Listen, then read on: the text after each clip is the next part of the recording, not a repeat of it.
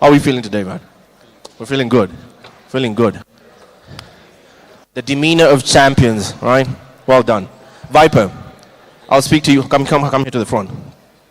So, how are we feeling on the first, on game day 2? We are confident because we have a lead, and we are trying to increase that lead more and more. Okay, you're trying to increase the lead more and more. The last we heard of you was the first Miramar yesterday, right? What happened for the last two? Because it was a bit of a struggle, you're not going to lie. What happened there? To be honest, the gaming duration, we played continuously, so the boys were even kind of exhausted. We had our late lunch, so everyone was quite tired, but I don't blame them. We put on quite a show at the start, and even though we played bad the last 2 games, the teams could not still catch up. That shows the dominance we kept in the first 4 games. Same thing right now. We'll try and assert our dominance, and we'll see. So you're attributing this purely to player exhaustion. There was nothing else, just straight player exhaustion. Yes. Okay, so we're expecting more dominance as we start game day 1. I'm a betting man, so I'm going to see you to that one. That's the last I'll ask. I'll let you guys take your seats and prepare for the next game. Cheers, guys. All the best. That is Rush Esports, currently sitting at the top of the table as we segue nicely to Championship Sunday. The name is Eugene Abudabi, TV broadcast journalist by day, video game guy by the rest of the time. Mitch and PTK will take you through the numbers and run it through. For now, we are going to talk about Pmnc, the people who've made all of this possible with that infamous GT50 Pro. That flagship device, that beautiful device being used by all the players you see here today. There's a special offer on the table right now, and we're going to see what that's all about first.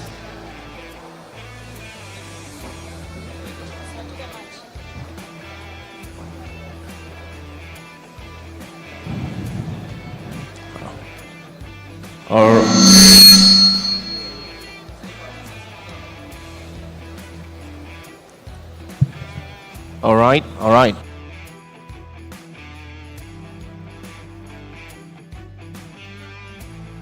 Look at the table standings right there. Rush Esports, you can see that 87 points at the top. Rescue Esports follows suit in second place. Fallen Ruthless in third. No Pressure coming in fourth. Revan Blood in fifth. Excess Power in sixth. PMGO Esports, who did kick off our first win yesterday on Erangel, come in 7 because they went completely mute after that. Maybe they'll have something for us today, PMGO Esports. Let's see. Maybe there's a surprise in the running. Inhale Tempo come in 8th, and then in the 9th place, 4 Titans on page 2. 10th place, Furious 9. NGX in 10. Clutch Gods in 12th. Aura Esports in 13th. Null Vunta in 14th. Relentless 7 in 15th. And Mbavu Esports close out and round it off in 16th place. That is the table standings as they are. This is where we sit as we head into Championship Sunday. $3,000 on the line. This trophy right here, and this, do not forget, the PUBG Mobile National Championship is just but your all-African path to the PUBG Mobile Global Open. But before that, there will be the PUBG Mobile Global Open Africa Finals, which 3 teams from here, 3 teams from Kenya will move on to that Africa Final. Nigeria will have their say, South Africa will have their say, and there is the wildcard region for the rest of Africa as well. Let's talk about Pmnc, the people who made all of this possible. The device itself, the GT50 Pro. Hopefully production is ready for me right now, because this phone has done wonders. It has set the standards for the gaming market, or gaming devices on the market. We took a look briefly yesterday as to why and the 6 key features that define this phone. Today, we're going to have a look essentially at the deal. There's a special deal in play for the Pmnc GT50 Pro. Let's have a look at that.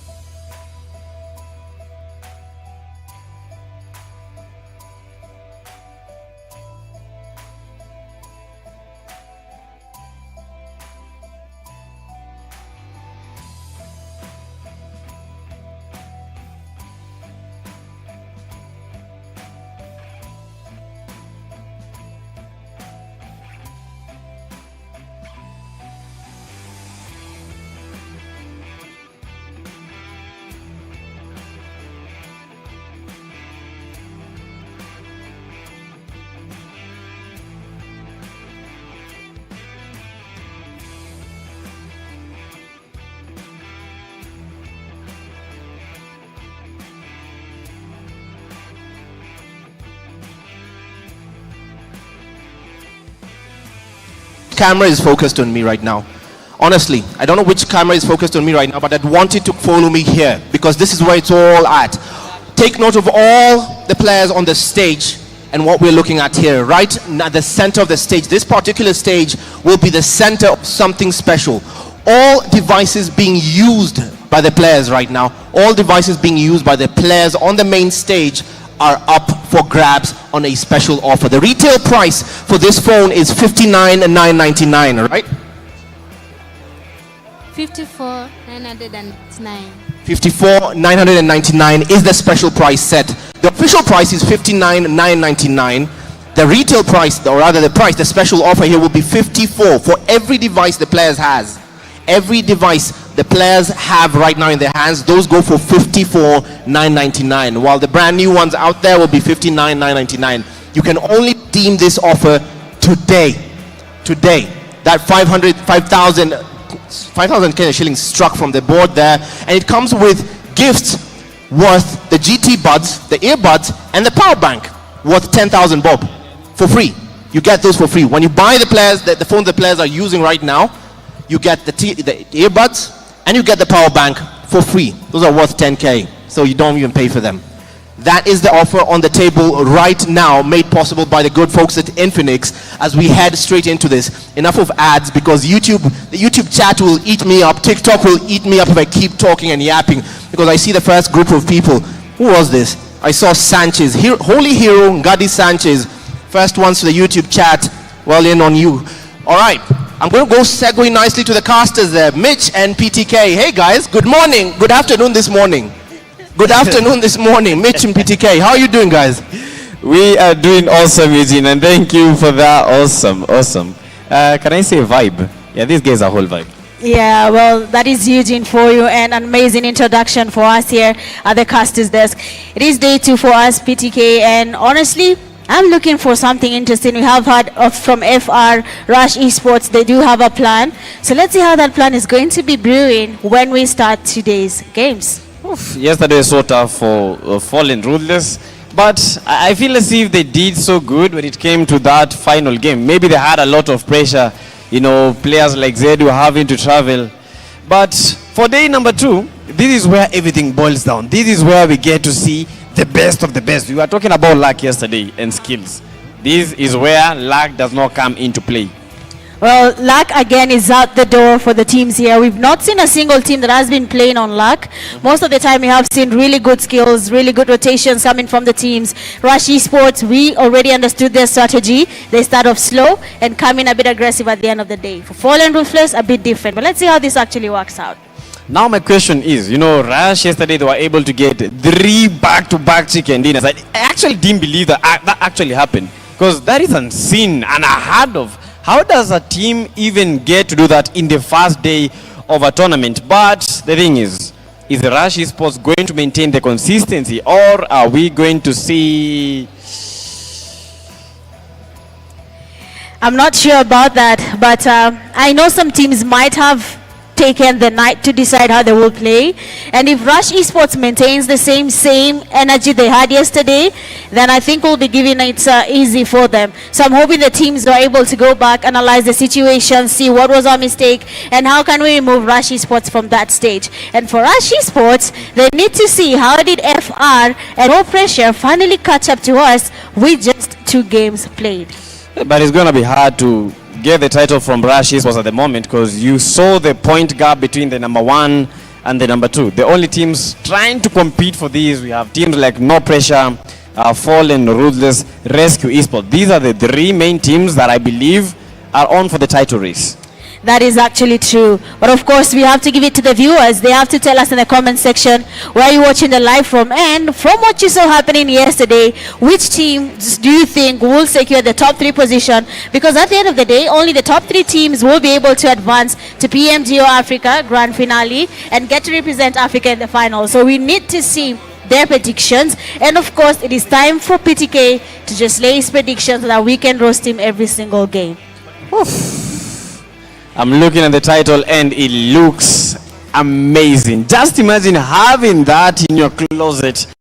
All this team. But it's not just about the title, as Mitch said. It's not just about the money. It's about the road to PMGO. That is the main thing. RJCs, they were the team that were representing Africa, but are we going to have a team from Kenya representing Africa in the PMGO Season 2? Well, you just have to wait and see whether we'll have Kenya doing the deed. They have every single chance to do it. The good thing about the road to PMGO, it's equal. Everyone has been given a chance to try it.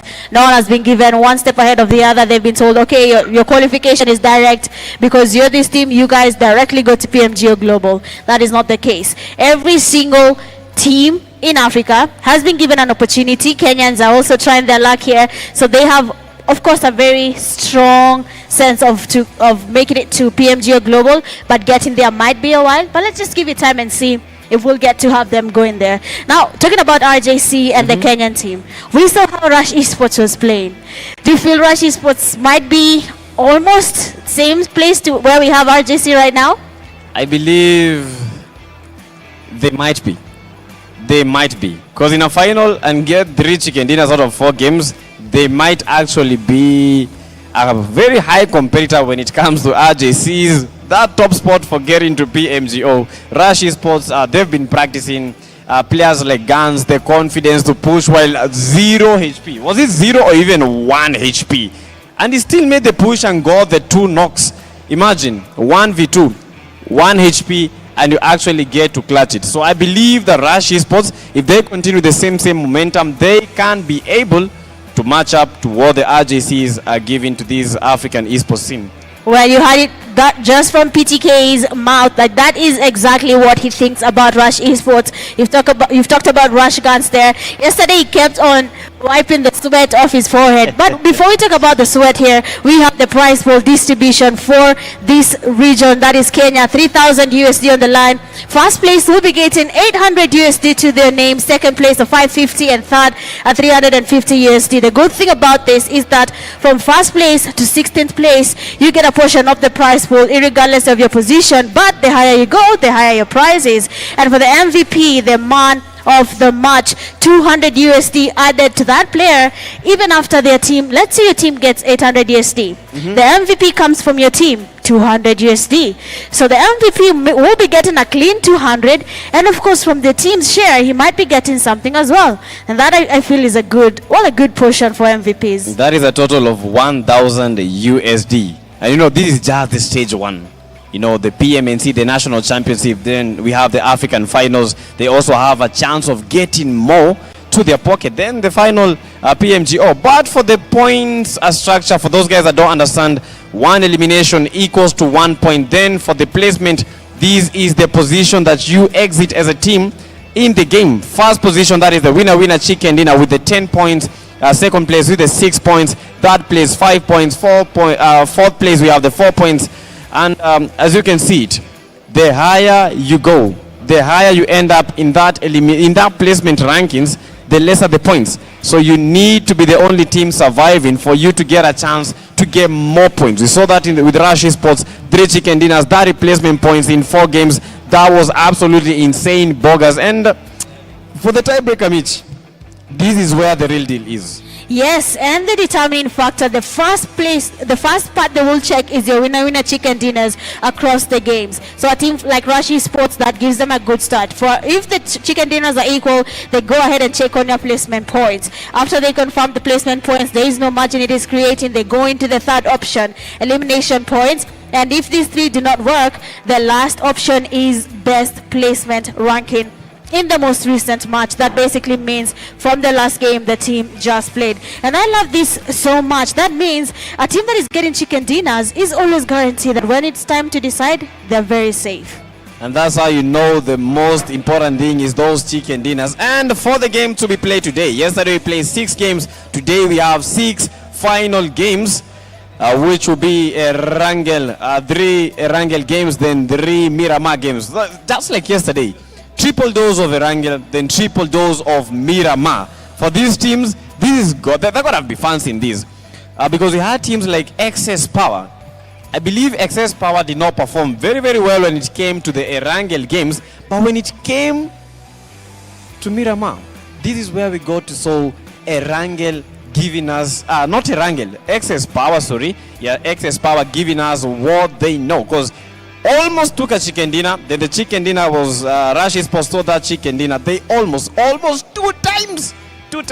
So for excess power, Miramar, they gotta be happy about that. So that basically means for excess power, when it comes to Miramar, we should be expecting more from them. It's like a map that they're very comfortable with, the least expected map. Remember, most teams don't even look into Miramar at all. They tend to focus on Rondo, Erangel, but if you're talking about excess power, this is their stronghold. Same to Fallen, Ruthless. In Miramar, they seem to have really good rotations, good synergy, compared to Erangel, where we have them getting eliminated a little bit too early. And that, of course, is not something, well, they loved at the beginning. But my question is, Mitch, yes, we're talking about excess power dominating and Fallen Ruthless for dominating in Miramar. What about Erangel? Because Erangel is one of the most familiar maps. Out of everyone that plays the game, I believe this is the only map that comes pre-downloaded. And I'm trying to imagine, and this is a question to you. Which team or which teams do you think will be fancying Erangel more than Miramar? Erangel more than Miramar. Yes. I definitely give that to No Pressure. I expect a lot of good plays from No Pressure when it comes to Erangel. And not only them, Rush Esports. They seem to be very comfortable around Erangel. They understand the rotations. They understand this is where we need to be. And you saw that from the second game where we had Rush Esports. They took their time. They landed a bit far, avoided the fights. They made every single rotation right. Yes. And you see that gave them 2 chicken dinners in Erangel. So Rush Esports is the team to go for. In the first game, I believe they just felt a little bit too shy. Because that is where we saw teams like Foreign Losers. Okay, they wanted the chicken dinner, they got eliminated. Rush Esports wanted the chicken dinner, they got eliminated. But they showed us that they can actually go for it in the game number 2, number 3, number 4. These guys were just incredible. But for today, yes, they are on the chopping board. And I'm expecting them to give us either what they did yesterday or something a little bit more. We're not expecting less from Rush Esports. And we have teams like Mbavu, Destroyers. I feel as if yesterday they didn't have can I say, a very good timing. They just had bad luck. Yeah, unfortunately for Mbavu Esports, they did not have a good time there. We saw them really looking to see how they can make this a better night for them. We had them closing in quite well in Miramar. Their last game was just the best game for Mbavu Esports, so they can do more as the games start today. Guys, right now the players are just going through a test lobby game. They just to test everything. So make sure that you are ready for this. This is just at the beginning, but this is not the main game. You gotta understand that. Yeah, they're just giving a test there, preparing, warming up their fingers. They're trying to make sure they're ready for the day. I was looking at them while they were doing this, and wow, the players are quite fast. You can see from how they're moving. I think I need to go for some training there. There's a team on that first row. Their movement is crazy. Their movement is crazy. I think today is even going to be crazy, yeah. And I'm expecting players like, the likes of Zedu. Like, who does not know Zedu? Yeah, the famous Zedu will be playing. And I believe today he has settled. I believe today he's giving us some clutches. I believe that today, this is where we get to see the real Zedu. But I don't want to speak too much because yesterday, Mitch, she showed us the caster's jinx, as you can remember, Mitch. No. I told you. No. I did not jinx Fallen Ruthless. Listen. Luck was out the door. It is not Mitch. It just scattered, and I was like, okay, maybe today it will find its way. It's not Mitch. Relax. But yesterday, I remember every single team that you were mentioning, they were getting eliminated. You started with No Pressure, eliminated. Fallen Ruthless, eliminated. What about today? No, listen, I said for day one, No Pressure has a very interesting plan. From time and the beginning, we saw No Pressure, day one, they always start slow. You'll probably see them not even performing at all. And you'll have them coming in, and later in day 2 they'll probably give in a lot of work. But looking at what was happening yesterday, we had teams like RC, Relentless Esports. We totally forgot about Relentless Esports here. They were not having a good day yesterday. For Relentless today, they have to avoid just getting eliminated quite early in the game, because Yesterday, in some of the games that they were not eliminated fast, these guys were actually getting some points. Though not from the eliminations, but at least they were surviving, getting those placement points, which is very, very important, as we saw in the placement position in the tiebreaker. And as the teams, this was a fight between Fall and Ruthless, where Shakid, I think Fall and Ruthless, Shakid, Zaba is one player to be watching out for. Yesterday we saw him, expecting him to clutch with the nades, of which he did. 2 knocks with the nade, 1 game. Yeah, and talking about interesting names of games for Fall and Ruthless here, we did have a very interesting start for them. They almost had a chicken dinner, but the fight against Rush Esports and then Pmnc Esports, that took away the chicken dinner from FR, and that is when they started going downhill. It became a little bit tricky, same to no pressure right at this place. And yesterday we had a team playing as a trio. So sorry for them, but they were actually performing. Even though they were 3, these guys were performing. Nice Baby, 11. They were performing, but you know, you just need that full lobby strength for you to be able to actually dominate. But Rush Esports, Erangel was their game, and that is why they were getting those eliminations. For Rush Esports, I feel as if Erangel, they know how to play it more. They know when to make a move. They know when to make a rotation. They actually do. You can see how they're taking on their games here. From the word go, they just had it sorted out. They understood how Erangel works, because how would you know that staying at that shack is the best place to be in? No pressure player Swashi tried again to go against the players from Rush Esports. It didn't work because they understood the game. They said, okay, so we have 1 guy remaining. Let's just risk it and go for it. And that's how we saw them getting that second chicken dinner again in Erangel. And one thing I learned, Mitch, is that in these lobbies, you should never show your head. In these lobbies, you should never move in front of a team, even using a vehicle. Being in a vehicle, okay, it was safe because you could easily make rotations, but right now I feel as if being in a vehicle poses so much risk. You can get eliminated at any specific time, any given time, because players have that. I don't know, it's like 0 recoil for them with this Pmnc GT. I don't know what's happening. Yeah, I feel like they're playing really well. All the teams, they're just doing exceptionally well. As you can tell, I'm sure it's the Pmnc GT 50 Pro giving them that edge, and they're definitely cooking. But talking about yesterday's games, this was the match of the highlights. The game where we first saw Guns asking the teammate, pass me something, because how I'm sweating is not normal. But it was a good game. The way he took that chicken dinner, honestly, I hope he does the same even today. Guns was sweating so much, but you know who was sweating even more? Rescue Esports. For Rescue Esports, with a very, very bad start in the first few games, but they got their footing when it came to these Miramar games, because they were able to get double-digit eliminations. They were able to survive more, almost getting a chicken dinner. But it was quite unfortunate for Rescue Esports. They didn't actually get a chicken dinner, not even surviving the top 2.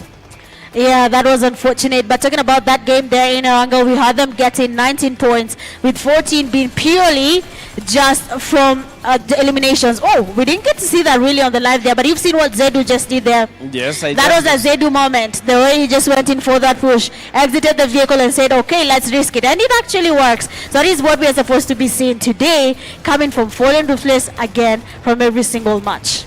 Zedu moment. So whenever Zedu is shown, that is a Zedu highlight. Yeah, but that was the fight between No Pressure. You know, No Pressure also was another team to be watching out for, because I did not expect that No Pressure might actually try to close the gap between them and the Rush Esports. We know by the end of the game number 4, we knew that Rush Esports have already taken this home. They've already won it all, because it's close to 80 points. What are we competing? Then team number 1, 80 points. Team number 2, they have 30 or 40. What are we competing? But No Pressure, they came in the clutch, and I believe Miramar for them is working more than Erangel.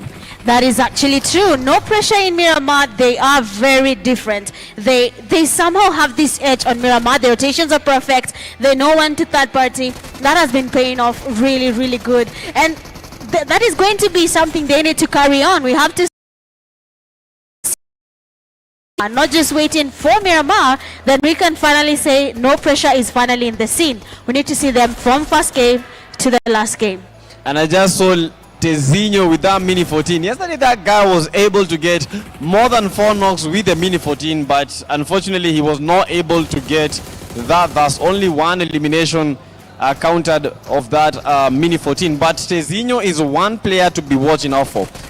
A very, very young player, packing a lot of gunpower, packing a lot of motivation. That guy, I believe he continues like this, we will be seeing him in the global stage.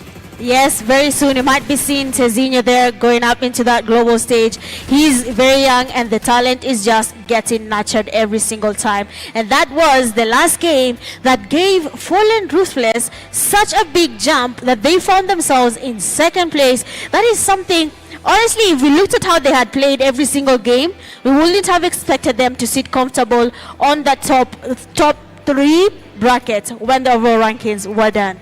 Now, Mitch, I want us to talk about one team, one specific team. This team performed very, very well in the first game. They got a chicken dinner, but I don't know what happened to Pmnc Esports. After a chicken, then a fumble. Yeah, I mean, they got the chicken dinner, and then immediately the second game, they went off the game as the first team to be eliminated. That was definitely not a good start. So I'm hoping that now when we come in today too, because that was a very big question, because what really happened there that made PMGO Esports not dominate like they did in their first game. So we'll see what they'll do today. I'm hoping they were able to analyze their mistakes, and now everything will be a little bit different when we start the games. You know, for the grand finale, mistakes should be a thing of the past. Players should be precise. If you are making a push, you need to be precise. If you are getting that chicken dinner, you need to be precise. It's all about precision power. Today, no chance for mistakes. Pmnc, yes, they got a chicken dinner. They showed us that they can actually do this. They can actually clutch, get a chicken, but today they should not have any excuse. After the first game, second game, that game, fourth game, these guys were not Pmnc. Where is Pmnc? We need to see Pmnc more today. Well, I'm hoping to see them. And talking about teams that have been surprising at Pmnc Esports, they're not living up to their, the momentum they gave us from game one. That literally moved the comment section, because they were the team that everyone was voting for from the beginning of the live stream. They were all saying PMGO Esports and Riven Blood will be the ones to give us that good start and good stage, or rather end of day one on the overall leaderboard. But we have to talk about a team that is 4 Titans. 4 Titans, they did not have a good day. But when we came to the last 2 games, everything changed, that they made it all the way to 9th place. 9th place with 28 points. I still believe that they can actually try to get to that top 3 position. It's not gone for them. With 28 points, and at position number 2, we have Rescue Esports with 53. That is just a mere 20-something points for them, like 25 points. 25 points, that is with one game, one successful game. Get that chicken dinner, get some good eliminations. You can be able to counter that gap between them and the number 2. So anything can happen in this final day. Don't forget that this is the grand finale, and it's a grand finale for a reason. Whichever 3 teams will be making it to that top of the table will be getting a chance to make it to the PMGO Africa finals. And honestly speaking, I'm waiting for PMGO Africa. Yeah, I'm really excited for that one, I have to be honest, because you can imagine the teams that get together are the best of the best teams. We have Kenya, we have Nigeria, we have Mauritius, Madagascar, all these regions, they come together, South Africa, and they battle it out. That is when it becomes interesting. The amount of chills you get just from day one will tell you why you need to watch day 2. So that's why we're here again for PMNC Kenya Day 2. And I think it's going to give us chills, because all these players are getting ready with their pillows. I don't think it is to sleep, but it's to get comfortable throughout the matches. True. That pillow is very essential for the man called Guns, as you have seen him on the screens. That is the Rush Esports currently dominating, as they are smiling with those glasses, able to see 4 times. I think that guy, when he gets a 4-time scope, he sees like 8 times. Yeah, well, that is Ethox for you. A man that we've seen his skills before. His synergy there with Guns is unmatched, and we'll wait to see more of that. Talking about a team like Rescue Esports, we have them getting ready. We have players just ensuring that they're ready, cooling their devices. I don't know how cooler they want it to be. The phone is already cool enough. They want it to be cold, as cold. Trust me, it is. The liquid cooling in that phone does wonders. That is just enough. Yeah, but we'll see. Maybe that gives more icing on the cake. I think more ice makes everything better, but we'll see. We'll see if that affects Rescue Esports. Yeah, that is Shaki. One of the top fraggers when it comes to Rescue Esports. Right now trying to think about everything that is happening. It's gonna be crazy, and I'm expecting them to either make a comeback, not a fumble, just a comeback. Because Rescue Esports, we know what these guys are packing. We also have other teams. We've seen the Excess Power. No Pressure, Riven Blood. But for Riven Blood, yesterday they got a chicken dinner, which was amazing. Amazing. That Miramar chicken dinner was amazing. But I'm expecting to see Riven Blood come out more. If you guys can be able to do that in the final stages of the day number 1, I believe you can do that also in the early stages, because why would you not do it? Yeah, well, locking in from the early stages is very important. You've mentioned Riven Blood there. We saw at first their odds were not there. I mean, they were relaxing, and then we had Rescue Esports where Riven Blood tried to go in for that push against Rescue Esports. They were able to take out Rescue Esports, and No Pressure realized that this is a loophole. So why not take advantage of this fight and go in and get some points? But of course, as they went in with a game, that they did a really good game there, and Riven Blood came in with a clutch, and we saw them locking in on their points. But so far, so good. In the comment section, we want your prediction coming into the first game today before it starts. Which team do you think is going to give us that chicken dinner, or rather the top 3 teams after the games are done? Yeah, yesterday locked in with Rush Esports, but I think some aura is being felt by Aura Esports because they are not out yet. They are not out yet. As you can see, very much ready for the action. Some beautiful scenes that we are seeing right now as the players are preparing for that game number 1, which will be insane. And if you're watching at home, don't forget to lock in the comment section. Today, we are going to be taking those predictions, so be ready.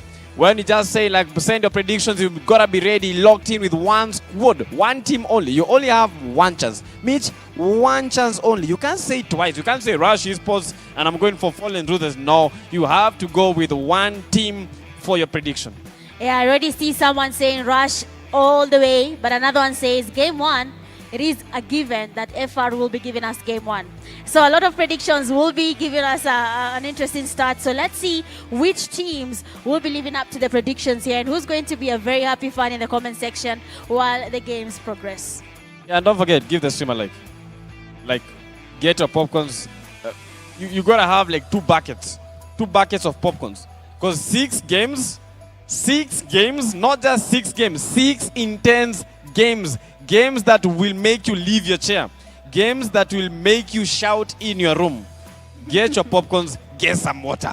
Yes, that is true. Get your popcorns, get your water. If you need an energy drink, go ahead and get it, because today, I will promise you the intensity coming from day 2 is something you'll want to see. But looking at a comment here, PTK, someone just said that 4 Titans are going to catch up and compete against Rush. Do you think that is going to be possible, or it might be a little bit of a tricky situation here? As I would just say one thing that a very famous person once said. Yes, they can. And that famous person is me. Yes, they can. Anything can happen, as you have seen. We know remontadas can take place. If they play it good, if they know their ball, getting a chicken dinner. Let's say they get like 4 chicken dinners. Not necessarily in a row, but 4 chicken dinners. That is 40 for the placement. Then just a couple of eliminations, these guys can actually match up. But the gap between them and Rush Esports, I think that is close to 50. I think more than 50. 50? I need to confirm this, because I know the margin between 40. Well, Rush Esports is at 87. And then we have 40 at 28. That is at least 50 something points. How will they be 59. able to close in all those points in, let's give them 4 games. That will take a lot. Maybe get eliminations and get as many placement points as possible. By many, I mean first place. Wait, let's do the maths. 87 minus 28. That is 59. I believe that is 59. For you to get 59 points, that means that you need to get 5 chicken dinners for the placement points and then 9 eliminations, which might be impossible. For the chicken dinners, let's say they get like 3 chicken dinners. How many eliminations do they need to be able to get to where Rush Esports is at the moment? That is going to take a lot of work. We just have to say it. Unless they're looking to have every single game, if they cannot get a chicken dinner, if they get second place, 6 and at least 6 or 8 more eliminations, then they can close in with that type of play. But I don't want to say it's impossible. Anything in this world is possible. So let's see if that's going to be happening or not. But it will take a long stretch for 40 to do that. But I like how their fans are very loyal with this support. They're really saying that they know 4 Titans can do it. Yeah, you gotta support your team. You gotta go down with your team, because they say that a captain always goes down with his ship. But for 4 Titans, if our math is correct, they need 59 points to get where Rush Esports is. And that means if they are to catch up to Rush Esports, they need to pray and hope that Rush is eliminated in all the games. Well, they have to pray so hard, but Rush Esports have a plan. So we'll see what that plan is going to be. And so far, so good. It seems like the players are definitely getting ready. We have them just looking very comfortable. TZ up with the smiles. I hope he keeps up the same energy throughout the game. That is basically by their performance being good. At the moment, it's just tick, tock, tick, tock, tick, tock. The time is ticking and we are talking. And I know some of you guys are asking, why blood? Stop! Stop! You just need to see the game. Let's be patient, guys. Let's be patient. Once the games begin, you are going to enjoy. Once the games begin, everything is going to change. I think I'm going to unbuckle my tie, because I believe today we are going to be shouting so much. As you can see, also Mitch is ready for that. Just one zip tie and that is it. I'm okay, I'm okay. I think I'm okay. But yes, today is going to be a good day and I cannot wait to see how that goes. We are as anxious as the viewers. We just want to see how it's going to all unfold. It is the last day and anything could happen. I'm being serious. Anything could happen. Any team could just come up and get that win. So we'll just have to give it time. And at the end of the day, we'll only have 3 teams advancing from Kenya to PMGO Africa finals. Right now, I want to talk to the comment section. I want to talk to the chat, everyone that is watching at home. Before we embark to that game number 1, we need to know in the comment section, which team do you think is going to take that game number 1? And be confident with the team. You know, be confident. If you're supporting Aura Esports, just say Aura. Don't switch teams. Don't switch teams.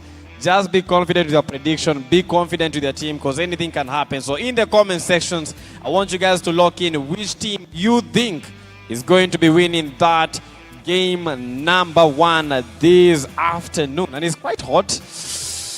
I don't think it's because of the sun. I think it's because of the players. These guys are so ready. They are so crisp. And I've seen, I think it was one player from No Pressure. The guy almost took out the shirt because he's feeling the pressure. I don't understand, but hey, the lobby today is not looking nice. Yeah, I mean, today is going to be different. It's going to be too hot.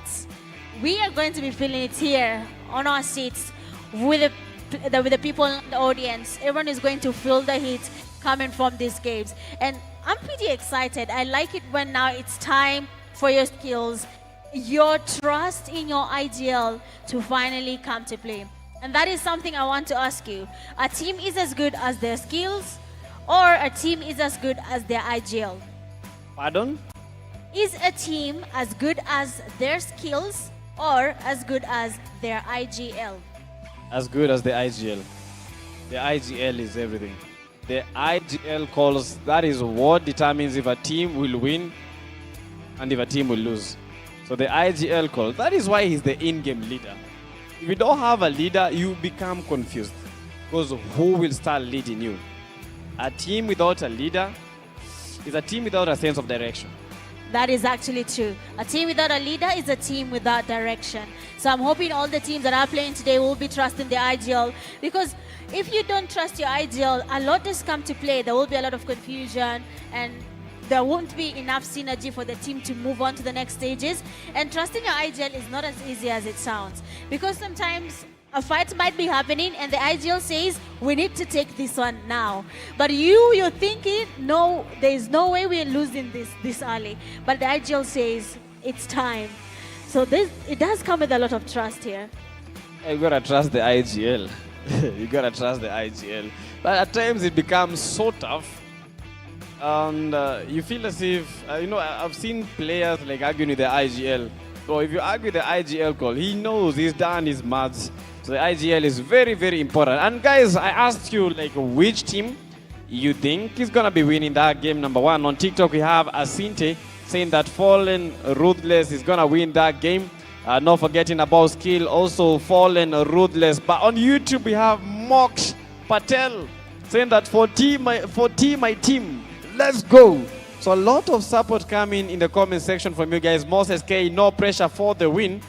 So that is quite amazing. Looking at everyone that is watching, supporting these teams, you better lock in. From the start of the stream to the end, you gotta lock in. For those guys that have not sent their predictions, kindly send your predictions, because you never know. Maybe they might be giving away that Infinix GT50 Pro. You never know. Or maybe some UCs, or maybe some merchandise. You just got to be ready. You just gotta be active in the comment section. And that is how we roll. I mean, we have someone in the comment section saying, you have to believe it, that Force Strength will definitely win. I don't know, not Force Sword, what did I say, Force? 4 Titans. I'm very sorry about that. 4 Titans will definitely win. And that is something I like about fans here. The confidence they're having on 40. But 40, I hope they had us. I hope they had their fun. They have to live up to that. They have to make sure at the end of the day that it is 40 fans that will be going home the happiest after today. 40. I think you've mentioned 40 for like 30 minutes right now. So 40 will be one of the teams that we will be expecting to see something new coming from them. And guys, don't forget today, we have to have those jokes. Mitch calls them dad jokes, but I call them so funny jokes. Yeah, you gotta love it. You gotta love it. But this is just the start. We are just waiting for the game number 1. Better log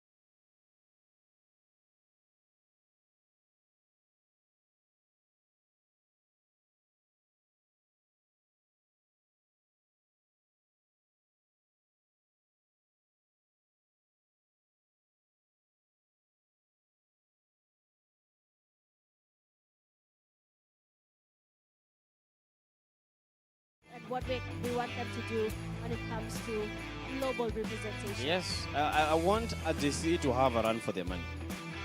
I love RJC, but I want them to have a run for their money. If they have a run for their money, that means that Africa will have made it, because they will not be comfortable. You know, being at the top sometimes it's so lonely.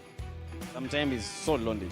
And maybe you enter every tournament you get to win. You know, I need to see a tournament where RJCs are feeling the pressure. Maybe 5 or less points separating them from the number 2 team. Because most of the tournaments we've seen RJCs, they've been really putting up a very, very big gap, as we are seeing here today in the PMNC Kenya finals, with Rush Esports putting up quite a gap between them and the second place. I think that gap is almost... they are sitting at position 1 with 87 points, and Rescue Esports at 53 points. Mitch, you know the maths very well. I know you said you know this, but the margin is basically at 35, which is really not. It can be bridged. It can be closed, and we can have the players from Rescue Esports or even Rush Esports there. Not even Rush Fallen, sorry, trying to get to where we have Rush Esports, and it will take a while. But imagine if one game where we have Rescue Esports are not having a hard time getting eliminations. They're just having a hard time with their placement points. Yes. So if they can match their placement points with their eliminations, then it will be so easy for them to close up that margin. That means that Rush Esports should get eliminated first. That is, if they are to get to number 1, they should pray that after each game, Rush Esports, they only get 0 points, which is impossible. Because yesterday, even though they were eliminated, they didn't even get a placement point, they got 6 eliminations. So in each and every game, Rush Esports is so ruthless. We saw it was a 2v4 versus the No Pressure yesterday. I think that was the final game. But Rush Esports, they played it composed and they got the win. So Rush Esports, even if a duo, a trio, we are expecting in each and every game, they can be able to pull and give us something amazing. And I saw a comment section, someone asking, do we have a second chat? Yes. Yes, we have a second chat. The live YouTube, TikTok, and I think also Facebook. Yeah, so 3 platforms: Facebook, YouTube, and then TikTok. So if maybe you saw that we didn't read your comment, that is probably because we were reading another platform's comment. Or maybe we read a comment and you were asking, wait, are they making up things? No, we're not making up things. That is just the way it is. That was the YouTube comment, and I think I was responding to a TikTok comment. Well, they just have to watch us from all platforms, so that when we're answering someone on one side, then they can go ahead and also hear or understand what's actually happening. But so far, so good. I think we're about to kickstart soon now. We're going to be having a few minutes here with you, and then we'll be heading into the first game. That is going to be Erangel. And I want to know in the comment section for Erangel, we saw PMGO and Rush Esports being very comfortable in Erangel. So big questions for you, our viewers. Do you think we're going to be having same thing, PMGO and Rush Esports? And for PTK, will we be having PMGO and Rush Esports, or the game has changed completely? If our host was here, I would really want to know what Eugene, really, which team is he really supporting? I don't know where he is, but Eugene, wherever you are, I need to know, what team are you supporting? What team do you think might get these, not just the winner chicken dinner, the whole cup? Because yes, you guys know from my take, I say the Rush before the games even began. Mitch, you locked in with No Pressure. Yes, I remember very, very well. She locked in. I have not made any prediction, but if you insist, No Pressure works fine. Was it because they made a comeback yesterday? No, even before the game started, I told you, day 1, No Pressure will be different, and then day 2, they will do something different again. So a lot of things are going to be happening today. Yeah, but I would really want to know what our host was thinking.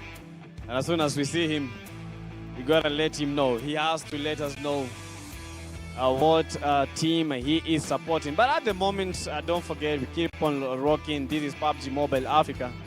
And do you have any other comments that we need to be checking out? Because we are having a conversation with you guys at home. And Coogs, she is in the comment section, very, very supportive. A big shout out to her, a caster, a streamer, and she loves horses. Well, she does. Big shout out to you, sitting pretty. Nice to see you with us in the comment section. But so far so good. A lot is about to happen. I just need for game one to start. That is where my head is right now. Game one needs to be that game. I need to see action. I need to say, wow, this is what we were talking about. I am just fired up, PTK. I want to talk about the Kobe's. I really need the Kobe's. I just need to see. Did you see what happened in PMWC? A team 40 was wiped with grenades. So if we can see that happening here, a team getting wiped using grenades, hands up, best game ever. A whole artificial red zone. I was looking at that and it was so surreal. I didn't believe that was possible. A whole team getting eliminated just at once. That shows you the power of those nades. And she calls them the Kobe's, but not Bryant. A team's gotta be so blunt there to get that cup. I'm almost rhyming. But then I remembered. I will stop him there before it's before it's too late. Before it's too late, let's stop him there. But yes, I mean, I need to see a lot of action happening in game one. I just want to feel it. There's that need to, I mean, come on. We want a good game that makes us also break a sweat fast in that game. I mean, imagine a game that has everything happening left, right, center. You don't even know what to do about it. You never know what to expect in these games. But today I see the crowd is rocking in hot. I think most of the players, they prefer the final day. They prefer the final day. Honestly speaking, when it comes to these games, yes, we have 2 days, but they prefer the final day. Because I think the final day, here is where you get to crown the champions. Yes, you come for the day number one. Yes, we have people yesterday, but I feel as if the final day, we have more people coming in to support their teams. Well, that is what happens in day two. It is the grand finals. It is the last day and your chance in that 300 USD prize pool to get something big or just let it be. A lot is about to happen, but the money comes to play at the end of the day. Where do you land and how much do you get? At the moment, it's just a matter of waiting, honestly speaking. I think we've said too much. We've said a lot, and I don't want to dilute anymore. I don't want to dilute all the information that I've said. But at the moment, guys, you know, as we are waiting for this game, we're going to take a short breather, and we will be coming back in just a tiny little bit. So see you in just a few seconds.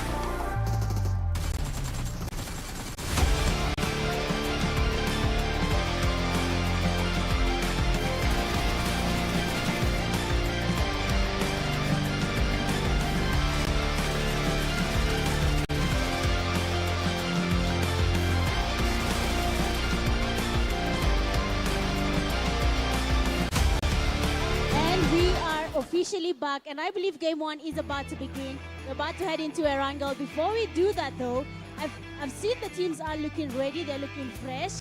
There's a team that said they're going to win game one, but I don't want to say it. No. Which but you team? can guess it. You can guess it. No pressure. Well, you're this close. Then the same line on the other side, behind on the left, central. Wait, what do you mean? Just think about it, you'll see them. Left side? I got confused. Well, I've forgotten. Left side behind center, yes. Left side behind center.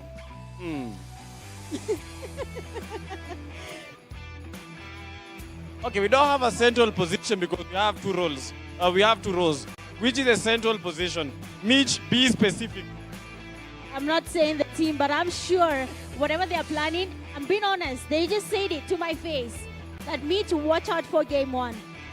I think it's about time. We're going to see if they're going to live up to the name or not. I believe that might be Puze.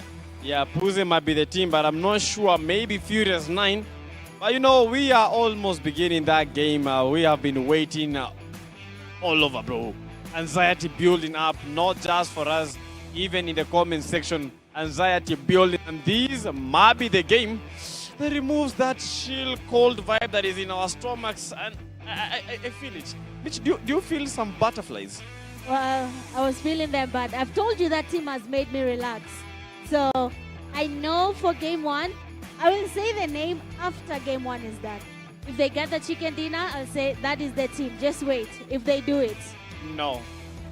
That would not be very, very accurate because let's say a team like Furious 9 gets the chicken. She'll be, oh yes, that was the team. Exactly. That might have been the team. You see, you don't know the team. No. That is not accurate. Okay, let's say Puze gets the win. She'll say, oh, Puze, that was the team. Like, the odds of her being right, 100%. That is the odds. Of her being wrong, 0%. So that is tactical, but that is not going to work for me. I know she's afraid of mentioning the team because of yesterday. Well, you see, that's the thing about being smart. You cannot tell if I'm saying the truth or not. But, I mean, we just have to wait and see. I am excited. I am pumped up. Game one, finally day two is about to kickstart. And it is going to be really good. I can feel it. I know it's going to happen.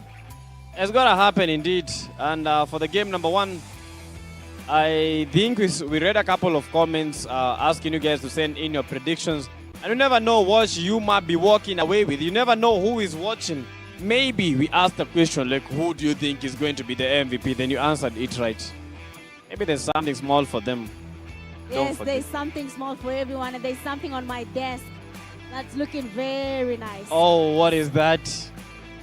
What is that, Mitch? Okay, let me act surprised. I think it's a box. It's a box. What box is that? I'm not sure what it has inside, but can you see? Do you want to do an unboxing? I don't want to spoil the surprise. But first, I'll ask them to guess the color of the phone in this box.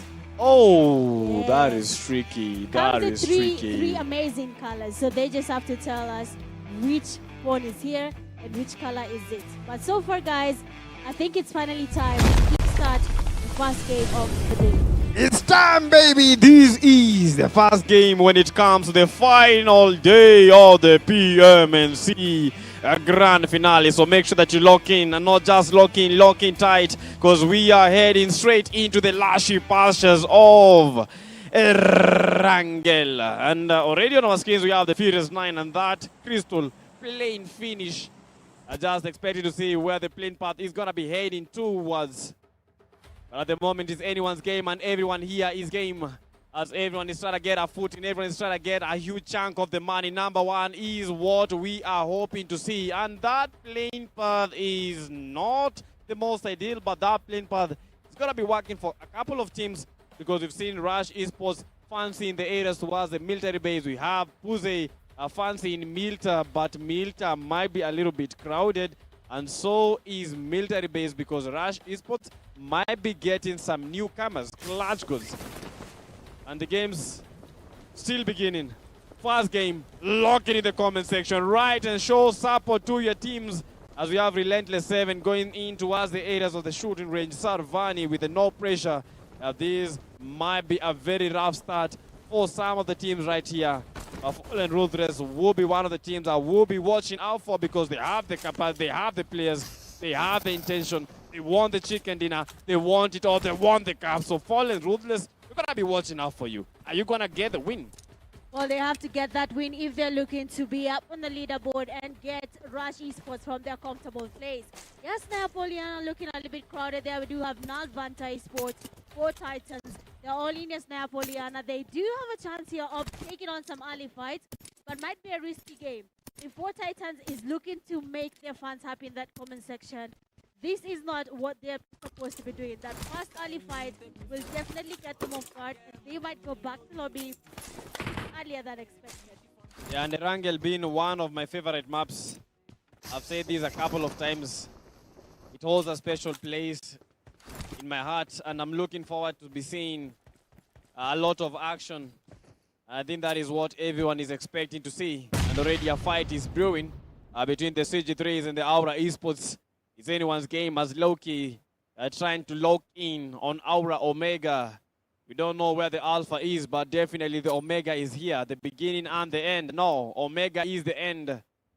And oh my goodness, still waiting. Glasgow's got to be careful because yesterday, this was the same exact thing.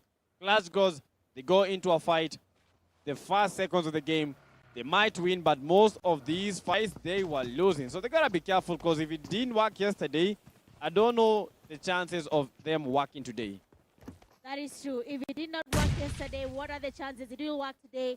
And for Aura Esports, they do have clutch gods. They are getting closer. The push might be happening. Aura Esports, one of their teammates are not in a good position. Their numbers are not looking as safe right now. They do have everyone on ground, but the backup for one of the players might not be able to happen. For Sato, though, already getting some damage. Someone from Aura Esports is applying some pressure. But for how long will they be able to keep them in this one room? Yeah, for Aura Esports, they are playing a little bit safe because as you can see, the players, we have Aura Omega, the ones fighting against CG3s, and the rest of the Aura players, they are trying to make a wide approach, not try to approach CG3s from one end. They're trying to approach CG3s from all the ends in such a way that when the CG3s decide to make a push, they will be able to sandwich them and get those elimination easily. But Sato Clash goes. CG3s are just lying in wait. With that Tommy gun reminds me of the Peaky Blinders. And I think they're going to be picking up a couple of knocks, but the fight is still not yet on. It is about to get very interesting here. Aura Esports, grenades are being launched towards clutch codes. No one is getting damaged just yet. They know that there's someone here. They do not want to go in for that push, but they're using their comms. They're looking for the nade to connect. And that is what we're talking about. For the utilities, though, on Clutch Code side, they do have very little utilities and no grenades, no smokes on their side. For Aura Esports, though, they do have at least one grenade there that they can use. So we'll wait and see what will actually happen here. Will Aura Esports take down Clutch Codes? But this is a fight that has been happening for a while. It's not really doing something yet. They're just grenading back and forth. And if I'm being honest, I feel like that is a waste of their utilities. Yeah, might be a waste of utilities, but at the moment, you just have to attempt. Just attempt. And for this fight, if Aura Esports is able to win this fight, that means that Aura Esports might be joining the Clutch Gods or even overthrowing Clutch Gods at that position 12. So this fight is really means a lot when it comes to the Aura Esports. And for the Clutch Gods, if they are able to dominate in this fight, that means that they might be heading to that top 8. Both of these teams, they know what this game might bring to them. Both of these teams, they know the intensity of this fight. They know that they gotta make a clutch, and they know they gotta do it right now. Because when else? Yes, they do. They have to do it right now. The time is not on their side. The clock is ticking. They need to get moving as fast as possible. But so far, Aura Esports might be able to get some damage towards CG3. Loki, they're getting really damaged. But they're still running away from the fight here. They do not want to engage. They're moving around the building, assessing the situation. But that's what I'm saying. They're assessing the situation, but not much is happening. But once we get that entry knock, I think we might be able to see Aura Esports and Clutch Codes give up a good fight happening right now. Yeah, but Loki is very low. But this is how you need to be approaching fights. Don't approach a fight without intel. And I believe that is what these two teams are doing. Yeah, just wait it out. If you get that opening knock, you're trying to get the conversion, it becomes easier for them to be able to attempt a push. But as it stands, they just have to wait. They have to wait for their right timing. They have to be patient enough, as we saw yesterday from Rush Esports. But a fight right now is inevitable. None of these teams can avoid this fight. No running, no backtracking. They have to go all in because the blue juice is there. And it is time for them to make the rotation. This was, like I said, a waste of utilities. No knock has been registered. The grenades are over in their backpacks. They do not have enough meds as well. Loki has nothing to heal up with right now. He has to make his way into the zone. His teammate MS as well. The utilities are really low. And I feel they took on this fight a little bit early. It was too mature. It was immature to take on this fight. It was not really as a good of a call coming from the IGLs. But of course, anything could happen there. Finally, it seems like Aura Esports finally taking on some fight. And this is how you do it. Sato is down in Aura Esports. And that is an M762 trying to get a mess. And no zero recoil sensitivity. That is definitely some plus sensitivity. But clutch goes losing. Sato Aura Senior is down on his knees, but they are getting that revive. And the fight's coming in very few seconds. We just started the game, but already seven minutes in, and the fights are already brewing. The fights are already happening. Aura AQ, Senior back on his feet. But for the Clutch Gold, they just lost two very incredible players. A fight that almost went their way, but unfortunately, they went the way of the Omega. That is the end. I mean, it is the end there. It is deja vu. Talking about yesterday's first game here, Clutch Gods, first team to be eliminated, and they seem to be having same play happening today. They are already getting some damage. They're getting teams going in towards them. Oh, sorry, players actually from our esports. But right now, MS as well has been forced to use the esports, taking on the breach. The cover coming from Shomi is so good that MS will be knocked with that zone. And the Clutch Gods, like we just mentioned, a whole deja vu just happened all over again. It feels like yesterday, but only is today. But CG3s are out of the race in the first game of the final day. That is the match number 7 of a total of 12 maps to be played. And for Rush Esports, they've been moving a little bit too safe, taking the areas, taking the bridge into us, Primorsk, Feripaya, moving all around Pochinki, and they are trying to enter the play zone unnoticed. But who will not notice the ring leaders when it comes to the final table? And that play zone moving in towards the areas of Stalba, haven't been modified yet again. Stalba has to be one of the most strategic points for these teams. If a team can be able to get Stalba, they can be able to make the fights be advantageous to them. Yes, that is actually true. And I keep on saying, I have mastered No Pressure's game, and I can tell you for a fact, No Pressure is the only team that has 2 exact landing spots that never change. Either they will take on Georgiable, Town, or we'll see them landing around Stalba. They do not go anywhere. About teams engaging, Beautiful is sprayed there, Immortal will be getting on that first knock on the player, and that will be an easy task. I mean, 4 Titans, they do have the fun saying they will do something, but they just have to keep it going. If they're trying to impress us, this is just the beginning. And the fans are saying that 4 Titans might be taking the first win. Excess Power receiving the excess foes and kicked out of the game. That is Arman. And Arman is a man. But at the moment, the lobby turning in to a boys match. Back to the lobby. Excess Power still trying to maintain. They want to get those eliminations, but the fights are still inevitable. 4 Titans, they have the upper hand. It is a 4v3 situation, and Tops have to be margin on top. Gonna cook up that nade. Tops just waiting with the S12K in hand. He gets the knock, he gets the finish. In all of that, Excess Power bringing the power. Excess Power, a Jigo. And that is how he wiggles out of the game. I mean, that was a very interesting fight there. Excess Power was about to take on 4 Titans player Immortal. He missed a couple of shots there, but if he had done it well, then 4 Titans would have been back in lobby with their teammates being eliminated. Not a good feeling, but of course they have been able to survive that. And one thing is going through the Excess Power player. If only that S12K was auto, it would have taken the 40 players out here. But the 4 Titans, they are able to maintain Immortal Not a mortal. Baruch is down, and no pressure might be making the push because Aura just got the Aura farm in place, back pocket, but not able to secure that elimination. But at the moment, I feel as if the fights are just to soften the players up. Yeah, they're getting comfortable here. They're playing the game. They're looking for a chance just to make it work. They're playing it safe, and it is actually paying off. But so far, so good. We have at least 14 teams are still in the game. 2 have already been eliminated. For no pressure, we have Glixty, Spiky, very strong lineup here. Might also be a good start for the no pressure team. But let's see what their plan is going to be. They have taken over Yasnaya as well. That means 4 Titans have been exposed, and somebody on the other side of Yasnaya got good damage on one Kuz Aura. Oof. Right now, I'm just looking at that play zone. I'm just looking at the blue zone shift, and we can see Rush Esports holding most of the northern parts of that safe zone. But they might be clashing. You know, a fight right now is inevitable between Rescue Esports and the Rush Esports. If those two teams clash, we know what is happening. Either Rescue dominates or either Rush dominates. But also, you have to be watchful because a lot of teams surviving. We are 12 minutes inside the game, approaching stage number 4.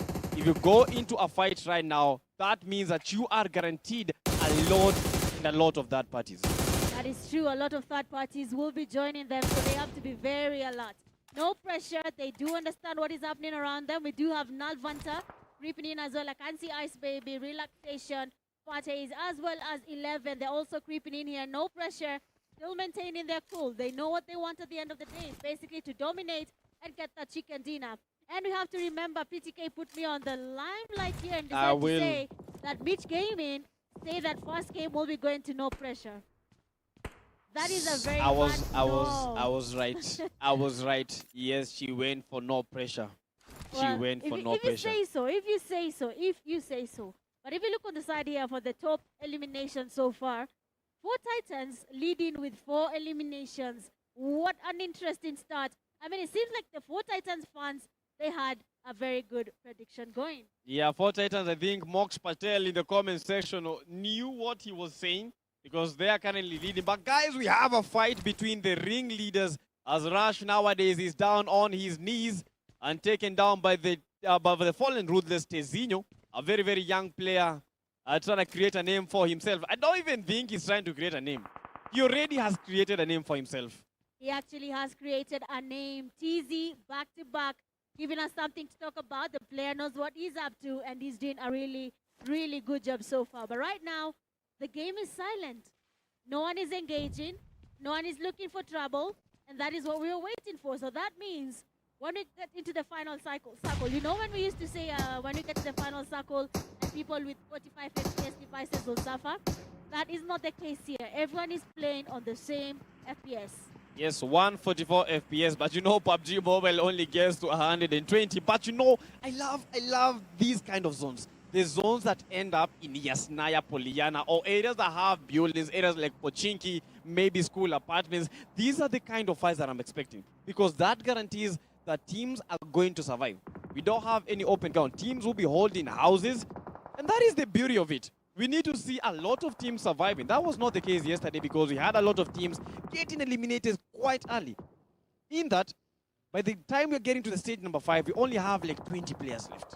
Yeah, I mean, it's changing now. I think they went home and they decided, let's analyze the game, and this is what happened. So what can we do about it? Talking about teams that might have analyzed the situation, Relentless Esports still in the game. We'll have to see it happen. They might be looking for a plan, but Rush Esports player gun. The damage is on his side. Inhale tempo as well. A player goes down. That means something is doing on their side. Relentless Esports, they need to stay relentless. They still have a chance of getting their points up, but do not engage right now. And bullets raining on the vehicle, but not quite hitting the mark. A relentless 7. Yeah, quite relentless, but they might be going straight into a fight as they are trying to secure that apartment. S12Ks, no, that is a pump shotgun. They're trying to secure that building. You know, the apartment is mine, and I don't want anyone here. That is what the Relentless players are saying. And as they are moving, Relentless Esports has been able to survive. I think this has been one of the longest videos that Relentless Esports have been able to survive. But the fights are still brewing. And look at these knocks getting registered. Aura Omega, the team that got the clutch, got 2 players. They are in a very heated confrontation. Well, let's see how this actually works out. But for Fallen Ruthless, they have Rush Esports, a nice grenade coming in. No one has been damaged just yet. More is happening. A lot is happening right now from Bavu Esports. Relaxation. They want to wait for that to shot in. The P-fires nicely done. The damage is good. The relaxation is not stopping just yet. Journey trying to get away. The sprays are there. Somebody spotted. And relaxation still thinks about it. We have Bavu Esports still deciding whether this is a fight they want to take or they'll just leave it to be null and void and go back to another place. Null Vanta does not want anything null and void. They want those eliminations coming to their lobby, to their pockets. Look at the push. Null Vanta, Ice Baby, feeling the chill. Ice Baby trying to bring some hot things. I don't know why, but they are just waiting for their opportunity to strike. They are waiting for that opening knock. They are waiting because at the moment things are just not looking good for most of these teams. With 14 teams in the stage number 5 of the play zone, 49 players surviving. Yes, Naya Poliana looking like a whole hodro. Yes, Napoliana right now is not a safe place to be in, but we do not have a choice. This is the only place right now in the safe zone that will save. We have Reven Blood going in as well. Relentless Esports, they still have 4 Titans right next to them. Every single team right now, they're taking on their fights. But somebody is about to be taken down. Aura Esports, the damage is good. No pressure. Swashi hooking up a grenade as well. Something is happening somewhere, but Poland Ruthless will be eliminated and going back to lobby very early in the game. After a chicken dinner yesterday in the final game, right now they just beat the dust. I don't believe for Fallen Ruthless, they need to start avoiding it because making mistakes quite this early might be so detrimental for them because we're going to be having a high shift when it comes to that final table. And you know the goal is get to the top 3 position and you have a chance to represent Kenya and Africa in the global stage. But Rush Esports, they're able to make a conversion and shots still raining. But no one has been able to get anything counting. Bambavu Esports, that is how much they leave and they are escorted out of this game. Bavu Esports will be exiting the game here a little bit early. Rescue Esports, the numbers are dwindling. At least 2 of their teammates are already, not actually 2, but 1 player has been revived. Null Vanta, 3 players back in lobby, 1 still standing 11. A grenade is in his hand. Uncle Weiwei getting the healing happening. Quite lucky that grenade bounced off the wall, but he's still trying to get that going. Fuse Esports, grenades on their side. Kelly has get damaged. A nice knock on Hakim. And Fuse Esports player Lord is also getting closer to this fight. I mean, NGX, their star player Hakim seems to be back in lobby, leaving just Kelly and the rest to continue. And we're not going to talk about that push. I don't know how he made the push. Yes, they got the knock, but that was quite ambitious for him. But Kelly, being one of the players yesterday that got the first ever 1v4 yesterday for the NGX, put the NGX on that front line. But Kelly is knocked, and that is a wonderful nade. And Dybala. Leo want to make that thus. He is going for that push, and they have the upper hand. This is Puze versus the NGX, and Norway with Norway to run. Norway still trying to get that revive, but Puze might be making the push because Dybala is back on his feet. They have a full lobby. This might be the moment that Puze might be coming back.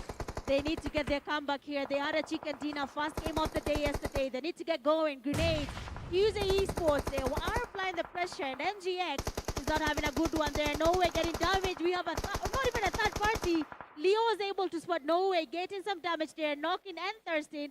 And that will be a very, very painful play here for NGX. One player, that is Cairo, is the only determinant of whether NGX Esports will be continuing with this game or they'll be exiting and waiting for the next game. For NGX, this exit might be inevitable as Puze are looking to be in top form with 6 eliminations already registered for them, and the back pockets are looking very, very heavy.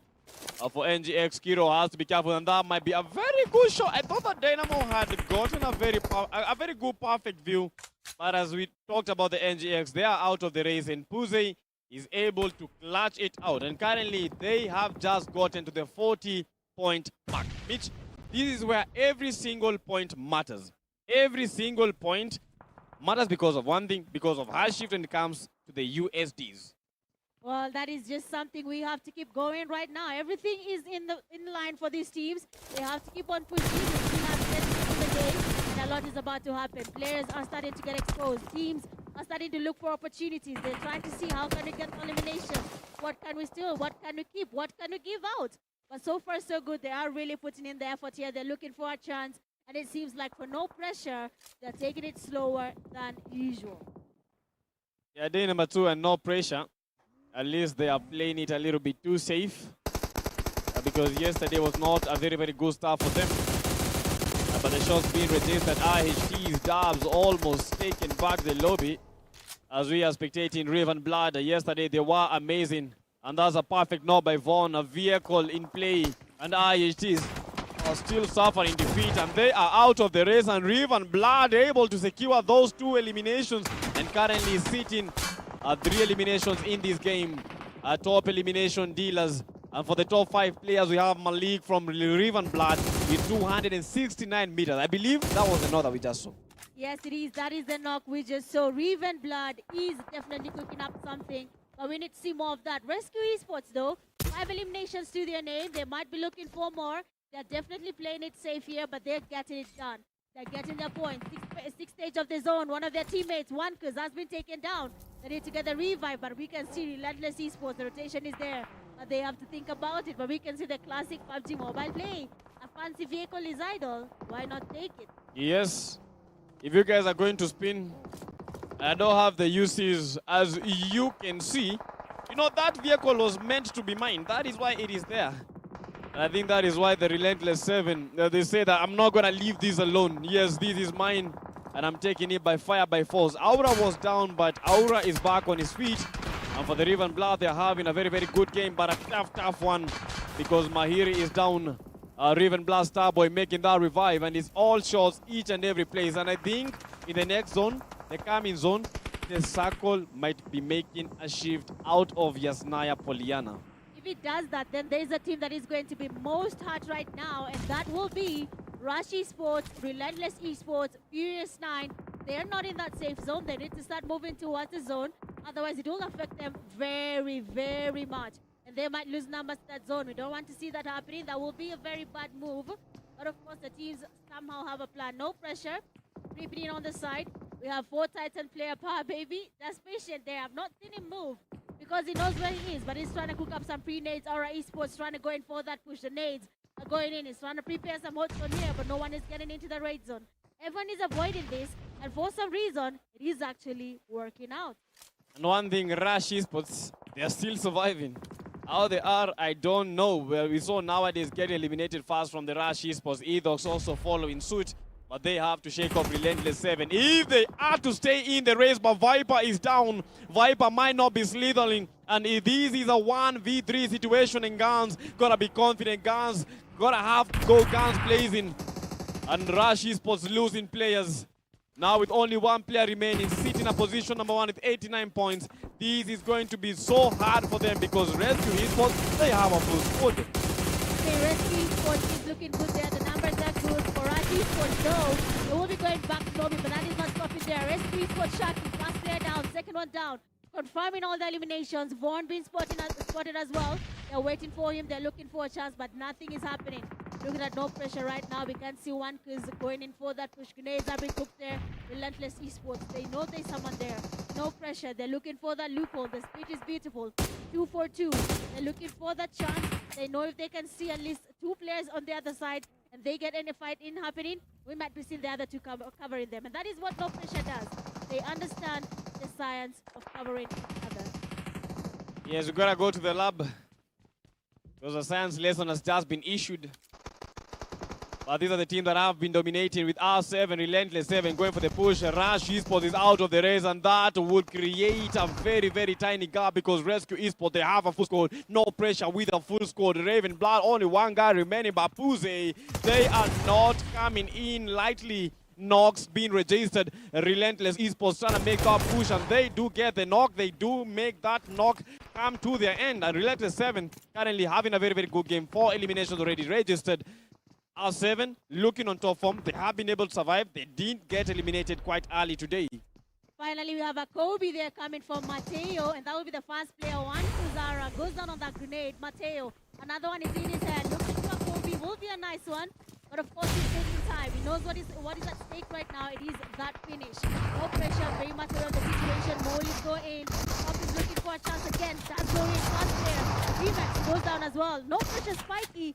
both of three fingers. He's definitely onto something right now. He's getting the knocks. He's confirming the eliminations, but he has a player down. That is Glixie.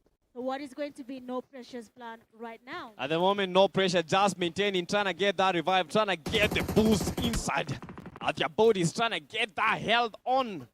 But for No Pressure, a very, very good game. For Rescue Esports, a better game for them. But No Pressure indeed. Spiky able to maintain their team as Mateo, Nays coming blazing, Nays coming flying. But they are not yet flying out of this lobby. Aswashi with the DBS on the top, and that is a perfect knock. And Relentless 7 out of the race. 1v2. Swash straight in. And that is how the Relentless 7 players have been ushered out of the game. GG's. I mean, what a good play they're coming from. No Pressure. Again, the name says it. No pressure. The game is just starting. It is about to end again. And No Pressure is about to cook us something nice and tasty. 5 teams still standing. The zone is about to close in. For No Pressure, that might be a very bad hurdle. They have to make it to the safe zone. They are very much exposed. We do have F9, RC, Ravenblood. All these teams, they need to find their footing. But there's a team that is still in the game. PMGO Esports, they might be looking for that chicken dinner for the first game, just like yesterday. Yesterday was nice for Puze. And I believe these first games for PMGO Esports, they look very, very fantastic. Always know how to, I think they come very well composed.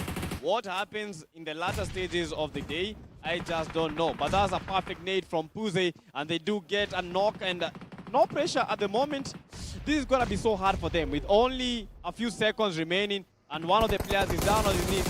Leagsy are glitching in, and he's down on his knees as Spiky is trying to make the push, he's trying to make the knocks happen. But that is a good knock from Hajaba. No Pressure, feeling the pressure, Swash, swaying in, and that is it. They are out of the race. No Pressure, first game out and dusted.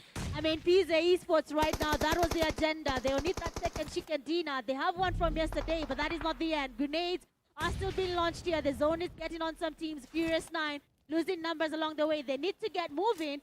And Rescue Esports are still in the game. Rosciano has already been taken down. A lot is about to happen right now. Shocky is patient. A grenade is in his hand. Mahat, something hot is about to land on you. It is not going to be nice. But Leo, third party on this fight, they will be giving RC the push they need. Imagine helping your opponent get a chicken dinner the same thing as trying to get. It is anyone's game, and as I always say, it is an anyone his game. And now, as you can see, PMGO Esports already is at 15 eliminations. Am I seeing my own things? PMGO Esports right now packing and racking up a lot of eliminations. Rescue Esports has been splendid. Already a 60-point mark by PMGO with a very, very big comeback. Furious 9. They're going to be furious about that. They are out of the race now with 3 teams remaining. PMGO 16 eliminations. A chicken dinner, that will be the cream de la cream in this game for them. I mean, PMGO Esports, how are they at 16 eliminations? Now the tables have turned. 3 players on PMGO and 4 players on the players from Rescue Esports. Shaki very much exposed. Hadaba watching on the fight here. Shaki is very much exposed. If only they had grenades, but they do not have that. Dybala has to be careful. Nice one coming from Hamilton. Almost a Kobe on Dybala. But Leo is also exposed. Hamilton looking for another grenade. He needs that nade to be a Kobe. Leo has to be very careful. Rescue Esports is not letting this one go. They have an agenda, basically being the first team to take on first place right after Rush Esports. But right now with what's happening, I don't know if that's going to be possible. That might be possible, but Rescue Esports, they are packing up the numbers. Hamilton almost eliminated. It is a 4v3 battle, Dybala. And funny thing, this is state number 9. That means that we don't have any circle. Every single player has to fight in the open. Leo almost got the knock. Leo getting pushed. S12K down and out. Dybala is also out. Now this is a 1v4 situation. Rescue Esports, they don't need a rescue. They are bringing the ambulances. They need the SOS. And that is how you do it. Rescue Esports, they make the first chicken dinner of the day work for them. Insane stuff from the players. Insane stuff from Shaki. And they had that full squad. Rescue Esports might be the most comfortable team right now, almost being able to get into first place where Rush Esports is. But let's see what will be happening right now. So far, so good. Seems like Rescue Esports might just be joining Rush Esports. But let's wait and see whether we'll be seeing them jumping on that overall world rank and go at least closer. The margin last time was at 39. So what have they gotten just from this game that will be ending and making it so easy to get first place? And it's not looking good at the top with the Rush Esports eliminated almost in the first stages of the game. Right now, the gap is closing with the Rescue Esports chicken dinner. That is more than 20 points for them. Not forgetting we have Puze getting 16 eliminations, and the counting for them is insane. But guys, you know, the winner chicken dinner team, Rescue Esports, how are they feeling? So let's get a short interview from them. Eugene, let's go! All right. Thank you, Mitch and PTK. Thank you, Mitch and PTK. All right, guys. Rescue Esports finally registered their first on the board. Well done, guys. Good job. Statement win. You're finally on the board. RC Shaki will speak for the team. Come here to the front, my guy. So, yesterday was a bit of a struggle for you guys. You didn't quite get there. It was always almost, but not quite. What changed today? We had a bit belief in ourselves, and we saw it's never late. So we tried our best. Yesterday, your biggest obstacle was seated right over there. What was the game changer today? You took yesterday to reflect, and I'm certain you guys came up with a plan today. What was the game changer for the day, tactically? We didn't take as much risk as we called yesterday. Today we capitalized on taking risk and taking our ones. So that's all that matters. Interesting, you say taking risks. What was the decision? Okay, let's go for yesterday, because you seem clearly have realized what went wrong yesterday. Why was taking risks necessary, and why were you trying to play it safe yesterday? What was the... Because it's always hard a bit playing on new devices and the environment also. Some players don't have enough LAN experience, so we can't be just confident in ourselves. Like confident, we need to bring it up day by day. Which map works better for you, Erangel, Miramar? We prefer both, but I think we do better on Miramar, so this is a good result for our Erangels. Okay, so what do we expect now for the next game, since you're going to try and build off this momentum? The momentum is something important, so I hope my team and we keep working hard towards getting the trophy. Towards getting the trophy. Well said. I'm not going to take out too much of your time. Congratulations, guys. You finally have one win on the board. Well done. You can take your seats now. Thank you so much for that. We're going to go straight to game 2 much later. A reminder, you are watching the PUBG Mobile National Championship 2026 Kenya Fall, your official African path to the PUBG Mobile Global Open. We're going to go straight into recognizing who has made this possible. The good folks at Pmnc with a GT50 Pro, of course, having made this possible. The device that all the players on stage are currently making use of. Now, this device has 6 key features that make up the entire shebang, right? The entire thing. And we're going to take a look at what that's all about before we head straight into game 2. Let's just see what that's about.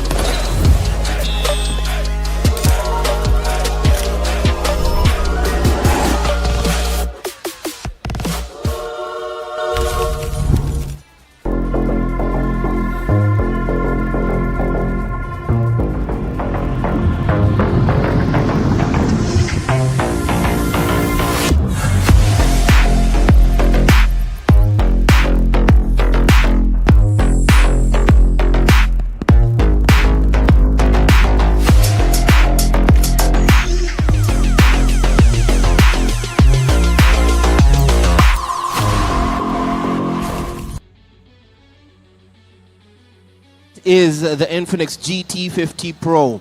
Those videos essentially tell you in most technical and graphics terms what that phone is about, but let's get into the crux of it.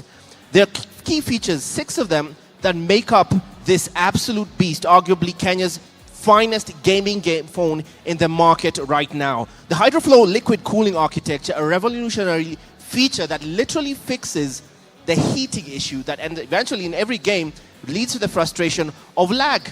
Biggest problem for gamers anywhere. The 144 frames per second, anyone who knows anything about gaming knows every digital pixel, every moment matters.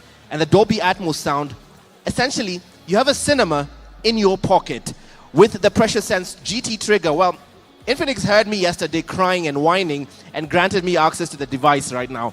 And the triggers here grant you the access for people like me who essentially can't even go beyond 2 fingers, the extra edge. And the MediaTek Dimensity 8400 Ultimate. You cannot say graphics without saying MediaTek in the same breath. The self-developed N1 network chip gives the edge over every other device in the market right now, especially that age-old problem of network in spotty places like basement parkings actually. With this device, the GT50 Pro, you still have every single bar, even in the most spotty places. The battery life on that 6500 megahertz battery, the fast charge, and the wireless charging is an industry-first wireless bypass charging. Essentially, you can still play the game while charging your phone and it won't overheat. Clearly a device that speaks for itself, even in their mantra, being born to win. All too easy for them. The good folks at Infinix making this possible. Friends to PUBG Mobile, not for years, not just in Kenya, not just in Africa, but globally as well. A reminder that right now you just watched Rescue Esports take game number 7, the first of Championship Sunday, as we head straight into game number 2 of the day. Mitch and PTK will take us through the stats. Hey guys, hey Mitch, what did you see for the last 30 minutes? Well, that was a very good game here, Eugene. We had really good plays coming from one specific team, PMGO Esports. Even though they did not get a chicken dinner, we had Rescue Esports. The numbers, the synergy, the push there made it possible. This is a brand new Rescue Esports. Yesterday they needed rescue. Today they are coming with the SOS numbers, 911. But you know who answers the call? Yes, Rescue Esports. Yeah, they are the ones. That was a good chicken. I didn't expect them to do that. Actually, I didn't expect them to clutch. We knew the stage. We don't have any stage 10. We only have stage number 9. Then all the zone closes. But for Rescue Esports, I believe that cover that they had, that was the best thing. And they already like smoked all that place. So as soon as they got that open enough from Puze, that was just it. It was just a flash. Yes, that knock was just everything. That is what they needed to go in for that push. Looking at the match summary there, we do have a player like Leo who was able to secure 6 eliminations from the game, but the highest damage goes to Dybala. And that one great elimination that we have been asking for finally came from Sharky. Longest elimination, 269 meters covered. That goes to RB, Malik, and the top traveler, 13K kilometers covered. Big question, where was Rush Esports going to with 13 kilometers? I think it's because of the rotation. They landed at Sosnoka military base, took the bridge in towards the areas of Feripaya, moved all around Pochinki, tried to go to, I think, the shooting range, made their rotation in towards Yasna Poliana. So I believe that is why they had a lot of distance covered. But for Rush Esports, it's not looking good for the first game. But I believe they can actually do better. But that game with 58 eliminations, 70 total knocks, that is one of the highest knocks that we have seen in a single game. For the 269 meters longest elimination, I believe that was for the Raven Blood player, just outside the areas of Yasna Poliana, where he got the IHT player, and with total damage of more than 10,000, insane stuff. And looking at the match standings, I believe that Puze was the better team.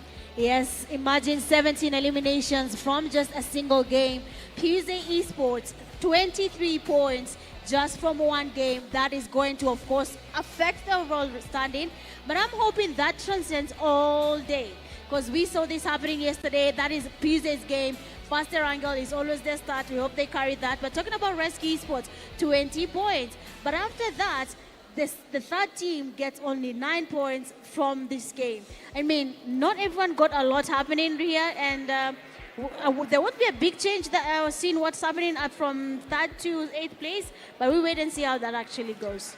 Quite a one-sided game, because we only have Puze and Rescue Esports getting the 20th mark, and the gap between them and the number 3, no pressure. No team was able to get to double digits. But I'm going to talk about Puze. If Puze had gotten a chicken dinner, and that means that they would have gotten 4 eliminations from Rescue Esports. that would have been 21 elimination points plus the 10 for the placement. That would have been 31 total points. Can you imagine the kind of difference that would have made to the final table?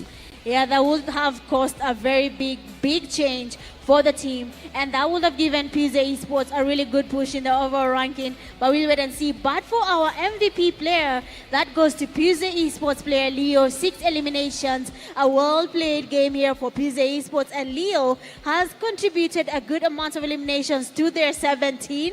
It's a good game there from Leo. Big shout out to you. And of course, for his damage, 794, the player was patient with the eliminations. They came to him, he took them, and that is how we can see him getting the MVP title in just the first game. And the MVP position is not looking good for most of these teams.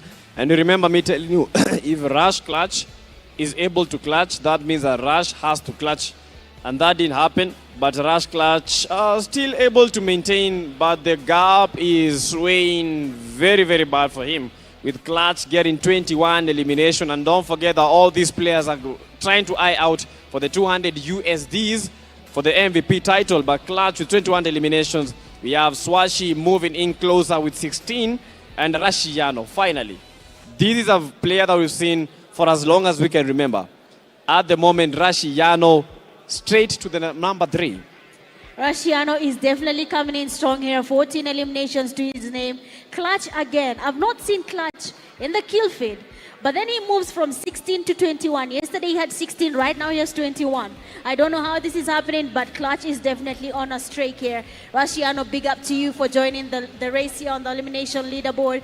Way as well. And Mike Tyne there.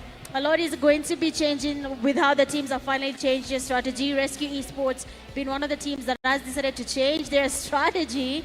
But talking about strategies, PMGO Esports finally makes their jump to 4th place. Talking about Rush Esports leading with 90 points in total. Rescue Esports 73. No pressure, they are at 57 points. Rescue Esports is slowly closing the gap. We are moving from 39 point margin, and now it's just becoming smaller. Oh, I think right now we are at 17. The gap is at only 17. Yes, that is 17 how much points separating the number 1 from the number 2. Just imagine that. By the start of this game, we had 30-something points. Right now with 17 total points, that is insane. A very, very big comeback from Rescue Esports. And for Rush Esports, they have to start waking up. They have to start, they need to know, we are at number 1. So what we need right now is not just maintain, we need to get eliminations. We need to get position that will give us good placement points, of which they have not been able to, because only 1 placement point for them is not enough. But teams like Mbavu Esports, we've seen them trying new things, but unfortunately not working. Nalvanta Esports, for a moment, the fight that they were having at Yasna Poliana, I thought that these guys are going to dominate, but it is never that definite. That is true. It's never that definite. Anything is... basically, we cannot predict that much, but we can give an assumption of what to expect. But right now, talking about ties, right? We have Fallen Roofless tying with Riven Blood. 51 points for both teams, and that is a risky place to be in. Right now, both of the teams, they are holding on 4th and 5th place. They are still trying to get to 3rd place. They want to be in the top 3 and make it to PMGO Africa. But big question is, who will take that from the team that is already in 3rd place?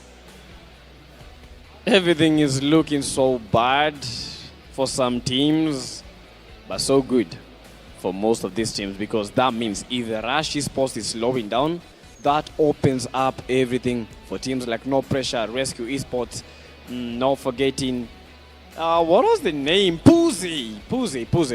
I think Puzi has a lot of potential. It's just they are too shy. And Puzi, you should not be shy. Yesterday, first game chicken dinner, right now almost got a chicken dinner. They should not be shy. They should show that they can actually go for the title race, of which they are with 17 eliminations. I believe that is the most that we have seen coming into these finals. Actually, they tied with Rescue Esports.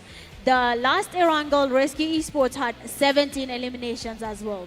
Yesterday? Yes, yesterday Rescue Esports had 17 eliminations, and now we have players coming in from PMGO Esports with the same direction. Honestly, now it's becoming any team's game. Everyone is now putting their cards on the table. They're saying now it's all in or we're out. So that is what is happening, and I believe Rescue Esports right now is taking that part really serious. You know that they only need a few points and they can actually clutch this. For Rush Esports, they need to know that they have to start waking up. With only 5 games remaining, it's gonna be so insane. 5 games of intensity. 5 games of, if you mess it up, you are out. If you clutch it out, you are good. But the goal is getting to that number 1 position. Because number 1, you get to get recognized. You have the trophy and you have the money. What more do you need? Well, you need the title, right? You need to be the best of the best of the best in Kenya. And that is all up to you and your teammates to do something about it. We're about to head into the second game here at Erangel again, where we are going to be seeing almost the same rotation. Because I realize teams are maintaining the same rotation. Either it takes Severny, Yasnaya Poliana, Stalba, Kameshki. Because no pressure can go to Kameshki. That has never stopped them. But we are going to be seeing something similar. So right now, my prediction was not it. I accept. Now, PTK, it is time for you to sit on the hot seat and tell us which team is going to be giving us that chicken dinner when we get into game 2. What I can say is the team that I'm going to mention is going to dominate, get the chicken dinner, as I locked in yesterday. You know, we had our predictions yesterday. I locked in on Rush Esports. Yes, I locked in on them. I don't want them to hear because they'll be so excited that, you know, they know. Whenever I support a team, they get to dominate. And Mitch, they're going to see this. In the second game, I believe that Rush Esports, they might be getting that win. Wait and see. Well, Rush Esports, I mean, we have seen them being very comfortable around Erangel, and it seems like PTK is capitalizing on the fact that Rush Esports knows how to play Erangel. That's totally okay. So we'll wait and see. Will we see if Rush Esports is going to give us a chicken dinner? Yes, they are going to give us a chicken dinner. I can smell it from all over here. Can't you smell it?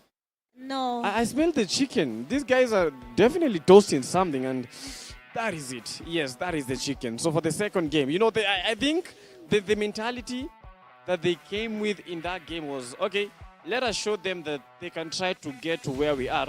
Then, after that, we will show them what we are really about. For Rush Esports, I know them. I know Guns. Yesterday, the 1v2. Yes, that is the man that I know. That is the team that I know that might clash and they are going to get the win.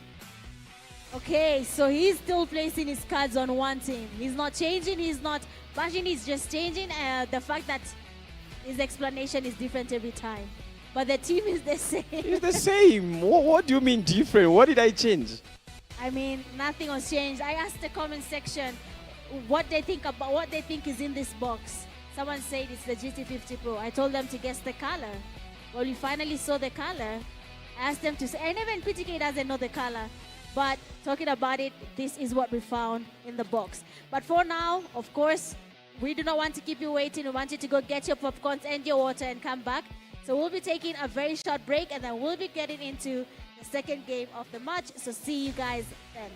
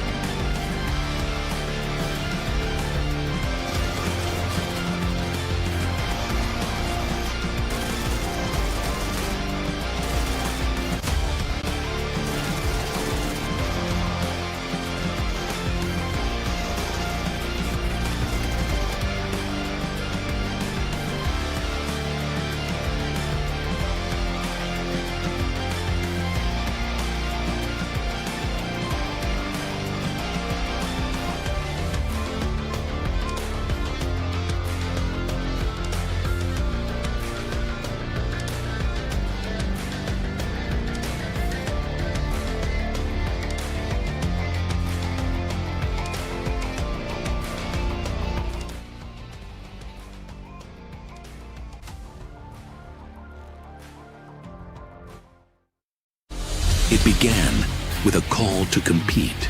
Thousands of players, countless battles, one goal, to prove that they belong among Kenya's best. They fought through every drop, every rotation, every final circle. And now, Kenya's best PUBG mobile teams come together. One venue, one stage, one fight.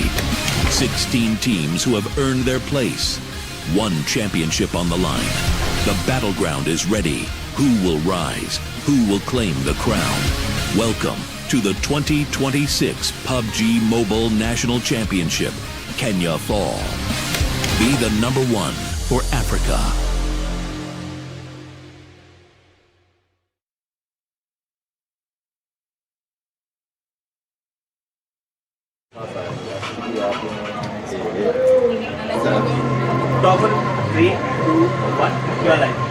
All right, I've been thrown into the deep end. Welcome back.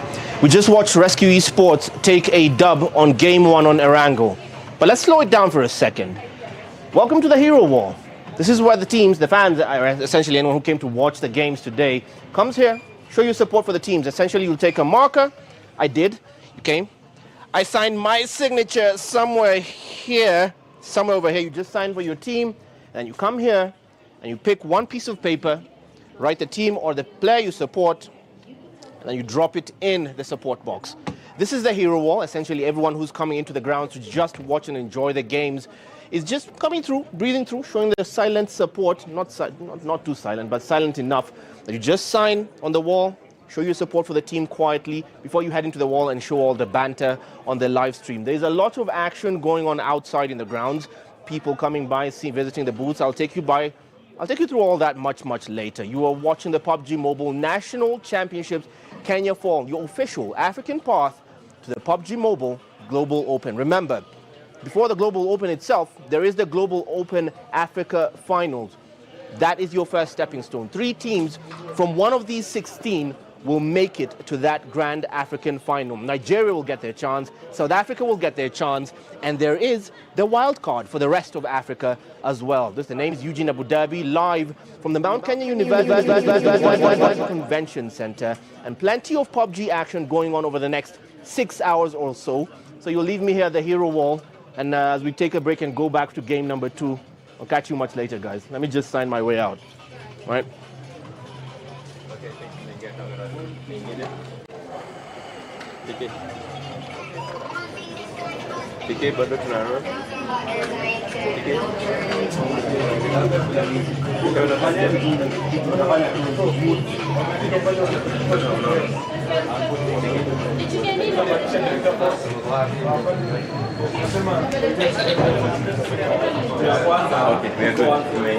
You're good? Yeah. All right, cool.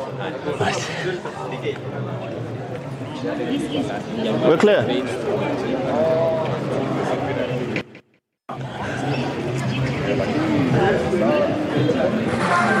Sorry?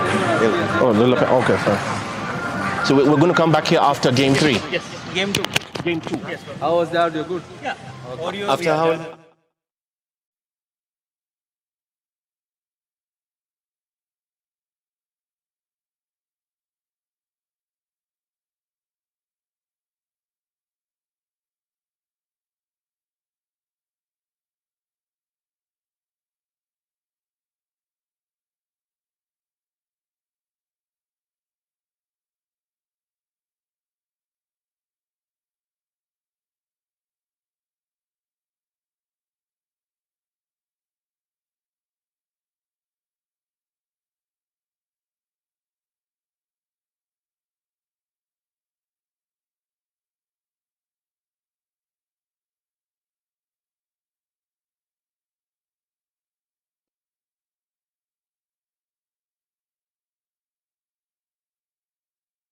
BTK just decided to use my phone instead of unboxing his own phone to try and...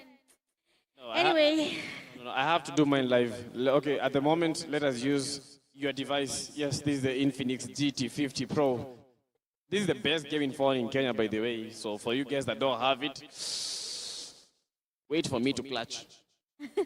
That will not happen. Yours is a skill issue. But otherwise, guys, we are back again. We might be very ready for the next game. That is going to be still in Erangel. And it will be me, Mitch Gaming, alongside PTK, giving you a very interesting Erangel. Before we get back to that there, we really need to talk about the teams that are finally stepping up to the challenge. One of them is Four Titans, who got a lot of eliminations, even though they were not able to get a chicken dinner. Their play in this game was really, really good. Yeah, Four Titans are really waking up. You know, these were like, they were so asleep. They were so asleep because they have the potential of winning games, winning fights. And I think we've seen that right now. And if they can be able to maintain that form, I believe we might be having a very, very hard shift. That table might be changing. But, you know, with just one game, we don't know if they're going to do that again. But I don't think that was luck. They won the fights fair and square. They were able to counter and get some very, very good placement points in that game. But for Four Titans, they got to keep pushing. Yes, we have a lot of people supporting Four Titans, but they got to keep pushing. They got to maintain the grind. They got to not listen to the crowd because, you know, the pressure is so much. I don't even know, Mitch. When How the would crowd you is know? there watching you play, what goes in your head? Like, do you fumble? What goes in? How will I know? Maybe, okay, you've never played. Oh, I have. I've played in a tournament. Have you? When? That is a story for another day. All I can tell you is my team almost won. Yes, almost. We all, no, listen, at that time I was just starting PUBG Mobile and I've been on that stage before and I know how it feels to be in front of a crowd. There's that feeling that you need to perform because right now, all eyes are on you. No one is looking at how the game is going. They're looking at how will you play and how will you perform. But the team so far, I feel like they're handling it quite well. We can see a lot of composure. We can hear a couple of screams here and there, but we know why. When that knock lands in your team, there's a need to work fast. True that. Yeah, she's played in the international stage. Yeah, here in Kenya.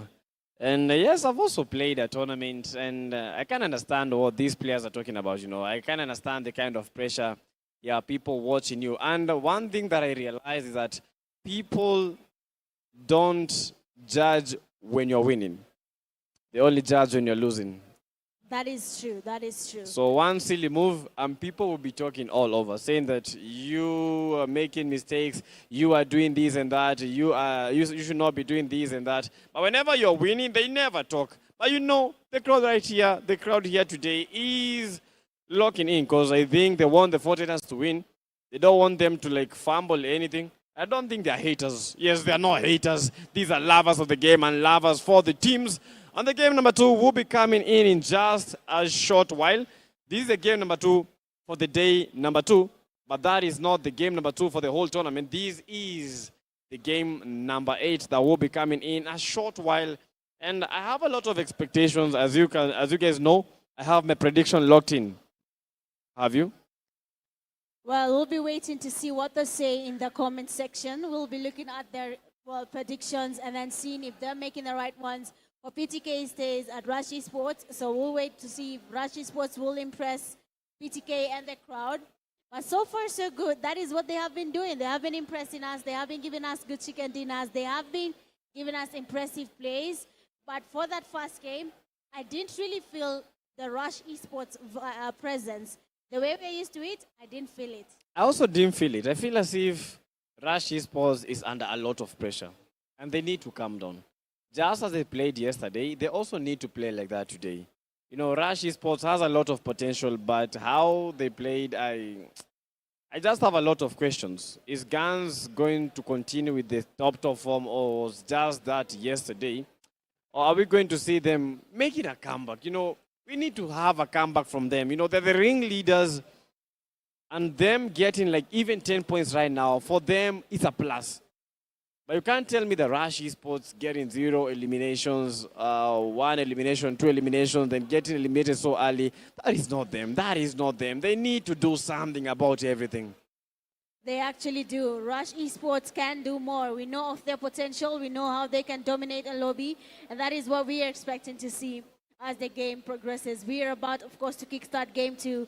Players are getting ready. Everyone is trying to lock in. They're looking for that opportunity to be crowned the best of the best teams when it comes to Kenya. Everything is on the table. So let's see if that is going to be an easy one or it's going to be a little bit tricky along the way. But so far, so good. PMGO Esports is coming quite dangerous right now. They're looking quite good. PUBG have to maintain because I don't know every single time. Yesterday, PUBG first game, chicken dinner. Okay, today they didn't get the chicken dinner, but they were almost getting that chicken dinner. So for PUBG, they have a very, very good start, but they gotta maintain. PUBG 17 eliminations for your whole squad. Just imagine if you got a chicken dinner, and you get that would have guaranteed you like 21 points for the eliminations and 10 for the chicken. That would have been 31.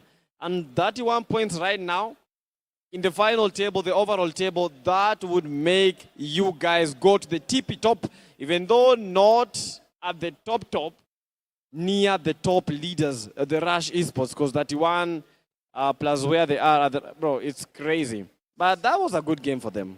It definitely was a good game. PMGO can do a lot. PMGO can definitely live up to the challenge. No pressure is here too. And I need to see more of them as well. They need to give us something. We need to see a no-pressure game. The comeback is looking personal. The comeback is looking good. But they just have to push a little bit more. They just have to look for that opportunity. They just have to make sure by the time we are ending today's games, no pressure is sitting at a good position. They have to. Yes, they have to. And they got to. Yeah, no pressure. I think after yesterday's game number 3-4, they called themselves to a meeting. And they asked themselves, are we the same no pressure that has been dominating in this Kenyan scene? Are we the ring leaders? Are we the champions? No pressure, because the champions, no pressure has been dominating. Most of the times, most of the tournaments, dating back up to 3 years behind, 4 years behind. No pressure has been the team to be watching out for every single tournament, bagging medals, every single tournament, going home with a huge loads of cash. And now,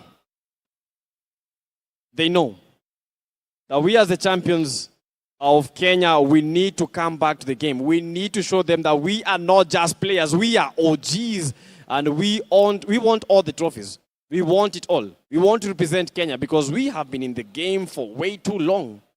Yes, we have. The experience is finally kicking in. And I know it will impact the teams in a good way. They just have to take the chance. They just have to put it out there. They have to really invest in what comes next after this. And I'm pretty excited right now. I like the energy we've gotten from game one. I like that we saw good potential here coming from PMGO Esports. But honestly, that lineup is a lineup we know, but I'm not sure if people know it, but this is a lineup that we have seen before. We know how good they are, and we know what they bring to the table. Yeah, a very familiar lineup, but you can see Boyka on the other end for PMGO Esports. He's trying to think of new strategies. He's trying to think of how they did not get that chicken dinner. Yeah, Boyka. But that's a very, very good and strong roster by PMGO. And they're not losing fights. You know, NGX was almost taking them out. But I don't know how they were able to maintain and shake them off. Hakim was going for the push. But then PMGO was just waiting for that. For them, that was an advantage because with this kind of space that they are possessing, NGX Hakim did not even stand any chance against PMGO. So PMGO, a very strong lineup. As you can see, Dybala still waiting, trying to spray around because he feels the heat. You can feel the heat. You can feel the intention. He wants to get the win. And for PMGO, a chicken dinner, I think would change the whole narrative for the game. They just have to keep on the same energy. I think they're just, it's like they're thinking about what's coming. Are we looking to win this? Are we looking to play it safe and then come back later with a better strategy? A lot is definitely coming to play. But of course, we'll just give them the grace to figure out if that is a type of play they're going to be using from first game to the last games. But so far, that is game 1, game 2, 3, 4, 5, 6, for today are about to be very interesting for our viewers, for the people in the crowd. I hope every single team that they're cheering on does not disappoint and they end up being the top 3 teams that represent Africa in the global stage.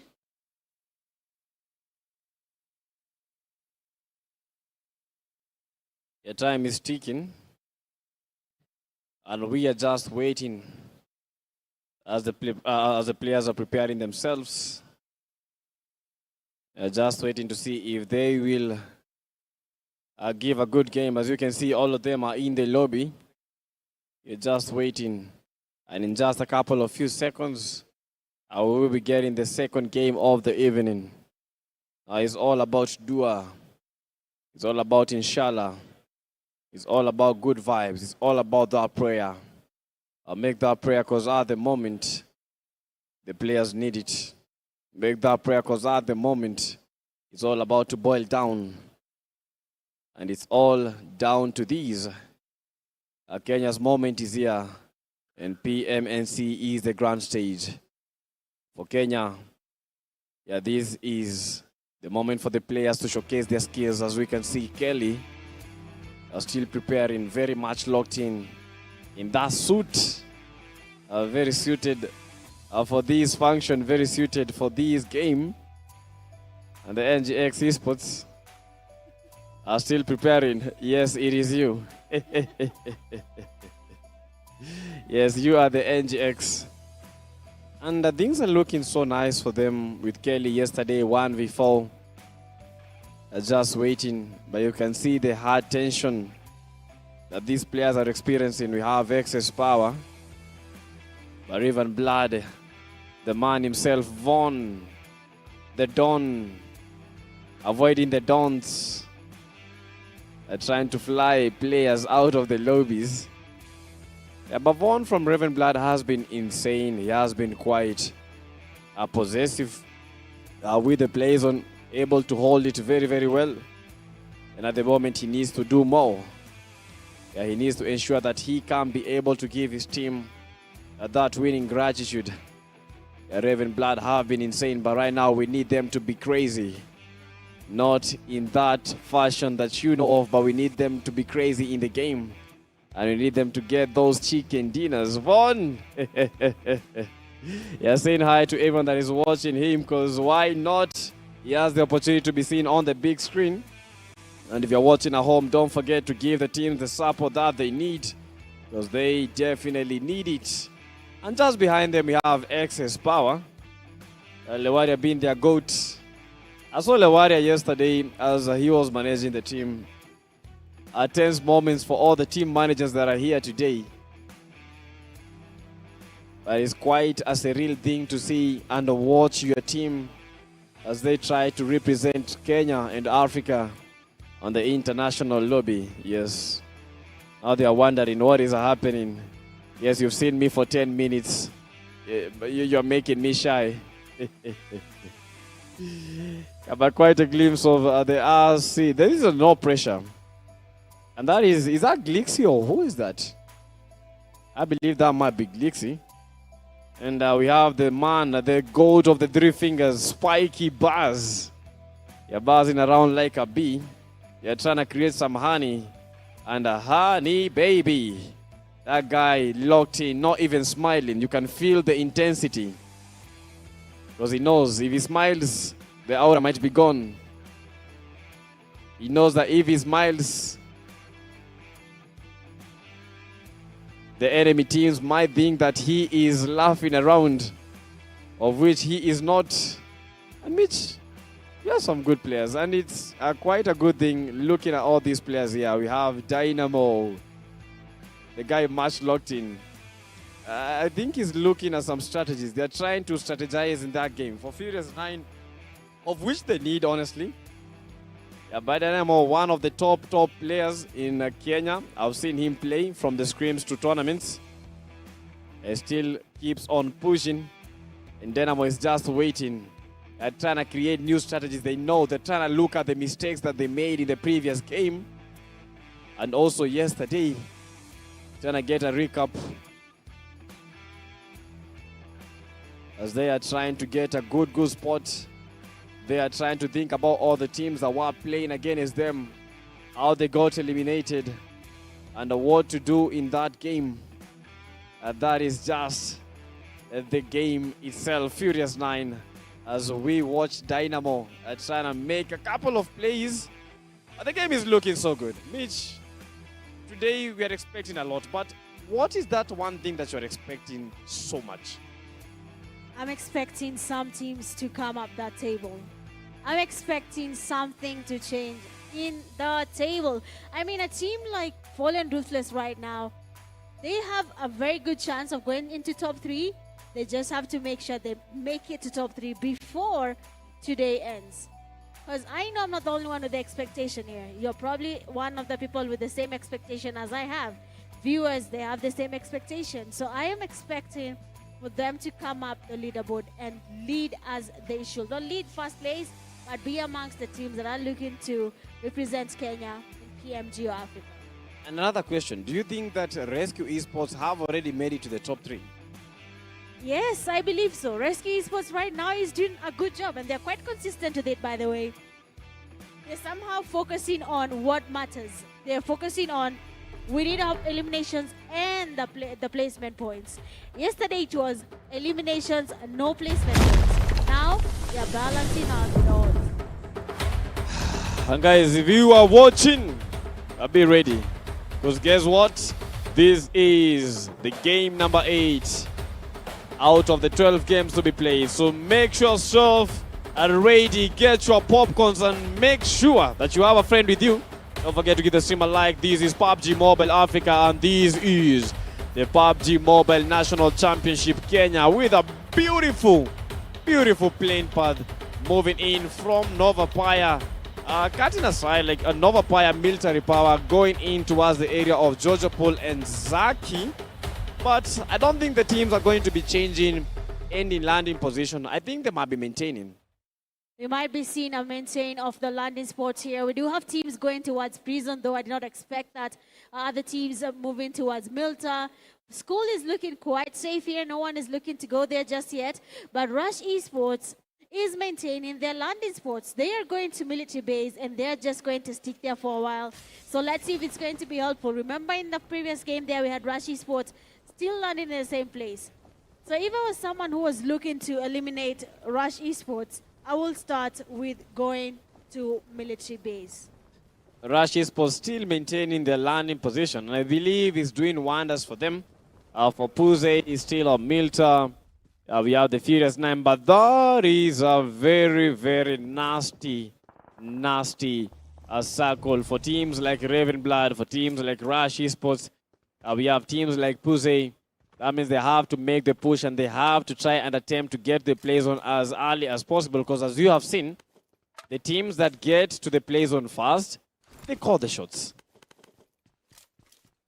That is true. The teams that make it to the play zone fast call the shots, but not all the time. There might be a team that is looking to change their position, and they're quite aggressive. So if you're occupying a compound that they feel is safe for them, we might be seeing, such teams going in for that push, trying to apply pressure. But so far, so good. It seems like most of the teams have played it safe. No pressure, like I told you. 2 landing spots, they never change. Georgetown and Kameshki. So if I'm looking to eliminate NP, I will choose Georgetown on the northern side, and I'd pick Kameshki. If I'm looking to eliminate Rush Esports, I'll go to Sosnovka military base. So you see, these teams are similar pattern. You only need to understand why are they going there. Why are they going to that same spot time and time again? I think probably because of the loot. Yeah, but Relentless 7. Yesterday we were talking about them taking on these early fights, and already they are taking in another early fight, and RHTs versus Relentless Esports. RHTs losing players, and they are getting battered, bruised like bread and butter. They don't know what is happening with no loot. But this is how you do it. Relentless 7 is quite a very, very good start, securing 3 eliminations already. But they've got to be careful, because IHTs are not going to let them go sitting down a hunk. It's got to be careful as the spray might be coming in towards the end. But I believe the best option for Fike right now is go try to make survival happen for your team. Try to get the placement points as early as you can, because you don't have the numbers. Yeah, if you do not have the numbers, do not engage. Inhale Tempo player VK is quite unfortunate right now. Relentless Esports, they do have VMAX there. What a nice switch here, but it doesn't really connect. The damage is there. VK doesn't see the tree, gets the knock here. Getting the knock here, sorry, might be a little bit tricky, but he still wants to get going. Relentless Esports, not aware of his position. Nicely done, Fike. Fast player is already down, but he's still on the floor here. He doesn't want to engage. He wants to change his position. He's looking a little bit anxious here. He got the first knock. But will he be able to finish this off there? The push is there. Fike, oh my days. Fike will not be surviving this fight this time round. In Kenya, we say it as Fike Hafiki. That means that Fike is not getting to his destination.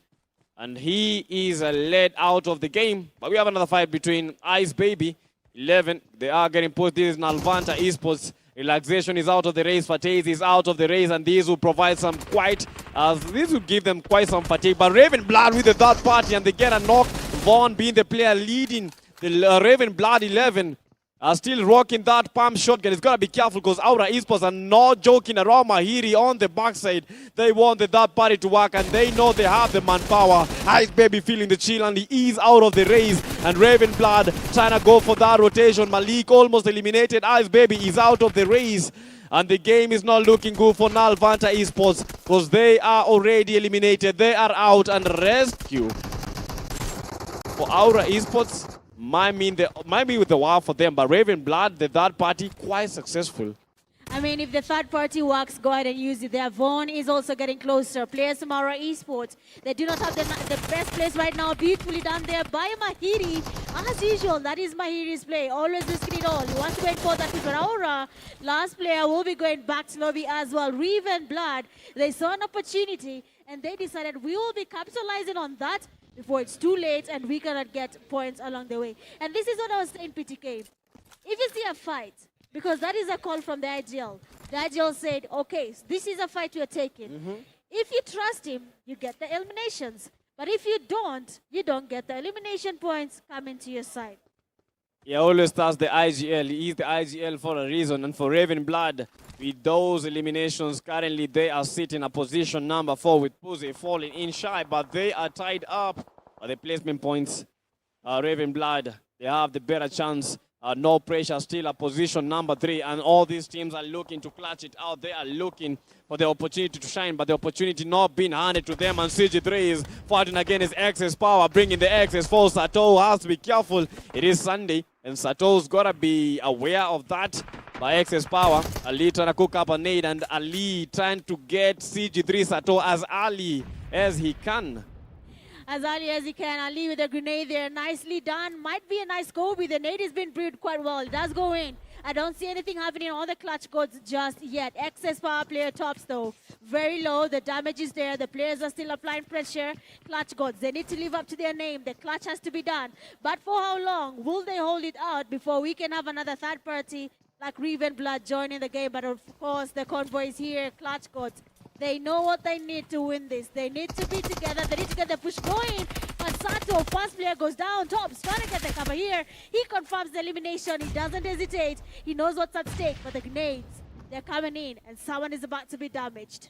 And that might be someone from the CG3s, but Excess Power, they are still on the upper hand. Low-key, not low-key with the nade. Excess Ali almost eliminated, down on his knees. He is not praying. He is begging for mercy. Tops, on Tops, they are going for the elimination. CG3 is getting rocked, and MS being one of the players surviving. It is a 2v3 situation, and Tops is down top, on top of the lobby, back, low-key, getting that elimination, securing it, trying to heal up. And Excess Power, they brought the foes, but the power is being felt.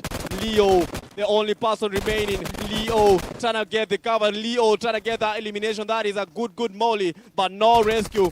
Not it. That is not it. Excess Power. How the hell did he get the knock? I thought that Excess Power out. MS, the only player remaining, a 1v1 situation. Who's going to win these? It is all depending on how the game is going to unfold. Leo getting damaged. The mess just spot him. And that will be an amazing clutch from MS there. Amazing save. Excess Power, unfortunately for them, they will be going back to lobby. That does have at least 4 teams eliminated. We are in the first phase of the zone, and we have already lost 4 whole teams. It is given day 1. It is given day 1. For Clutch Goals, it is given day 1. For Excess Power, it is given day 1. That was a good fight, and honestly, that was a good 1v1. That was a good 1v1. If you understand the game, 1v1 will always be nice. But of course, that was a really nice one. I mean, MS there, big shout out to him for getting that save. Otherwise, Clutch Codes, I'm not sure. That was a very, very, very strenuous start for them. For Fallen Ruthless, though, this is the only team that I've not figured out their landing spot. I don't even know Fallen Ruthless landing spot in Erangel. Or you can tell us, PTK, where do they actually land? I don't know. I've been trying to get the trail. I've been trying to understand, but I don't actually know. But Furious 9, the fight against Rashiano from the Rescue Esports, and that is a good strike. And oh my goodness, Shark is shocked by that knock from Mahat. And Rescue Esports right now on the blink of despair. These are 2v2 situation. Furious 9 versus the Rescue Esports. Switches to S12K, tries to reload. F9 Kido almost eliminated Dynamo, trying to heal up, and he has already healed up. And this is the 1v1. Rashiano holding UMP in hand for Dynamo. And this is going to be good here, PTK. Right now, Rashiano already taken down. Rescue Esports. Hamilton trying to get the revive for the Furious 9. They still have the numbers. They have to apply the pressure. Rescue Esports, though, I'm not sure about them here. They're not looking good. The numbers are dropping one at a time. As they try to go in there, Hamilton spotting Kido. He tries to go in there. What? Nicely done. He by himself fumbles that knock, but we have the Furious 9. Of course, they know what they're doing. Dynamo, a grenade is in his hand. A Kobe is about to be launched. The nade is looking beautiful. He goes, but we don't see a Kobe, and he still wants to apply the pressure. But big question, will RC actually survive? No, unfortunately not. Answered by Dynamo. That is the man from the Furious 9. Dynamo. And he puts the Furious 9 on that top spot. But at the moment, that has just opened up opportunities for the Rush Esports, because the pressure has just decreased. And Rush Esports already 2 eliminations for their end. This is looking to be a very, very good game for Rush Esports. Remember, I told you, my prediction was Rush Esports. Well, Rush Esports will be living a very good day right now. They know that Rescue Esports are no longer in the race. We can see from their faces, the players from Rescue Esports are not happy with that play. But we'll know more about that later. For the Furious 9, they're feeling proud about this 4 eliminations. All of them coming from Rescue Esports. What a good play. That is all about tournaments. There is a good day and there is a bad day. Just pray that all your days are the good days. Otherwise, we'll be feeling a little bit tricky or a little bit heartfelt. But right now, PTK, Furious 9 are feeling happy. But FR might be in the hot seat right now against Rush Esports. Oof, this was a fight that I was not expecting to see this early. I believe the best thing for these teams, try and avoid that fight. They are very, very good teams, and the best for them, if you're Rush Esports, right now the only thing that you need to do is try and survive. Don't go for the fights quite early. Wait for your opportunity to strike, and then you can go for the strike. We have the Fallen Ruthless, we have Tezinho, but at least they avoided that fight. And for them, this is a winning chance. Because if Fallen Ruthless are able to give us a very, very good game, that means they might be making a shift into our second place, because not a lot of points separating them from No Pressure, not a lot of points separating them from Rescue Esports. So this is their chance to close that gap. It is their chance to close in that gap. We do have, though, Riven Blood. They are somehow creeping in towards the players from Fallen Ruthless. You have seen a nice scouting happening there. The comms have already been given to the team. So they know that there's a team there. For 4 Titans, they are still moving around looking for the perfect compound. Rush nowadays also scouting up the area, looking for the perfect compound to occupy. But that will not be easy. MGX Kelly getting spotted. The sprays are there. Rush Esports not shying away. The driver, give us your license, because you almost cost your team a knock from NGX Kelly. Yeah, take the license. And don't forget to remember the face of the player. Viper wants to move around, but they have to be careful. Kelly just holding, waiting in the shadows, not even in the shadows, in the grass. Rush Esports got to avoid this fight. Kelly is down on his knees. They got the knock, yes. They're trying to get the Dash Kelly. Trying to get that revive, because he is still down. Calling for the NGX players as Edox is moving around, trying to get a very, very good spot. But all the sports have players, all the sports have teams with nowadays. We saw him getting eliminated fast, and look at that play zone. Puse landed a Milta, and at the moment they might be going against Ravenblood. These are 2 teams that if one team wins, they go on top of the other. That is true. If one team takes on victory or even a little bit more eliminations than the other, something will definitely change. Fallen Ruthless, I now understand what is happening. FR sticks to the center of the zone. They will always find themselves in the middle of a fight. Rush Esports there, we saw one of their teammates getting knocked. And they were able to get the revive happening, but they still want to get going. Relentless Esports really, really close to them. We might be seeing a push here. Vehicle quite damaged. They have nothing to use to make the rotation, but they are still willing to risk. I think Rush Esports is feeling good about their whole team synergy. And with how they're taking on fights, you can tell that's a team that's comfortable with where they are.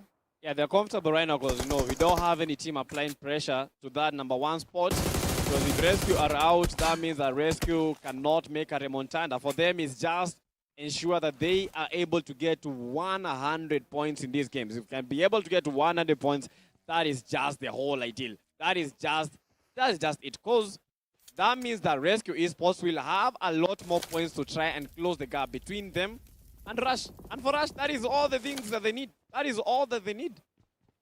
That is actually true. That is all they need so far to continue with this game. For no pressure, seems like they're going to be getting something happening on their side.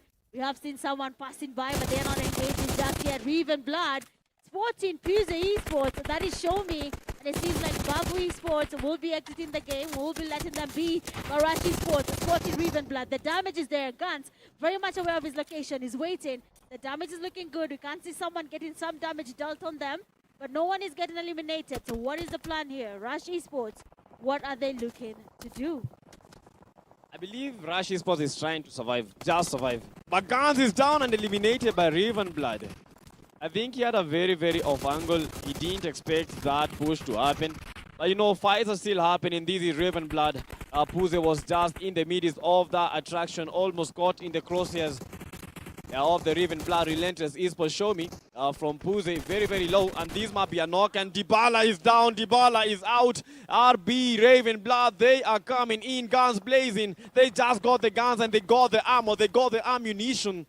They got the motivation to make the push. They got the motivation, and Puze is out, just like that. I mean, PMGO Esports, this, at least compared to yesterday, they did not go out early, so that is a good start for them. But they still have time. They need to make this work. PMGO, they do have 4 games to go. They just have to make sure the next 4 games, they make it count. But right now, looking at the teams, we do have 8 of them still standing. Rush Esports confined in a very dangerous compound that if anyone tries to push Rush Esports, if they are trying to fight inside this compound, that will not work. They will be forced to go outside and now take on a fight. For the Fallen Ruthless, though, they've taken their time. They're making their rotations. The northern side there, nice move. They're coming from Relentless Esports, trying to go towards the western side of the safe zone. They will be encountering 3 teams, NGX, 4 Titans, and we also have Relentless Esports on the same side. And judging by that play zone, I think 2 teams will be very, very happy about that, and that is the Fallen Ruthless and the F9s. But Rush Esports in quite a tussle because Raven Blood is trying to go. Oh, what happened? Rush Esports have just been eliminated? Yes, they have been eliminated. That is what I said. The compound is not ideal. That compound, getting to survive in that compound takes a lot of power. You need to have your smoke scene. You need to be able to go outside and take on some damage. That is not an easy compound, but Raven Blood took advantage of that, and we have that going. Talking about fights right now, Relentless Esports player Hank trying to get some grenades towards the players from 4 Titans. They will be exposed to the fight, but they have to think about the next steps. Are we willing to take it, or are we going to go away? Yes, they have to think about the next step. But one team that is looking to dominate these games so much, that is Raven Blood Esports. At the moment, they are just dominating, getting eliminations after eliminations. Fallen Ruthless Shakir is down on his knees and eliminated, and they are just reducing the numbers. They are just creating that advantage, reducing players from teams, making sure that these teams have duos, have trios, so that they and be able to instill that final pin to the coffin. But Raven Blood, they have the opportunity, they have the chance of a lifetime to take a win and make sure that they close the gap between them and Rush Esports. Not just Rush Esports, also Rescue Esports. They're not the one the number 2 or the number 1. At the moment, they're not letting go of anything. Well, they cannot let go of anything just yet. They have to keep on pushing. They need their points up. Relentless Esports, 4 Titans are right in front of them here. Spark and the teammates scouting up the area. They are thinking about this nice grenade, almost landing towards Hank. But that grenade doesn't really connect. You have Mateo passing by. He gets spotted as well. Our baby. had the upper hand, but he somehow lost that one. The players are still getting closer. The switch is there. Nicely done by Mateo, but he will not be surviving. Spurk. He sees another one. Hank very much exposed. The damage. Spark is not stopping. And 4 Titans will be surviving that one. Relentless Esports will be making an exit. Relentless, at least they got into a very, very good fight. They've been getting elimination. That was a good one from Relentless Esports, but that was amazing from the 4 Titans, but they lose another player. And a third party might be on. NGX is trying to get, they want to get in the fight. They want, you know, we have a feast and we want to be part of the feast. You guys cannot be just eating. And we are here, but the RB team, Ravenblood, 12 eliminations. Blood is looking quite confident, not overconfident, just the right amount of confidence. I mean, this is a good play here from Reeve and Blood. 12 eliminations to their name. They're still going. They're still cooking. They still need more. But we have NGX coming in from the high ground here. They do know Reeve and Blood is here. They're looking for the loophole for Furious 9. That will be goodbye. See you guys next time. But so far, so good, PTK. It seems like NGX has finally changed their strategy. At least they've been able to survive. That is making them at least survive a lot. But look at the 5-star boy, Ravenblood, still dominating. But you know what? Yes, sir. Ravenblood, only 2 players remaining, but they have a total of 13 eliminations, and this is going to put up a very, very big punch. And guys, if you are watching at home, don't forget, give the stream a like. And these are the 4 teams that are remaining. NGX, they have a full lobby, full squad. Fallen Ruthless, they have a 3-man army, no pressure with a full-man army. And finally, we have Ravenblood with 2 players to their slot. They have to take advantage of the fact that they have a compound, but the numbers are not looking good. They have to wait. They do not have to engage if it is not important. But the no pressure team, their flank is diabolical. They know that Reeve and Blood is right where they need them to be. They just need them to make a mistake. One small mistake and we'll see no pressure going in for that push. Reeve and Blood, Starboy very much exposed. Fallen Ruthless having the high ground here. They do know there's a fight happening beneath them, but they're taking their time.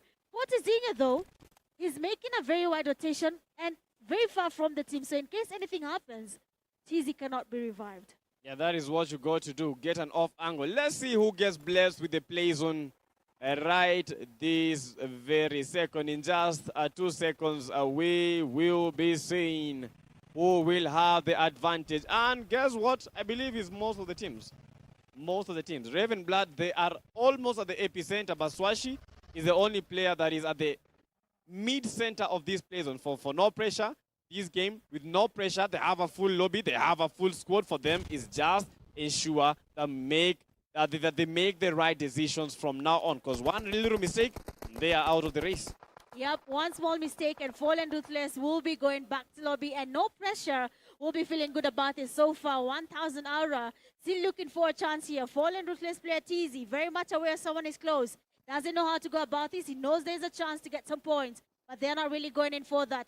Starboy, on the other hand, somebody has been able to spot him. The damage on him is good, and no pressure player Spikey will be taking on the last player from Reeve and Blood back to lobby. And now it's all about the position. It's all about the number of players that you have in your lobby. Now these are the players. We have no pressure. 4 players. Fallen Ruthless with a 3-man army. Then finally NGX with a full squad. NGX with the first team to engage in a fight. They won the fight, but at the moment they are part of the final 3 teams, and it's all about sprays, it's all about prey, it's all about who will be able to make it work. Final stages, final threshold, and these might be it. For Fallen Ruthless, they know what is at risk. They're still taking it. They just want to make sure that Chicantina is there. So the NGX, Swashi still getting them sprays there, looking for at least a knock. The damage is looking good, but no one is getting knocked just yet. Swashi, very much comfortable with this position. Fallen Ruthless player TZ, looking at the sides here, looking for anything that they can do to get something from no pressure, but they are patient. The only problem that Fallen Ruthless has right now, the zone is not their friend.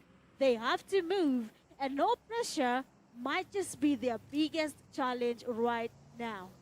For them to move, they'll be encountering either the NGX or no pressure. You can't go into us where Spikey is. That goat is crazy.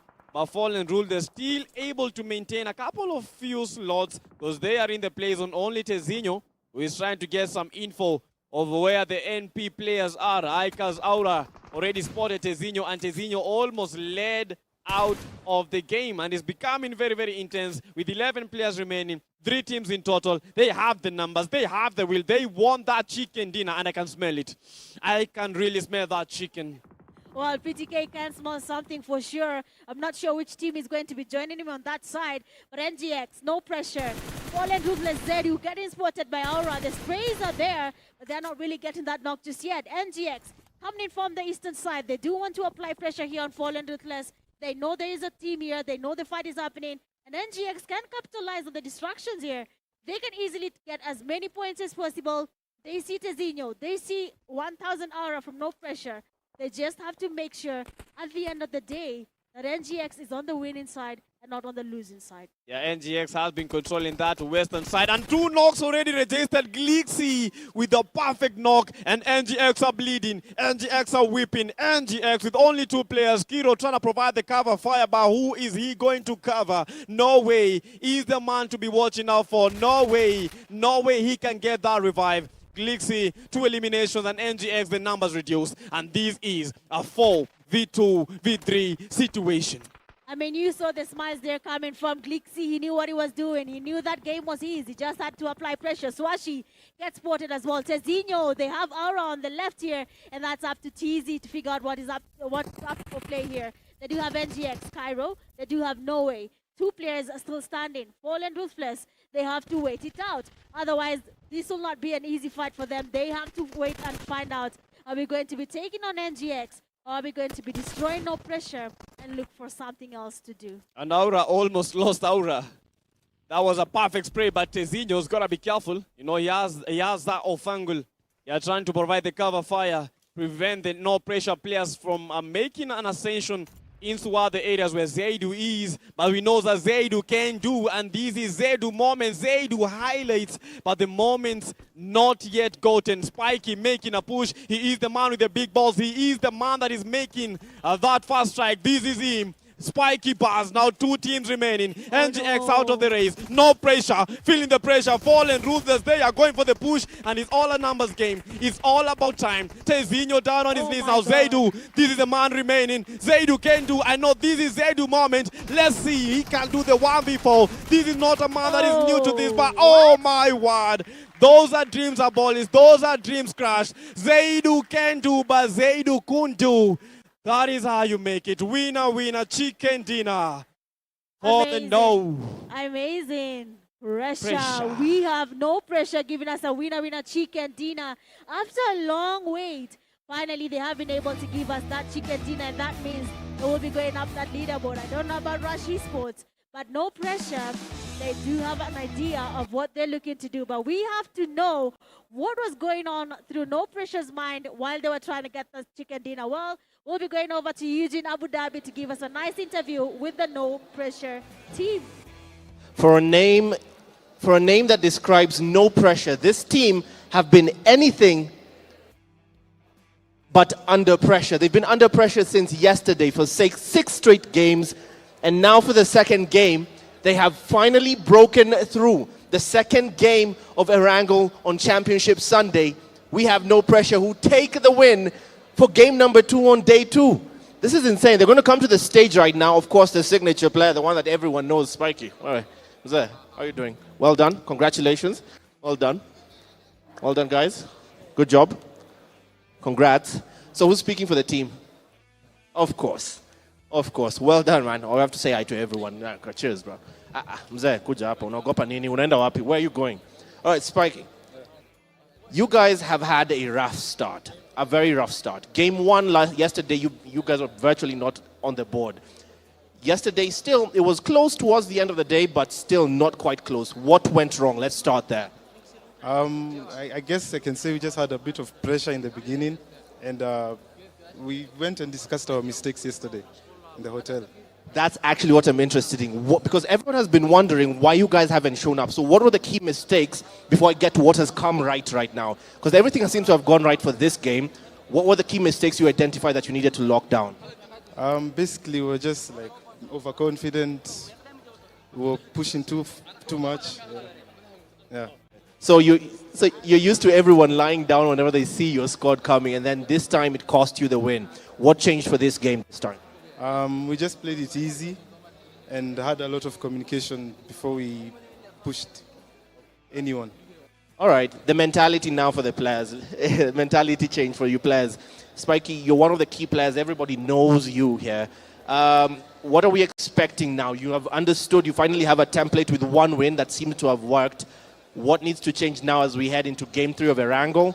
And then now Miramar, because Miramar is a different breed as well. So what might need to change? We let the game speak. Yeah, we let the game speak. Like we'll show our actions through the game.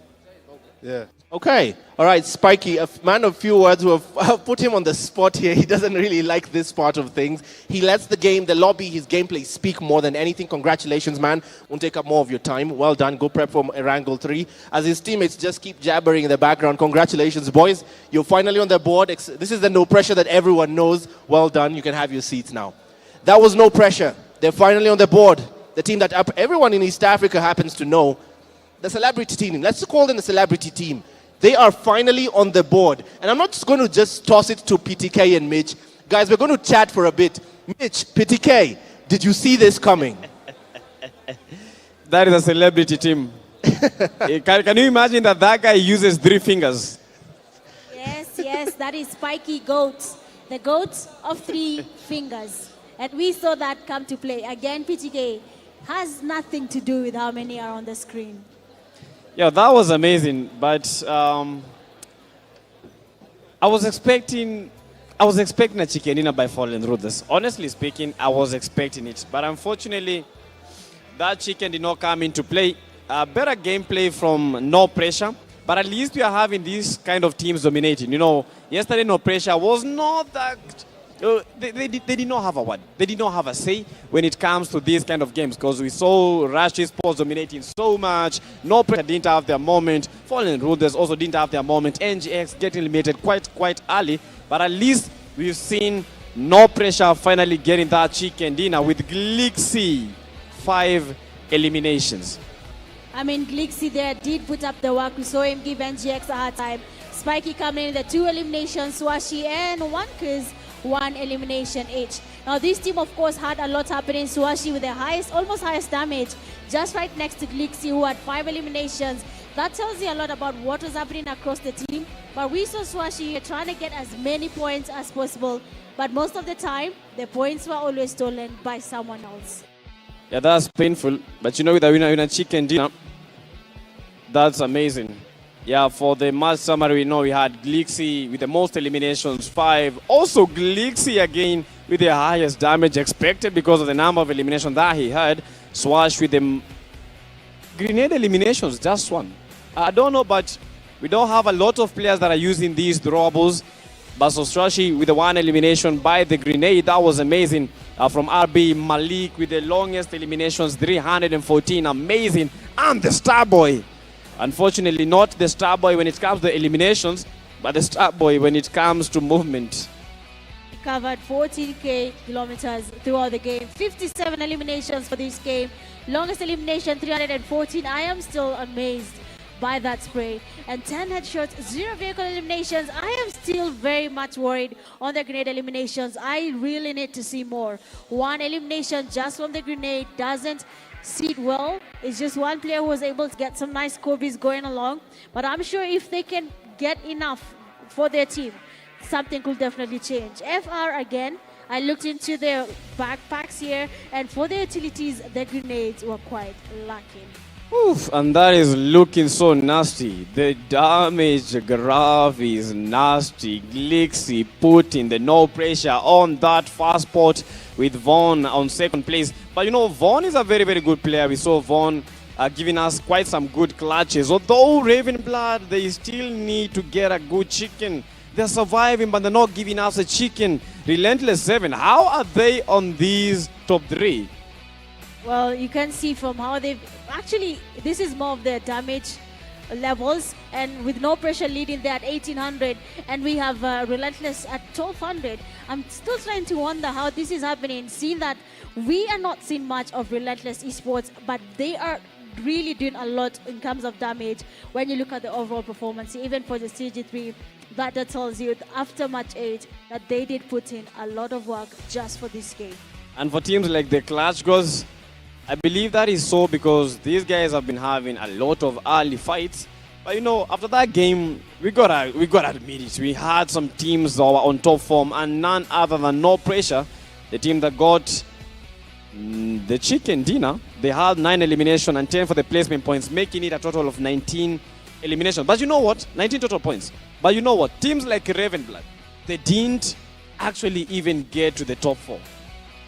But they've been able to almost match up with the total points that No Pressure has. They have 17 total points. Well, that is the power of elimination points. 13 to be exact, and Ravenblood does get 17 points in total just from match 8.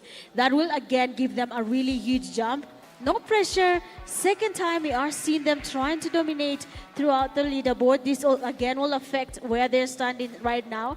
But I need to see what will happen to Rescue Esports. See that Rescue Esports did not get a lot of eliminations in this game, and they did exit the lobby as well very, very early, just at the beginning of the fights. And after almost taking a chicken dinner, PMGO Esports in the game number 2 got 0 points. I think for PMGO, they are making it a trend. First game performed very, very well. Then the second game, you just make their dip. So 0 elimination and 0 placement for PMGO.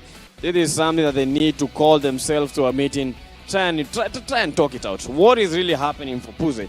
But for the MVP of the game number 2, none other from No Pressure, Kibaki. Expected 5 total eliminations, 4 total knocks, 1 assist. This man has been a complete player, and this is how you get the MVP. This is a complete player, honestly speaking, because he has elimination and assist. Yes, he did everything for the team. Got the elimination, saved them when the time was right. But when we're talking about that leaderboard for the eliminations, we have Rush Clutch 21, stuck there for a while now. Swashi making it to 17, Rushiano at 15, Kibaki 15, and then Vaughn joining the party as well as 13. But getting to where Clutch might be a little bit easier, seeing that we have a player like Swashi. The only difference for him is that survival time. The damage almost close to what Clutch has. The survival time almost similar as well.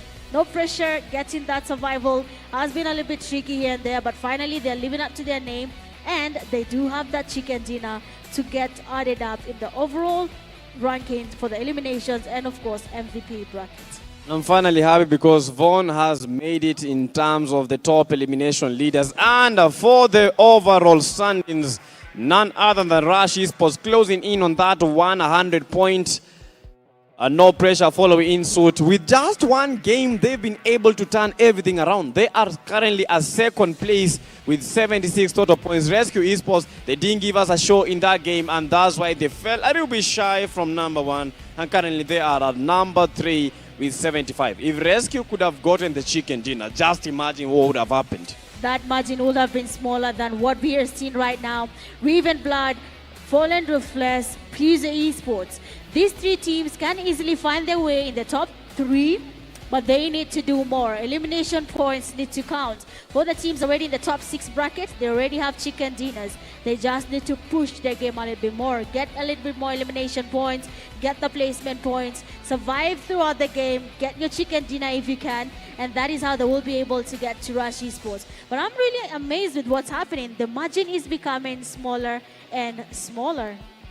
For Rush Esports, they have to start rushing. You can't tell me that a whole game you only get 4 points. Yes, it is good, but that is not enough.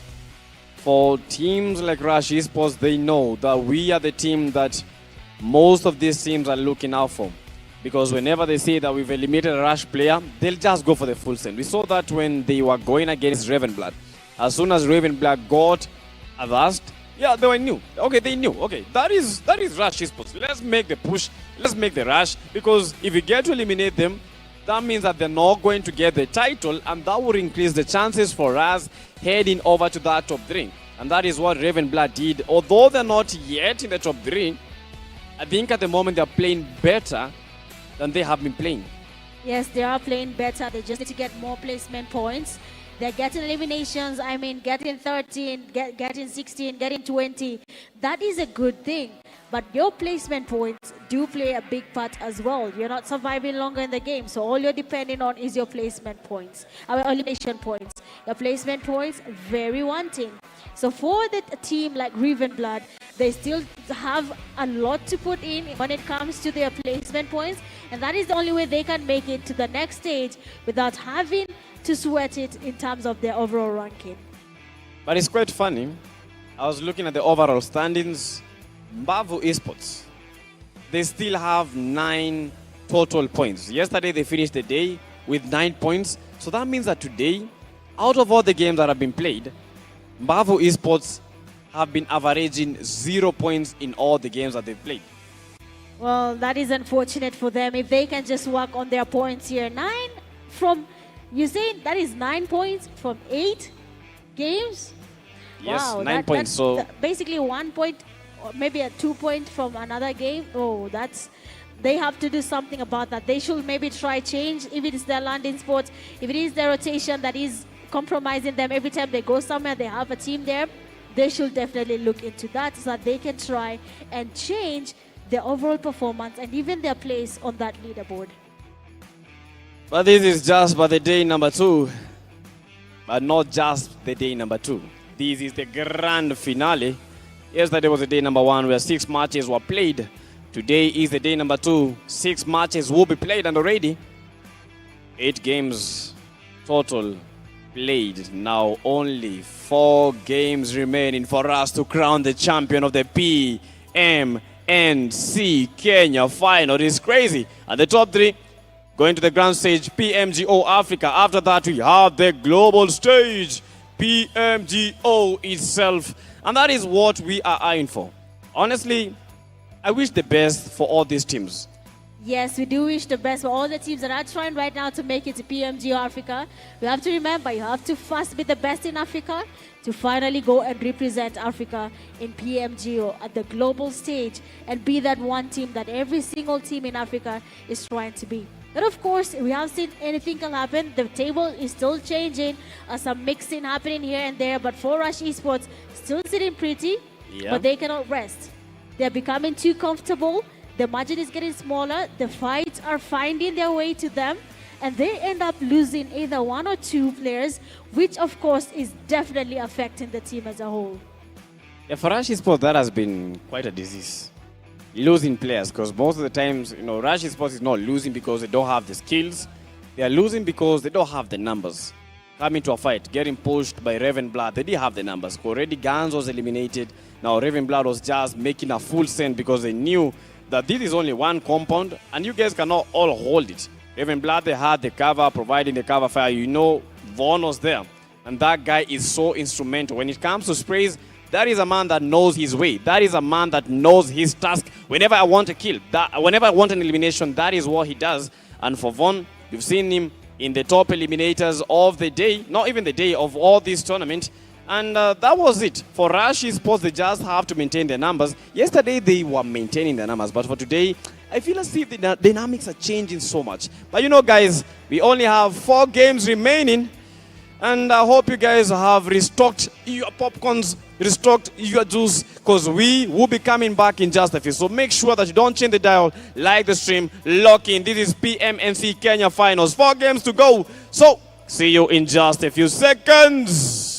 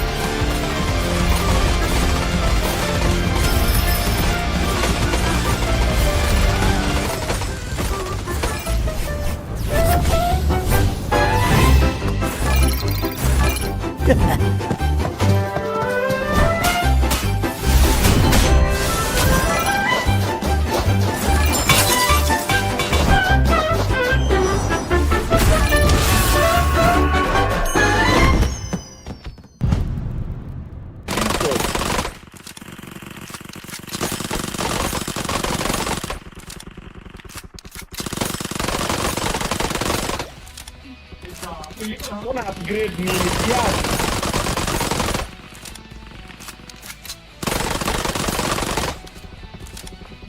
Na upgrade nyumbani. So nanunua viatu.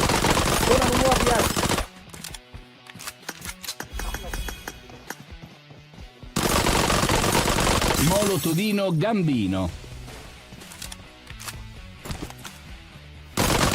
Calza di ferro. Nini.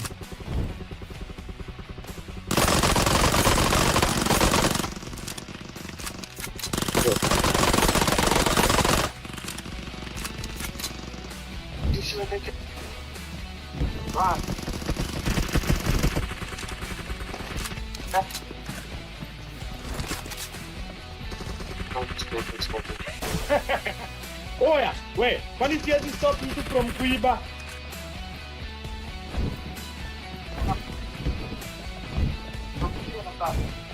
Wewe.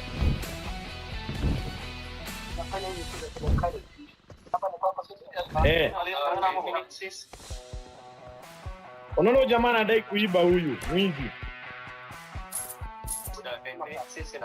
Sasa nafunga aje? Na ndio huyu anakazana kuiba walai.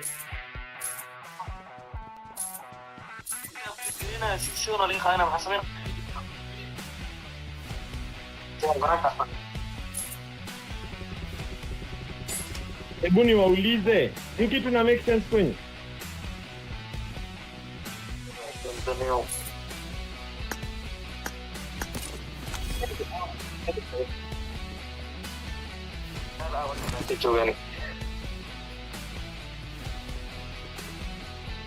So hii kitu inanisaidia aje mimi kwa hii game?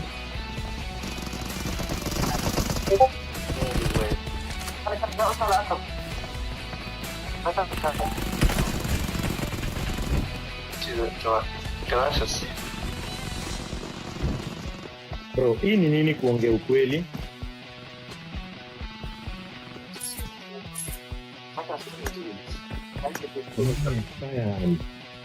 So naweza upgrade ama na upgrade aje? Upgrade.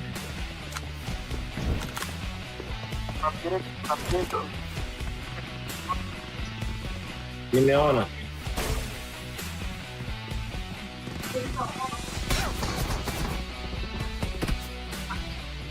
Hizo ni gani? Kama hata mimi nashangaa.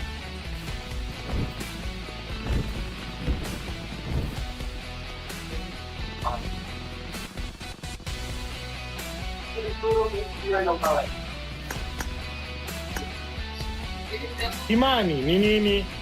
Hebu Kimani anisikiliza Kimani peke yake.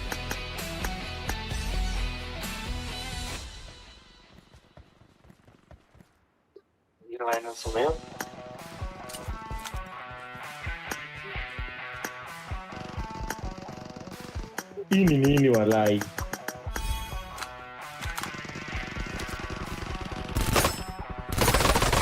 Molo Todino Gambino.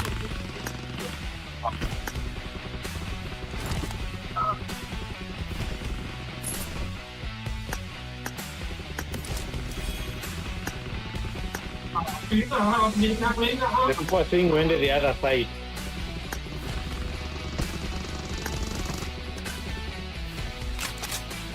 Wait, bully!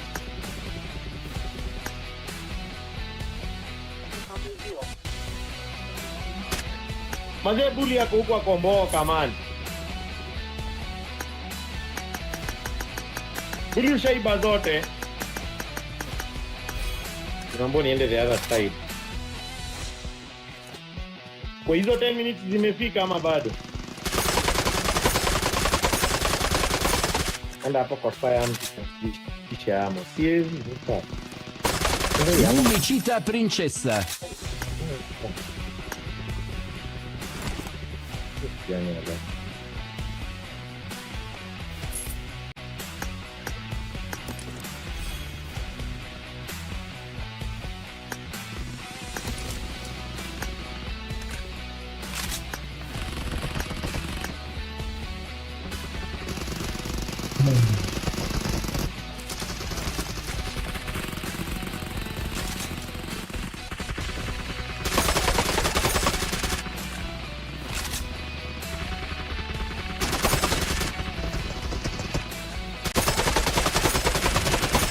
Chef Crava Cadabra. Nilifika aje hapa man.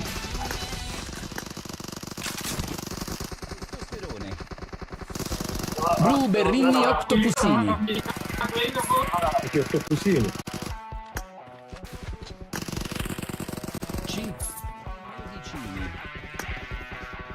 Maambiwa top right. Upgrade weapon. Wapi top right? Hapa. Ndio hii. Na upgrade nini? Haya hapa kwa firearms ni upgrade nini? Ndio hiyo nime-upgrade. Stellina Padellina. Stellina Padellina. Bro, unaingia game ukifanya nini yani?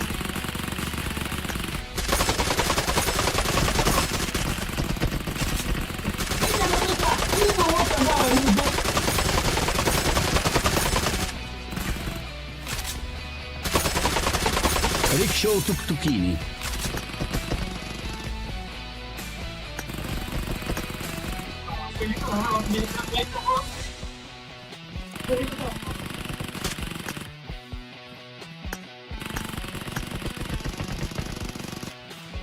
This is not brain rot, man. I think Rudy base to collect coins to win the next level. Molo Todino Gambino.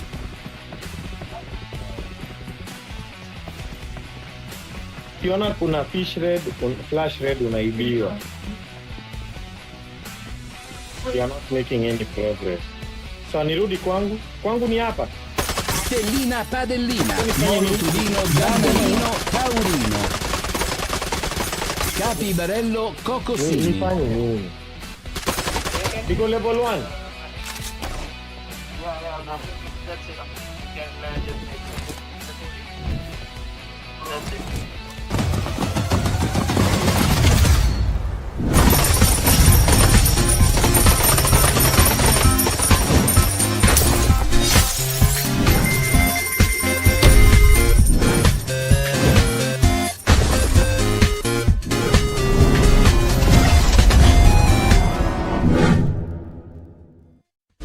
It began with a call to compete. Thousands of players, countless battles, one goal: to prove that they belong among Kenya's best. They fought through every drop, every rotation, every final circle. And now, Kenya's best PUBG mobile teams come together. One venue, one stage, one fight. 16 teams who have earned their place. One championship on the line. The battleground is ready. Who will rise? Who will claim the crown? Welcome to the 2026 PUBG Mobile National Championship. Kenya Fall. Be the number one for Africa.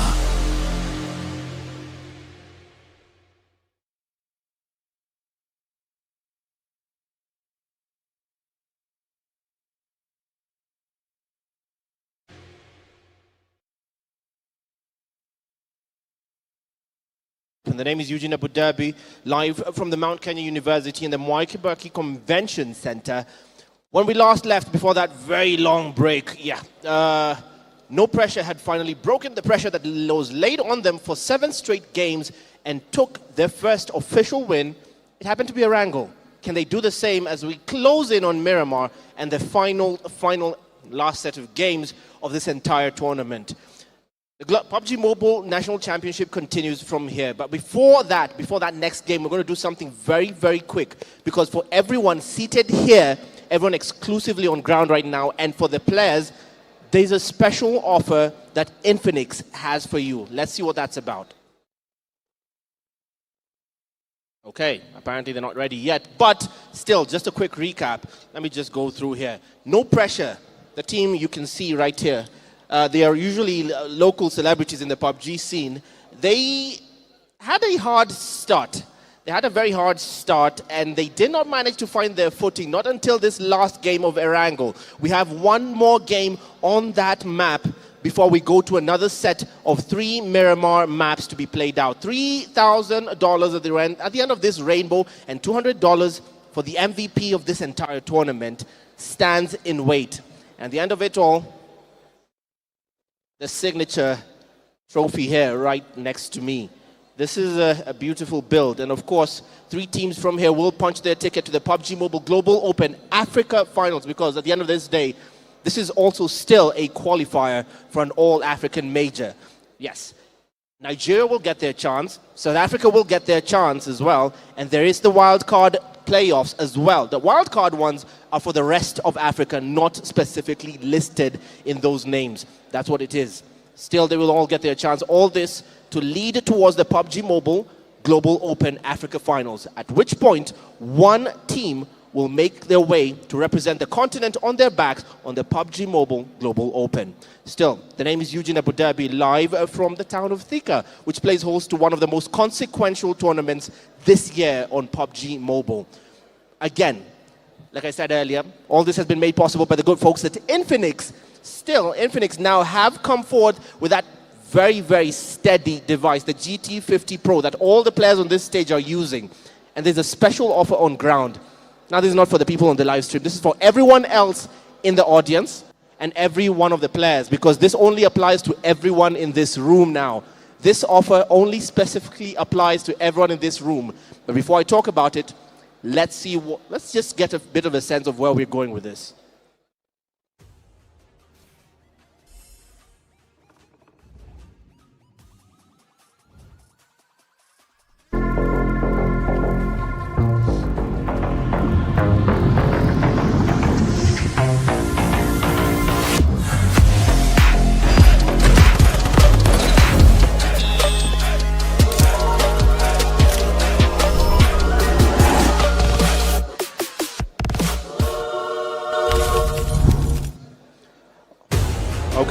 Okay. Now here's what I'm going to do.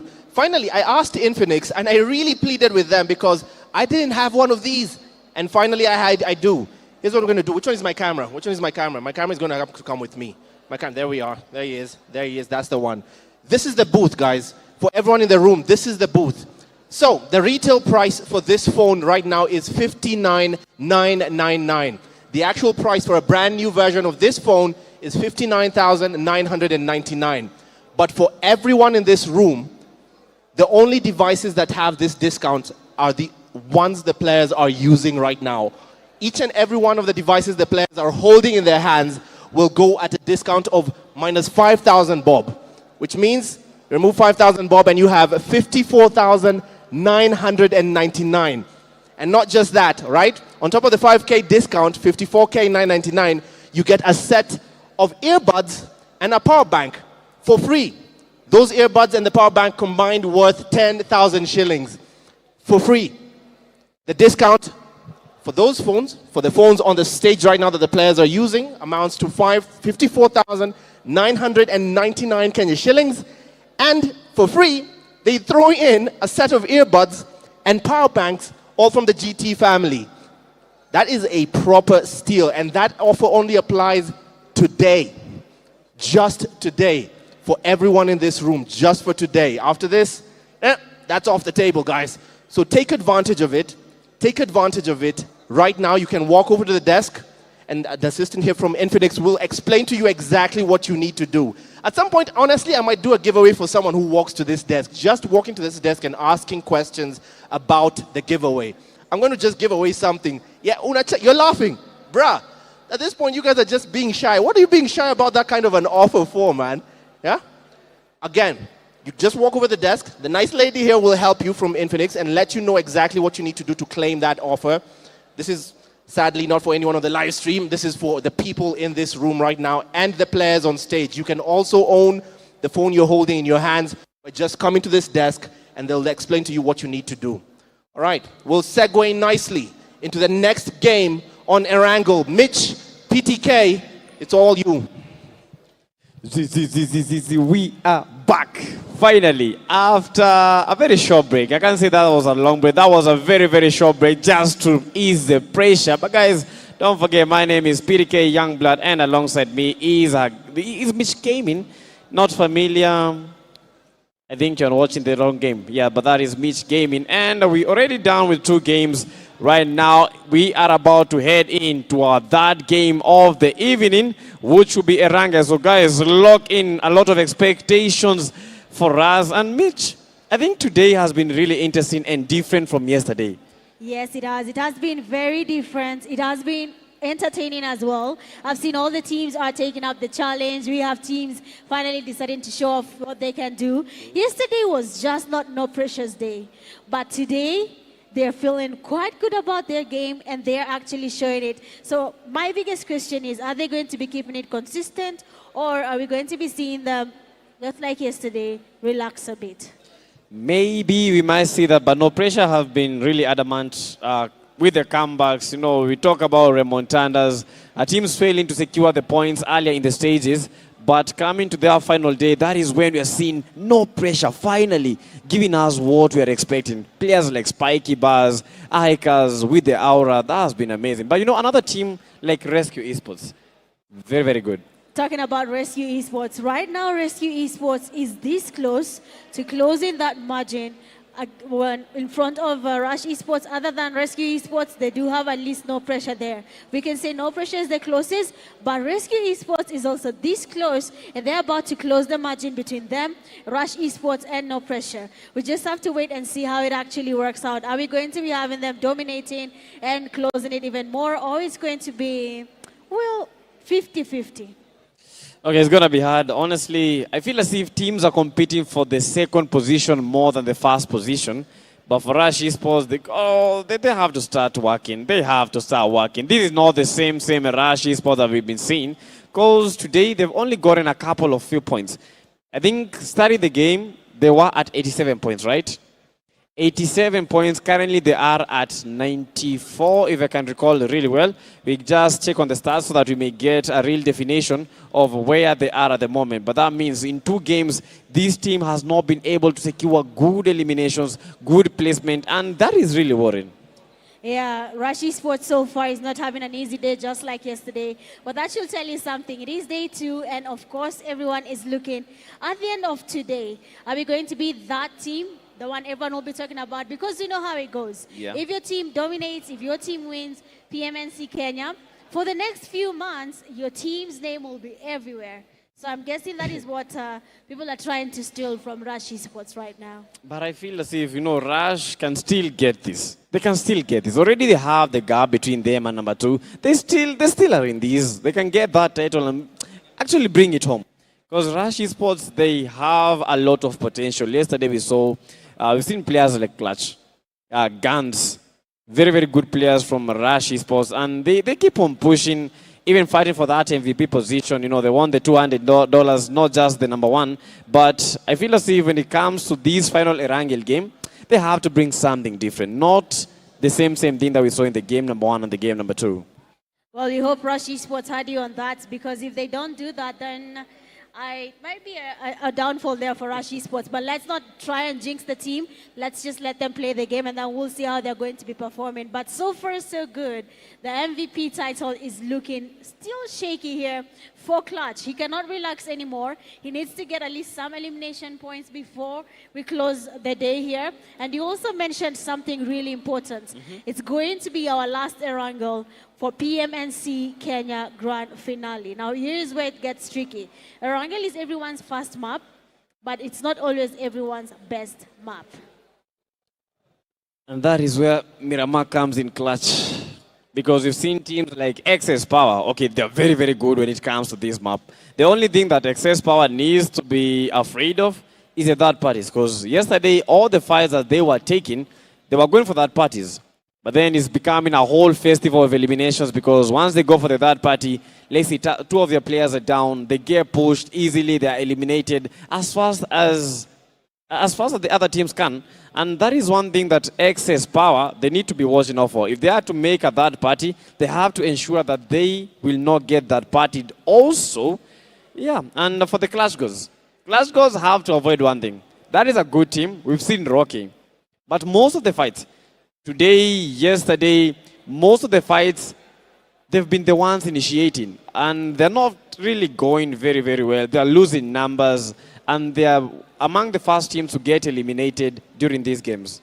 Yeah, that is actually true. For the Clutch Gods, we have seen them every single time they engage in a fight. They are the ones initiating, just like you've said, and they're the ones going back to lobby. That becomes a very unfortunate situation for the team, and they should really look into it and try change that. At the end of the day, how you take on fights determines what happens to your team after that. If you start losing numbers, it gets tough. But if you win a fight, then you're guaranteed at least 4 points have been added for your team. Yeah, for the Clash Gods, stop losing numbers and avoid those early fights. We also saw that the same thing happened for Relentless 7. Yesterday, in 5 games in a row, Relentless 7 getting eliminated amongst the first either 2 teams or 3 teams in that lobby. And for today, I feel as if Relentless have been playing very, very well, surviving, getting eliminations, and I think I saw them today in the top 5. I mean, Relentless Esports right now, like you said, at least they've reduced the chances of going back to lobby as the first team. That was kind of a downer for the team. I'm sure it definitely affected their playing in general, but today they have changed that and they are finally coming up in that leaderboard. I still need to see more of them though. I'm not feeling Relentless Esports. Other than that one game, we haven't sensed their presence. We haven't felt what we're supposed to feel. Talking about teams that we need to feel and what they're doing right now, we have to commend 4 Titans for how they're really pushing their ranks in that overall leaderboard. Yeah, just remember that comment before we even began the games. Remember, I think that was from a player called Moksh Patel, telling us that 4 Titans today are going to win this. They've been really playing very nicely, getting eliminations, surviving, and today they've been winning fights. Yesterday they were losing so much, but today they are winning fights. Started the day with 28 points, and I believe right now, either they are in the 40 mark or past 40. Just have to confirm that, you don't want to say something and then find that it is other ways. That's true. You don't want to say something and it's off. But we also have to remind them, everything you do, every single game you play, increases your chance of getting a better part of the prize pool. 3,000 USD will be on the line, and the higher you go on that leaderboard, the more you get. And once you lock in on that MVP title, you get even more. Imagine your team doesn't get a lot from the prize pool, but you're the MVP. Your team is getting maybe 150, you're getting 200. That's going to be something new, but let's see if we're going to have such an MVP in today's games. I'm just hoping that the MVP will come from the winning team. That would be clutch. That would be insane. Just imagine 800 for the position 1, then $200 for the MVP. That means that they have bagged a third of the prize pool. Yes. Just to remind you, the prize pool is 3,000 US dollars. In Kenyan shillings, that is as close to 350,000 to be. That is just a rough estimate. They are close to 350,000 Kenyan shillings. So that is insane when it comes to Kenya right now. But they still have another chance, Get to win, get to the top 3. You'll have a chance to make it to the PMGO Africa, where that means more money. Because as you know, in the PMGO Africa, get to the top 16 and already you have some money, even without playing. That is actually true, and all the teams that are advancing from different regions are getting a part of the 10,000 USD that is going to be in the grand finale. Now, this is just a part of what is about to happen here. I'm just hoping that the teams are finally getting ready. We want to see what was going to happen in the last Erangel. I just need to know which team is going to give us a chicken dinner. PUBG, Rush Esports, they have been able to secure Erangel. We now need to see another one. We've seen No Pressure join the line. So which other team is going to join in that last Erangel of the night? But it's quite disappointing because you remember yesterday, teams like PUBG, they got the first Erangel win. Then coming to the second Erangel, they got eliminated first. I remember that as if it was yesterday. Oh, wait, it's yesterday. Then we had Rescue Esports. They followed suit of the PUBG Esports because today they got a chicken dinner, first game Erangel. Then the second game, they got eliminated first. What is this trend that is happening? Is this like is this like a curse? Like getting a first win, is it like a curse? Because PUBG have not been the same since then. Rescue Esports, we are yet to know that. There's one thing I like to say, that every time a team secures a chicken dinner, the next game, they will exit as the first team. If not the first team, the second team. But sometimes it's not the case, because Rush Esports proved that theory to be null. But they were able to at least get chicken dinners back-to-back without losing it through the game. For PMGO Esports, I'm not sure what happens there, but today's game was really, really good for them. You saw the jump they got in the overall ranking. They went really high. And I'm sure as the games continue, they might be looking to go even higher, but they need to check what is happening every time we win a game. Yeah, and Mitch, I just remembered. I believe today we have one of the most improving teams, not in terms of chicken dinners, just in terms of how they're playing the game. Raven Blood Esports. You've seen how they played the first game. Yes. Second game. True. They have a game where they got 17 eliminations. 17 eliminations. Although they didn't get the chicken dinner, 17 is quite impressive. Well, 17 is a lot. You saw what that did to the overall ranking. And even when the results for that specific match were shown, we saw that they did not win, but they were second place. And they had already tied with the team that was in first place. So that tells you whatever happens with the eliminations, just from the 17, Raven Blood is ready to go in for that blood. They have a plan, probably to be the top 3, or they might be looking to be the champions. I'm not sure. I'm making a speculation. Do not take it and say I said Raven You Blood. say so. I'm not saying. I'm saying they might. I'm not saying Raven Blood. I don't want to make a prediction this time round. I just want to watch the game and enjoy with the viewers. And among the teams that are eyeing out for that number 1, I think Raven Blood, out of the teams, okay, Rescue has been good, but you know, Rescue second game, they didn't even get a single point. But we have teams like Fallen Ruthless still trying to find their footing, but it's, so hard for them. I think I was instead just during the break. And yeah, they really want to get the top 3. You know, they told me, Blood, 4 games remaining. 1 chicken dinner and a couple of eliminations, we are in the top 3. So we are hoping that that will be the case. But we have these teams that are going for that number 1. We have Fallen Ruthless, we have Raven Blood, we have the likes of Rescue Esports. And what other team have I forgotten? I'm trying to think. I'm trying to say the pressure is high, that's why No you can't. pressure, yes. Yes. That is the team, no pressure. Yes. So among this team, with the 4 games that are remaining, they should not fumble. That's the case. With the 4 games that are remaining, they need to get as much points as possible. Less than 10 points, for them, that is a big fumble. They need to get eliminations. They need to get the placements. Let's say, get number 1, get number 2, get number 3, get number 4, number 5, but not outside that. You need to get to the top 5. You need to get as, I think, a limit of maybe minimum 4 eliminations per game. That is actually true. If they want to keep this going and they want to be on that top spot, that consistency with eliminations actually counts. But of course, that's something that seems to be quite easy for the teams. The only part they're having an issue with is the placement points. The placement points are just not working. They're not getting it, it's not working. They're either getting eliminations, but that chicken, that top 2, because that's the only place I see good points, they're not really getting a chance to have a part of it. That's a lot to gaggle. I'm trying to think about everything, but that's a lot to gaggle. But guys, be ready because the game is about to begin. And if you're watching the stream, don't forget, like, subscribe. This is PUBG Mobile Africa, and this is the PUBG Mobile National Championship Kenya Finals. We have just begun. We have just begun. Although it's the grand finale, we have just begun. But I feel so good because right now we have teams that can match up to that international lobby.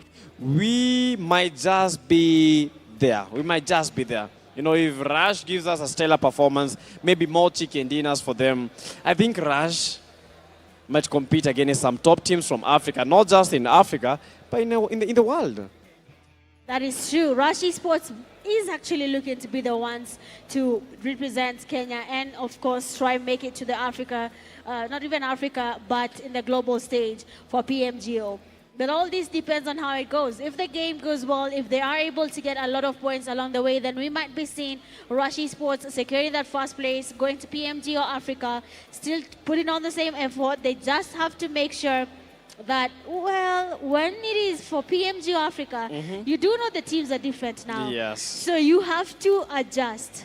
If this worked in Kenya and you tried in Africa and it doesn't work, that should tell you something. Oh my word, it's all about adapting to the lobbies, all about adapting to the tournament and the teams that are there. Because there's a lobby where maybe holding, that is the best thing. There's a lobby where you have to push for you to at least survive. And then we have aggressive lobbies. These lobbies, they're just so random.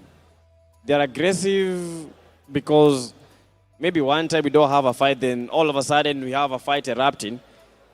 You try to make a push, then you find a whole team waiting for you, aggressive for no reason, and you don't know why they're so aggressive, but it's because they are locking in. And for Rush Esports, I see better things. You know, if they can be able to get, let's say, a minimum of 30 points in these 4 games, I believe they're taking the cup. 30 points. 30 points. Basically, not even every single game, they have 4 games. So you're giving them an average of 7 points. Okay, that can work, and I'm hoping they do that so that they can make it hard for everyone else. But you have to remember, No Pressure is somehow looking to make this a really hard game for Rush Esports. No Pressure, Rescue Esports, they are really trying their best to make sure that they're the ones who are on that first slot space. Now, not everyone can take on that space. They just have to figure out who has to take it and has to keep it for good. But let's do the math. Let's do the math. If Rush Esports is able to get 30 points, already they have a gap of close to 17 points, right? So 17 plus 30, that is 47. 47 points, I think they will be safe. Because, yes, 47. Which team can get like 47 points in 3 games? That would be so hard. Well, anything is possible. Anything can happen. You might be seeing a team going for it. Sometimes there are teams that change their perspective of the game. They realize the more we stay safe, the more we're not getting any elimination points. And now you see them going in a little bit aggressive. You might see 3 or 2 players scouting around, looking for a team. They try get at least a knock or 2, confirm that, okay, this is a team we can take out, and you see them going in for that push. And then some other days, you might see other teams, they realize, okay, so this is not working for us, let's look for a chicken dinner. Beauty about a chicken dinner is you're actually guaranteed some kills. Problem is, imagine your chicken dinner is against one solo player, so it's 11 points only. 11 points only. Okay, we'll have to see that. Now we have a lot of teams eyeing out for that title, and it's becoming insane. It's becoming so hard for them to even survive in these lobbies. I met with Swego, and he's telling me that this is the hottest lobby that he's ever been. Yeah, that guy is so tall. That guy is so tall. And having someone of that caliber saying that this lobby is intense, not what he was expecting, I got some chills. Are you trying to say that he's the tallest and probably looking to be the best as well? He can be the best at least in more than one thing. The tallest player, the best player, he can get all the titles. No. But he just has to work for it now. Yeah, he has to work for them. But no, at times, if you see a tall player like fearing, what will you do? It's like you are in a corner, you're trying to go home, then you find someone bigger than you running. So if a short player says the game is hard, you will not believe it. Okay, it depends. We have a lot of things. But you know me, I'm talking about the tall player. I need my lawyer if I have to answer that question. I need my lawyer for that.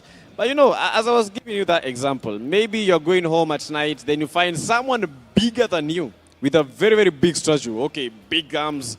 And then he's running. But I don't even want to know what he's running away from. I don't even want to know what he's running away from. I just want to follow him because there's no way. If that guy is afraid, I'll also run away. I cannot match to what he's running from. Maybe he's so bigger than him. Well, if you say so, in reality, that is true. But in the game, that might not count. That might not count. But of course, Swego and the team, all the best to you. And of course, put in the effort, everything is definitely going to be okay. For teams like Furious 9, we still need to see more from them. We know they can do a good job, just that we are not really seeing them that much. But when we go to Miramar, we might start seeing Furious 9 all over again. Yeah, and Furious 9, they showed us that they have the prowess because they were the team that eliminated Rescue Esports, which was not new because we were expecting one. It was a 1v1, which was Dynamo versus one of the Rescue Esports player. But that's where the UMP comes into clutch. Okay, I watched that 1v1, and I kind of wondered, when it comes to a close range fights, UMP or an S12K? And then I'm going to prove that the UMP is stronger than the S12K. Or did I just see my own things? I don't know what to tell you on that there. Well, the problem with the shotgun is that if you miss every single shot, then the person you're going against will definitely get you. But if the player did not miss that shot, there is no way you're taking him down unless you have something like an Uzi or M7. I don't know. Something with very high firing rate and your pre-fire is faster than the person using a shotgun, then maybe you can get that going. But without that, then the logic is just a bit shaky here. I talked about a pre-fire and I remembered yesterday, we had some players preferring needs. How do you prefer a need? How do you even expect someone to appear from a specific position? Well, bro, I think some people have some IQ that I don't have. I saw someone preferring a need, expecting that a player will push from that position. He saw the player, yes, but he threw the nade like at a position where, okay, at first I thought that it's not going to get a knock, but then he surprised me and he got the knock. I'm talking about players like Zaba, foreign ruthless, man. I feel as if they have a lot of potential because, the nades, they've been using them yesterday, but today, I don't know what is really happening. What is wrong? Shakid, Zedu, Tezinho. I think they have one of the most perfect rosters in the game, but they are not utilizing it. Yeah, I'm not really seeing that much from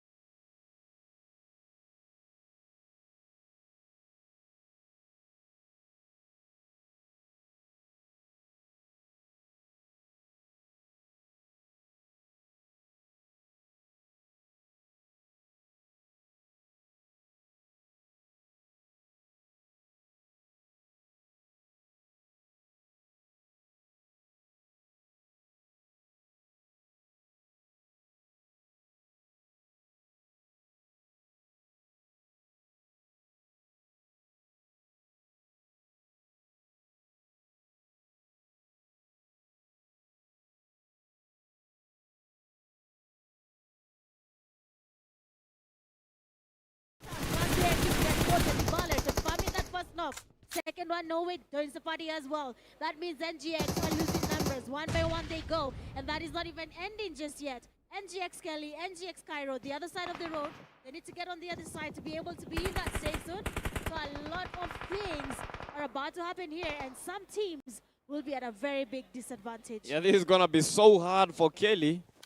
Because whenever they try to make that push, you know, we have Zaba watching from that tower. Alfido still trying to tower because he got the 4 eliminations. Clutch goals clashed indeed. But Puze, they have the numbers. Puze, they have the motivation. Puze, they are not leaving things by chance. They want those eliminations, not just the elimination. They want that chicken dinner and it's smelling nice. You can feel the sensation. You can feel these players as their hearts are pumping. It's insane. It is insane there. We had to get an actual bit here from PTK, and that is exactly what they're feeling. NGX Esports, Babu Esports solo player Fido, man of the match, 4 eliminations, got a whole clutch on a team. He's still moving, but right now we do have Rescue Esports trying to make the rotations. The zone is getting smaller by the minute. For Aura Esports, AQ decided that this is my home. The vehicle will be my safe haven. And no one knows it's there, but we have way there passing by, trying to assess the vehicle. There might be someone here. He senses someone is there, tries to go and pull that. Immediately reset. IQ, oh no, almost getting that. And he fumbles that, and way will be getting that elimination. Imagine Aura being fed out of Aura. Yes, that was Aura Esports, and they are definitely Aura here. But NGX, Akiro, Kelly, Fido, they all have to try and get to the play zone. Rescue Esports controlling the entirety of the play zone. Fido very low, and this play zone will be sending Fido back home. Fido trying to feed these, but he will be feeding that elimination to Dybala. An excellent nade, and he made sure that man is never seen hell again. That was a hell of a lobby. That was a hell of a nade. That was amazing coming from the players here. NGX Esports still standing. They do know what's at stake here. The zone is closing in. The reflex is good. But Kiro almost getting that. He almost got the knock. The reflex was perfect. The time was good. He was distracted. He could not make it. But right now, PMGO Esports is there. We do have them going in more than push. We have RC. They're watching it. They know there's a team here. They cannot relax though. There is a team right on the western side here. Actually, eastern side. That is Nalvanta. And if they want to ruin it, they can do it just by third part in this fight. But you have to be watching out for the Fallen Ruthless players. Zaba still in the game. You know, we thought that it is over for Fallen Ruthless, but they are still in these. They are still in it. Puze, they have the numbers. Rescue Esports, they have the numbers. Fallen Ruthless is only one player. Not forgetting Nal Vanta. It's not yet null and void. They have 3 players to their roster, but the rotation from Puze, that is what may set the pin to the coffin of the Fallen Ruthless as Zaba is getting pushed. Zaba still waiting. Zaba still trying to get that survival for Fallen Ruthless. I mean, he should have stayed there a little bit longer. He should not have moved. But we have the players from PMGO Esports. A grenade is about to be cooked there. Zaber has been exposed. He tries to change his location, trying to get closer. The nade is amazing. And the Kobe will be landing on Zaber, going back to lobby. What an unfortunate situation. But we keep going. 1 elimination for them. They do have the placement points. But how high will they jump after this game? They jumped, but out back to the lobby. Rescue Esports currently packing 12 eliminations. We have Puze, 7 eliminations. Not forgetting Nal Vanta, still trying to get an edge and still trying to fetch a couple of eliminations, and the fight is on. Shark is going for the push. Puze, show me. Be careful because that nade, that might be it. And that is a terrific knock. That is how you do it. Rescue Esports, they are bringing the candidate to show me. Yes, you wanted to show me? Yes, that is what we needed to show you. I mean, he's definitely seen what he needs to see here, but Rescue Esports, they want to go in for that push. Hadaba is definitely there. Rescue Esports, they know this is their chance. They have to go for it. For PMGO Esports, Leo goes down again. Hadaba, last man standing, trying to get the rotations happening here. The vehicle looks good, but easier skill and similar to that. For the players from Nalvanta, what are they doing? Trying to get the revive. They tried to third party this fight, but I mean, Rescue Esports, it's easy for them. And Hadaba turned into a cadaver. He does not believe that actually happened, but Puze, after their long domination, they are out of the race. Now Rescue Esports, a chicken dinner will guarantee them first place when it comes to the PMNC finals. And this might be it. Hamilton packing up that date. Ice Baby is out and out call. Relaxation, no time for relaxing. This might be it. 4v2, Rescue Esports going for that push. Fantastic trying to heal up. The bandits cannot do it. Fataze, Hamilton, Luca, Rashiano going for the full send. And this might be a chicken dinner. Fataze is down. And this is the last one. Rashiano rushing and giving the Rescue Esports yet another chicken dinner. I mean, the first game there was impossible for Rescue Esports. They went off early, but now coming into this game, Rescue Esports finally give us another chicken dinner to their name. But before we can decide how this actually works out, what happened in there, what was their plan, we need to know how they felt and how they were able to secure another chicken dinner just from this game. Well, all you have to do is head on over to Eugene and let's hear what the team has to say about the game. That was it. All right. Thank you so much. At the beginning of the day, this is staggering. At the beginning of the day, Rush Esports were guaranteed a 3-game cushion. Mitch, PTK, at the beginning of today, Rush Esports said they had a 3-game cushion. It's out the window. It's gone. It's gone just like that. It's becoming That's crazier. It's insane to me because now there's an upset. The table is all but upset now. Rush Esports, a 2-game win, and then you still place podium at some point, which sends you, honestly, I think it's at the top of the table right now. Who's going to, it's still you who's going to speak on behalf of the team. All right. So, you guys have sent yourself to the top. That was insane. At the beginning of today, that was not where your mindset was. Fine, you were thinking about the trophy. You told me that this is still the target, but you were not saying outright that we're looking for first place. Now you're actually getting there. Like you're actually at that point right now. What did it take between the morning time when we last spoke and now? What has changed? I guess experience really matters a lot. We had few LAN experiences, so we can use that to our advantage and really keep up the pressure on the other teams. Okay. At some point, who's been your biggest obstacle out here today? Who's been the biggest problem that you were looking to take off the board early and then make the lobby feel a bit easier for you guys? The hardest challenge we had is not actually the big competitor teams because the table keeps on fluctuating. It's just like teams that really don't have a unique rotation pattern. When we have them and we have a rotation clash, that's what we do bad. But other than that, we're good. What's the biggest lesson today? What's the biggest lesson today from today's games? Because yesterday, you had different challenges. You seem to have stabilized that. You guys are at the top. It's very clear. That math is doing itself. What's now the biggest lesson to take away for the remaining Miramar games? Because now it's nothing but Miramar from here. Take advantage of the chaos, you know? Third party's a lot, huh? So, okay. Predator instincts there from Rescue Esports, and it has proven effective because now they currently sit at the top, which is an insane statistic because theirs was very quiet. Very quiet. The team that was at the top of the table when we started the game day today, Championship Sunday, they had a 3-game cushion. It's gone because they've not featured on the podium today at all. That is insane. Congratulations, guys. I won't keep you here. I'll let you prepare for Miramar right now. You have a good one. Cheers, man. You're giving a proper show. All the best, man. Cheers. That is insane. Rescue Esports stealing away the top of the table out of nowhere, all too quietly. It's an insane statistic, which brings us nicely to the device they're using to do that. See the way I plugged that. See the way I jumped straight into the ad. Right, the device that they're using, all the players are using, made possible by the good folks at Pmnc. Now, we're going to talk about it for a second, and this specific feature that's on the phone. Just take a look. This is my most exciting unboxing this year, and there are a couple of reasons for that. First of all, this phone has actual liquid inside.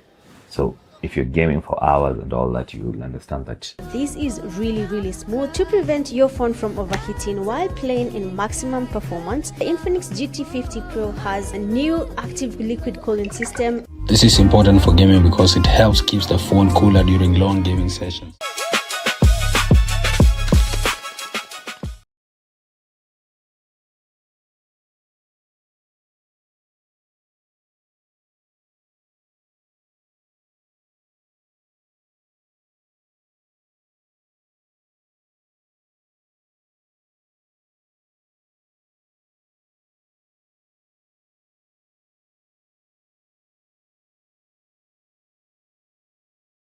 actual liquid flowing in the phone fixes all of that, which now has come in and taken away the problem of overheating. It resolves it internally without you having to wait a few minutes for your phone to restart and cool down.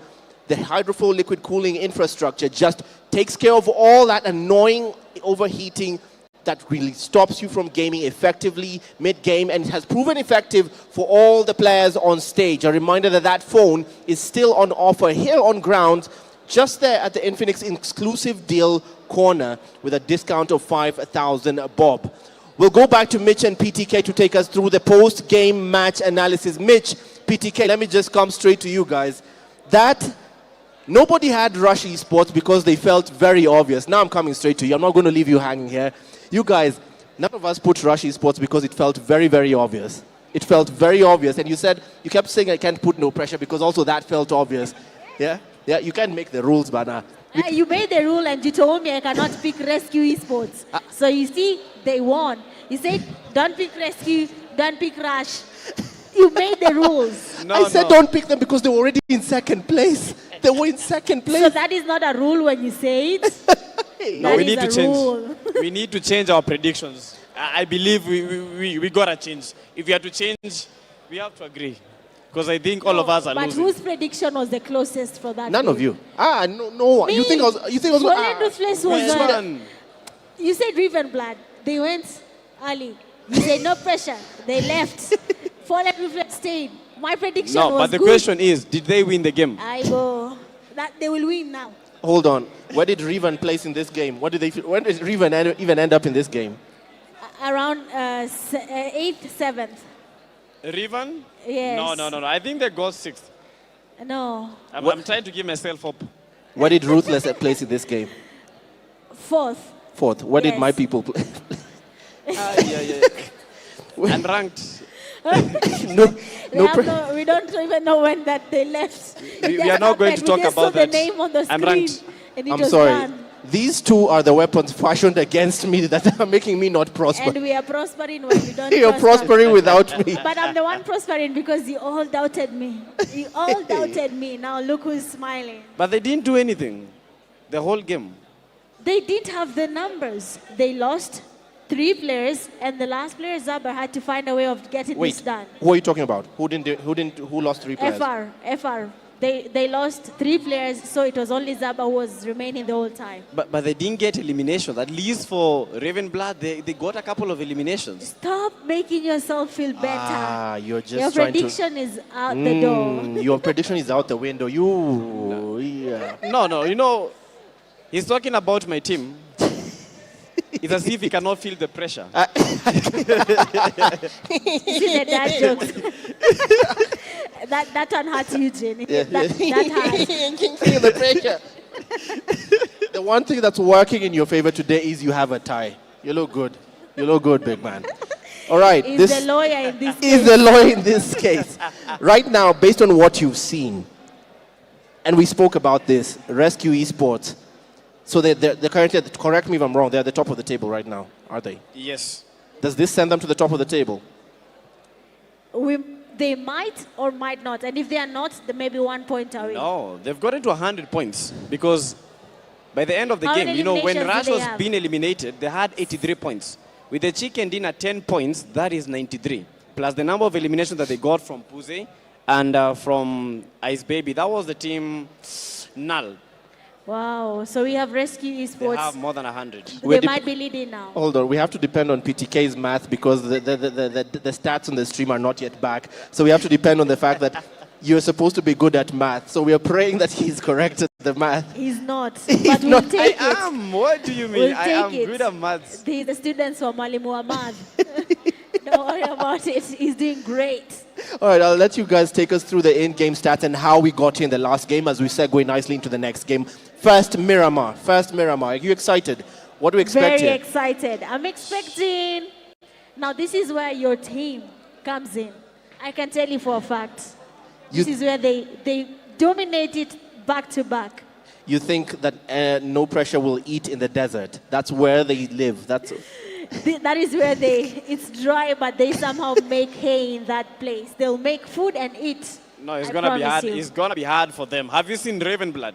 when it comes to Oh my Miramar, God, this this guy. is yes, Raven Blood, and I'm not changing my prediction. I believe that they might get something good.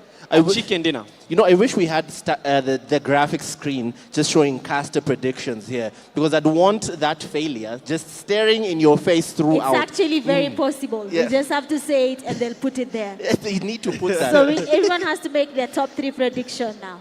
Oh, that is good. We got to make our top 3 predictions. Yes, yes. That's very easy. This is painful. That's very easy. It will take a very, let me say this, it will take a miracle for Rush to get off the top 3. It will literally need them to lose. Oh my God, it's not a miracle. They actually just need to just. Actually, it's very possible. Rush can leave top 3. No, for my top 3s, they never fail. He can leave. They can leave top 3. Rush can be pushed out of top 3. No. Rush can be. If they don't place podium on any single Miramar right now, I genuinely believe they'll be pushed out of top 3. That's true. Well, you're avoiding the main thing here. What's your prediction? The top 3 teams after, immediately it ends, the top 3 teams that will represent Kenya in PMGO Africa. Okay, this is my top 3 predictions. Okay. These will be the top 3 predictions. Raven Blood. These will be the top 3 in today's PMNC Grand Finale. 1. Don't tell us, Raven Blood. Rush Esports. I believe in Rush Esports. So 1, Rush Esports. 2, Rescue. Okay. Then for the third place, that is where I'm a little bit shaky. I don't know if I should go with Puze. I don't know if I should go with Raven Blood. But no pressure. Hold on. I believe they might be able to give us something good. But I've not locked in on the number 3. I'm trying to think about it. No. When we leave your place, we are done with you. Wait. I don't even want us to go far before we forget what he's just said. Where's Puze coming in from? Puze are currently around number Let me see if 4, I have 5. Let me pull out my Infinix.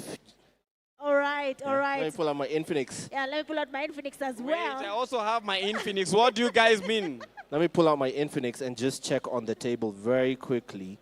Yeah.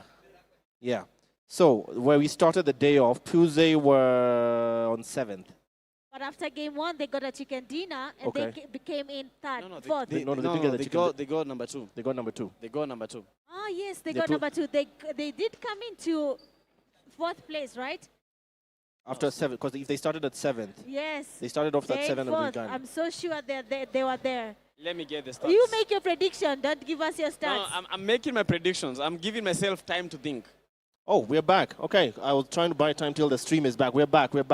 Can you guys hear? All right, guys, the stream is back at least. We're back. Whatever technical difficulty was going on is resolved. We're back.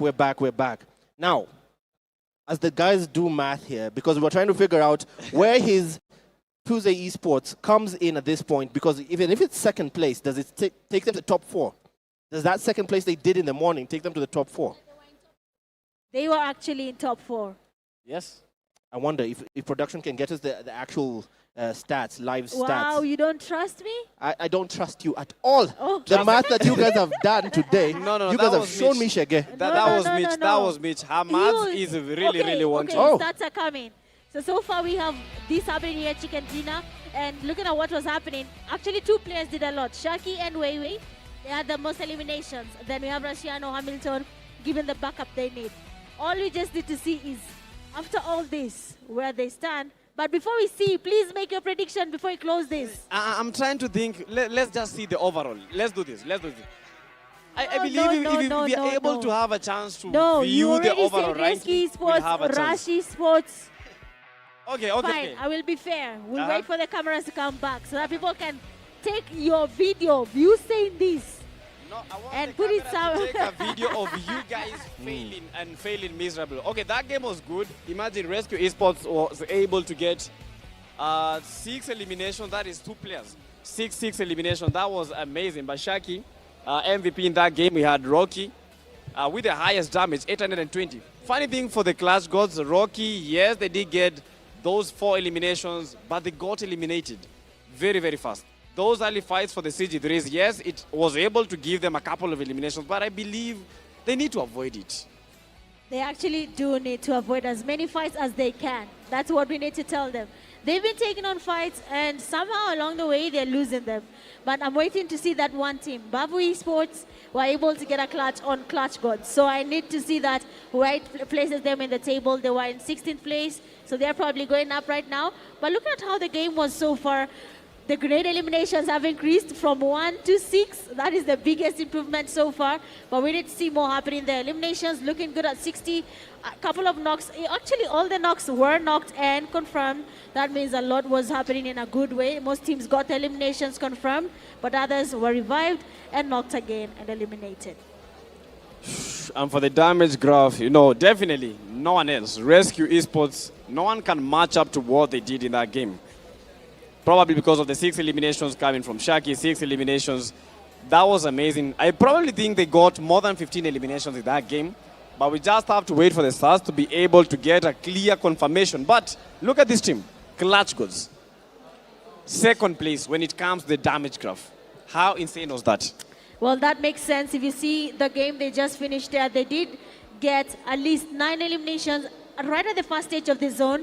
That damage makes sense. 9 eliminations, 1,800 damage is a lot, and it does somehow raise their performance, but we'll still have to wait and see the overall performance.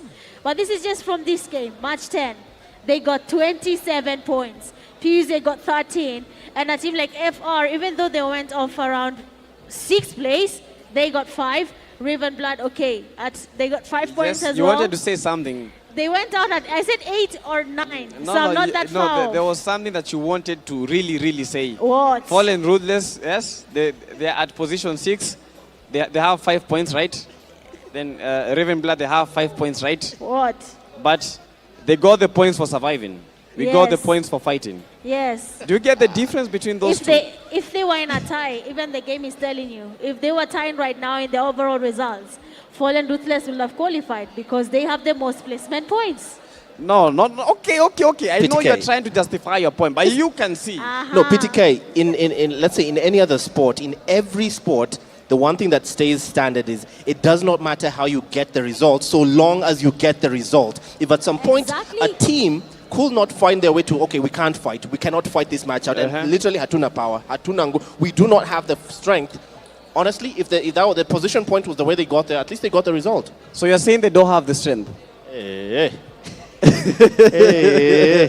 But you know, we have to talk about one team. No pressure. They were not even in the top 8. Yes, they're not in the top 8, but the man of the match coming into game 9 is actually MVP player Shaki from Rescue Esports. 6 eliminations, the damage here 800. The player was really doing a number. Survival time looking good, but we'll have to see if this does it up to him joining the MVP top list, or he might not be in the top list just yet because that list right now has a lot of people. And the competition, 21 on Clutch. But actually, how is Clutch doing? We need to see after this where he is. What I do want to see is the overall standings, I swear to God. I swear.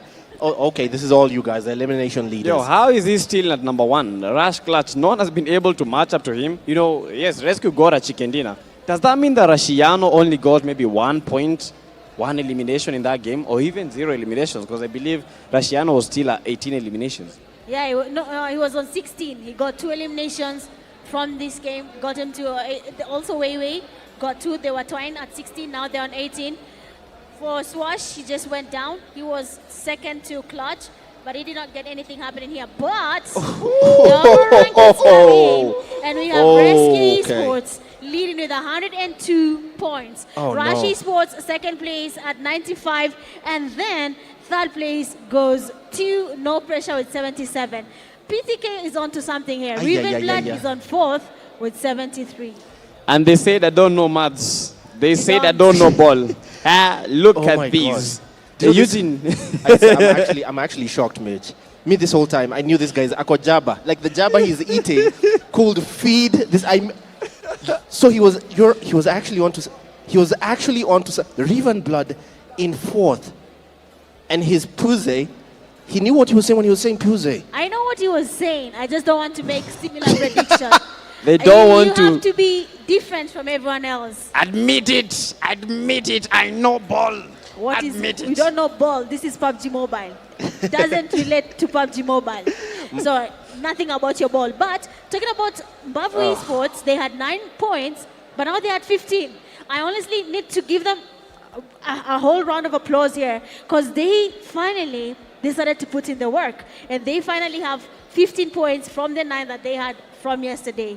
But now we're in the limelight.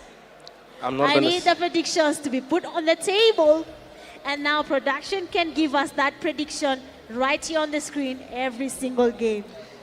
Production, this is the time for you to prove that I know ball and to prove that Mitch and Eugene, they are just here. Yes. This guy, I'm actually my predictions. It hurts me more that PTK was actually right by putting Riven Blood. I don't understand. How are they in the top 4? That came out of nowhere to me. It happens sometimes. It did not come out of nowhere. They've been performing. You guys have not been watching. Day one they were not doing it. Kijana, Day one they had a really bad day. Wewe, nitakunyonga na tai yako. I will. Wewe. No, you. Let the executive talk. Let's finish this. Just finish this now. But we will let you see. You see that laugh? That's the motivation. No, finish your prediction. You said Yes, first. please. Rescue. Okay, let's go for this. Number 1. I wanted to go with Rush Esports, but I still believe in Rush Esports. Number 1, Rush Esports. Number 2, Rescue Esports. Number 3, I feel like I need to go with No Pressure because they are very, very consistent. But I feel as if Raven Blood, they can give us a very, very good comeback. So I'm going to lock in on Raven Blood. You said Rush Esports, Rescue Esports, and No Riven. Pressure. You said Riven Blood. Riven? Yes. You Number said Riven 3? Blood. Yes. Okay. This we have to put it down. Rush, Rescue, Riven. The triple R. Okay. Triple R. Yes. Rush, Rescue, Riven. Yes. Then I will go ballsy on the table. Let me plop mine on the table. Uh-huh. My cojones on the table. And I say it with my chest. No pressure. Number 1, No Pressure. No. Number 2. I'm 2? still not. I'm not convinced that they can go first yet. Okay. No Pressure second. Uh-huh. I go for Rush to make a comeback. So first place. First place, Rush. Okay. Then No Pressure. Uh-huh. And then, No Pressure again, right? no, Fallen. Fallen. I see Fallen Ruthless coming back into the podium steps. Fallen Ruthless. I see Fallen Ruthless bringing this one back. Okay, Fallen Ruthless. My prediction might be a little bit different, but because everyone is being put in public, Yes. and they've been told to do this in public, I will do it. No, we must. Put your soul in No, we are here. Let us get fixing. to We are see you fixing embarrass this. yourself. Yeah, no, we fix this country. It's fine. I'm putting my soul here. And the first place for me will go to Rescue Esports. Second place, No Pressure. And then third place, Fallen Ruthless. Rescue, No Pressure, Interesting. Fallen Ruthless. That's actually not insane. Where is Rush Esports? What? You've thrown Rushy Sports out of the running completely. No, I'm not even. Stop doing this. I have just okay, no, taken a she has already prediction. said it. No, Listen, let me I just. forgot Rashi Sports. No, you can't keep four. No, listen, but I'm not throwing them off the prediction here. I'm just trying to see if the tables turn and the pressure right now on the side of Rashi Sports. Not many teams can flourish under pressure, but I'm hoping they do, and then my prediction can be wrong with just one team. That's all. Oh my goodness. While Mitch locks down those predictions, what I'm going to do is I'm going to leave these two because we're going straight into the first game of Miramar. The last 3 games of the night begin now, and I'm going to let them go for the predictions of what's going to happen in Miramar, guys. Mitch did say this is where No Pressure eat. Do you agree? Wait, pardon? Mitch said that Miramar is where No Pressure eat. Do you agree? No, I don't. Who do you think takes Miramar then? Fallen Ruthless. Ooh. Counterpoint? Counter-argument? For this one, I have to say No Pressure. I'm just giving it as is. What's your Either reason? No Pressure or Fallen Ruthless. Yeah, So either of the two. so you- My reason is because that's where they flourish. I've seen it more than once. Okay. Yeah. Okay. All right. So I'll let you guys. You have the floor from here. Take as we go straight into what is arguably the first set of the treble of Miramar. Let's see where the beginning of the end takes us from here. Yep, let's see the beginning of the end for Miramar, the end of Erangel. And this is where everything becomes exciting. I just want to see it start. I just want their predictions to be wrong and mine to be perfect prediction. The moment I see the predictions right here, and know that Eugene and Mitch are wrong, after the final game, the only thing that I need to do is I'm going to celebrate. Because definitely, you know, they're giving out predictions. They're saying that this team might be wrong with one team, but not me. I'm right. You wait for it. You wait for these 100% prediction.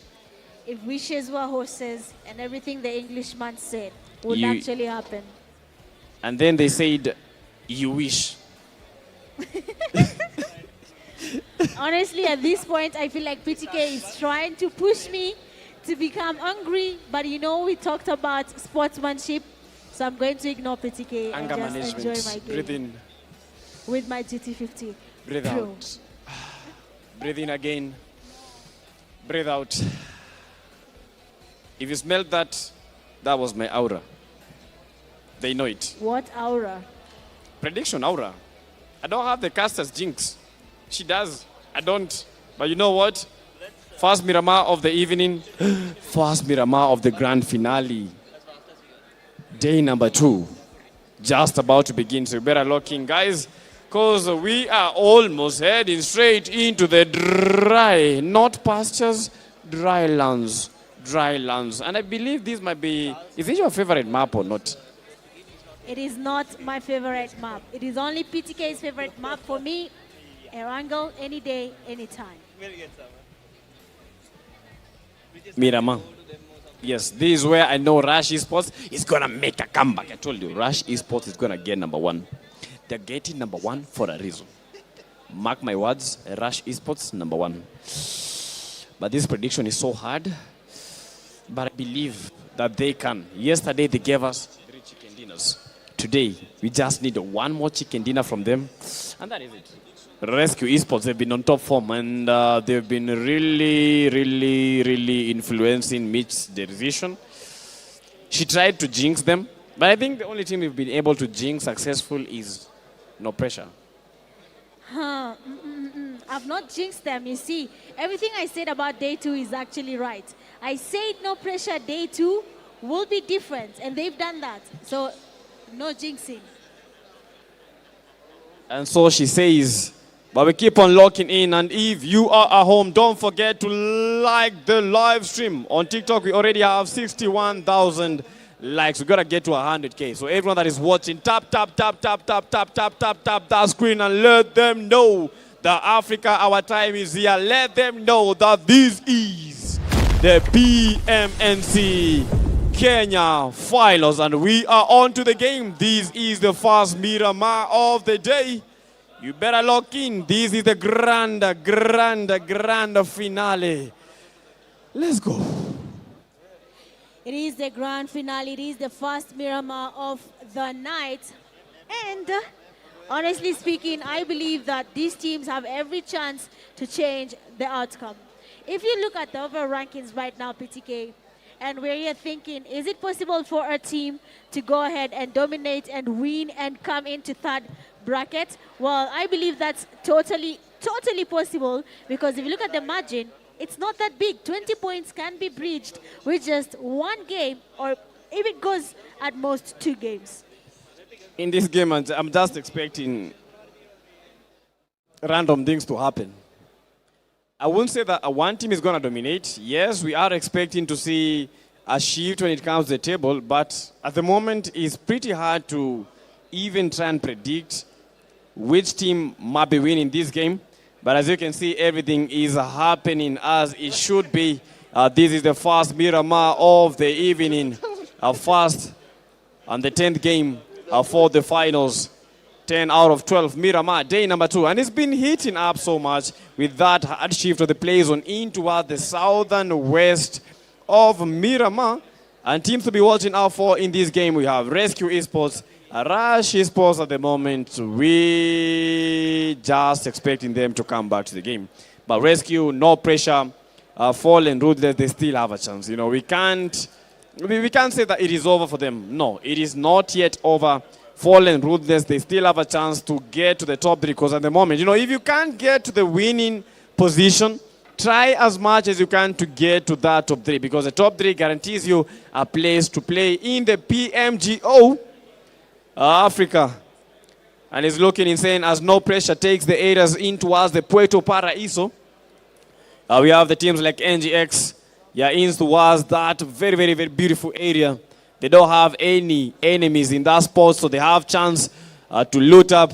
Baganho, the first person to make the first elimination. And 4 Titans losing a player. Power Baby also in the play. And the games are heating up. And the players are ready for action. No one is letting go. Everyone is just laying it all in the table. And Power Baby's got to be careful. Otherwise, Gunho is going to be getting that elimination. And Tops with 1 elimination via the dagger. F9 Kido is out and breathing fire. Power Baby, you are out.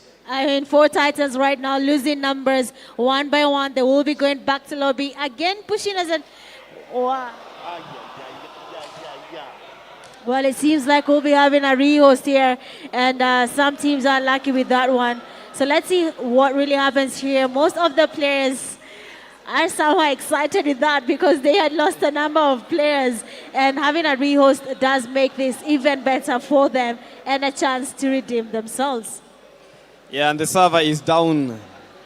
The server is down. But guys, we'll be back in just a few. Some things you have control of and some things you don't have control of. But what I know is they are working on it, and the game will be restarted probably, and we will be in it in just a few. So you better lock in because the time is still friendly. Well, if they lock in now, they might be able to change things for themselves. So let's see. First, Miramar, the last day for PMNC Kenya Grand Finals. Everything and every single elimination, every single placement is very important when it comes to these last 3 games. Pole, I don't want to say much. I felt the pressure. I think Eugene is nearby. Okay, relax. First of all, everyone needs to breathe here. Everyone needs to breathe. These things happen. First, chat, these things happen.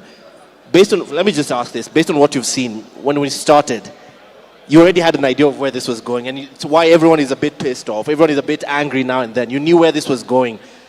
What do you think was going to go down? Who were the first eliminations on that round? What had you seen first? 4 Titans. They were losing the fight. Who? 4 Titans. The 4 Titans. Okay. They were getting eliminated. They were leaving the game already. And it was that. We had not even finished the first phase of the zone, and they were already going out of this game. Wait, they were the first ones to head out. They were the first team to just... No. I don't think there was a team that was eliminated. Not eliminated, all the teams are still but in if place. you look at 4 Titans, they had at least 1 player remaining.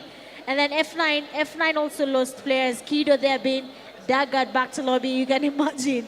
So that is something some teams they are quite excited about. The others are like, we already had eliminations. What is this, I know. It's very frustrating. Sometimes it happens with any title. This is not particular to this production. This happens with any game, anywhere, honestly. So just take a chill chat, because chat has a tendency to be mean and cook. Oh, you're cooking me. Why are you cooking us? No, why cook us? Well, don't cook us. No, don't cook us. And serve it to him. Yeah, you don't cook us. You relax. The game will come. Not us. Yeah. Him. Where? With friends like this, who needs enemies? Because guys, what you should be celebrating is we get more hours of PUBG to watch. You're getting entertainment for free on a Sunday night. By the way, what do you want? What more do you want? They get to see PTK in a tie. In a tie for the first time. Honestly speaking, this is the first time that I'm wearing a tie on a live stream. I have never. Yeah, your uniform is Crocs and a vest. Okay, I love to wear casual. The other time was during my graduation, and I don't know where the suit went. He probably sold it. I wouldn't be surprised. So. All right. So off the restart, fine. Unfortunately, we have to restart now. But I kind of feel that this restart is a bit of a gift for some other teams, isn't it? Because now they've learned what not to do. Exactly. Tell us exactly from what you've just seen, what not to do. That hot drop. because they landed together. Why are we doing this? It's the last day past Miramar. Why are we landing hot? I mean, if you look at Miramar, it's like watching the ocean. It is endless. You can land anywhere, but you choose that one place with 3 teams. Hold on, Mitch, hold on. I'll ask this one to PTK to counter that. She thinks a hot drop is a mistake. But most of the players felt if you don't take a risk at some point the kills, the position point might not be enough. The placement point might not be enough. Do you think the hot drop is worth the risk? Yes, it's worth the risk because judging by the number of games that are remaining, 3 games only, for a team that has not been in the top 3, at the moment they're desperate. They're desperate, not in a bad way, it's because they know they have to fill that gap between that place and where they are. So they have to go for the hot drops, try to get as much eliminations as possible. For the placement, surviving is not that hard. Getting eliminations is hard, but surviving, you saw Zaba, right? From Fallen Rulers. Yes. He survived, right? Even without fighting. Yes. Why are you feeling bad? Me? No. Why are you flinching? Why are you flinching? You're very quiet. You're oddly quiet. You're oddly choosing quiet. peace. If I start violence, we'll all end this live and go. You know, I'd love to get. We'll I'd love start to get. getting in the heart. What do you mean you're hurt? I'm not hurt. I'm okay. Yeah. Yes. Oh, was her team first to was early to be eliminated somewhere in that game? It was Fallen Ruthless. Fallen Ruthless that was just going out somewhere. Yes. Yeah, Stop talking about that. How did she hear? I thought we were whispering. Please. I think we're getting ready for a restart, guys. I'm going to leave it here with your very capable casters in the squawk box here. We're trying to, it's live production. These things happen. Bear with us. Be a bit patient. You can cook us. You know what? Cook me. Cook me. Yes, cook him. Cook me. Cook him. Cook Cook him. Cook me. Yes. Cook me. Cook me. No. Don't cook me. Cook him. Cook him. Cook him. Yes, cook Yes, him. cook But him.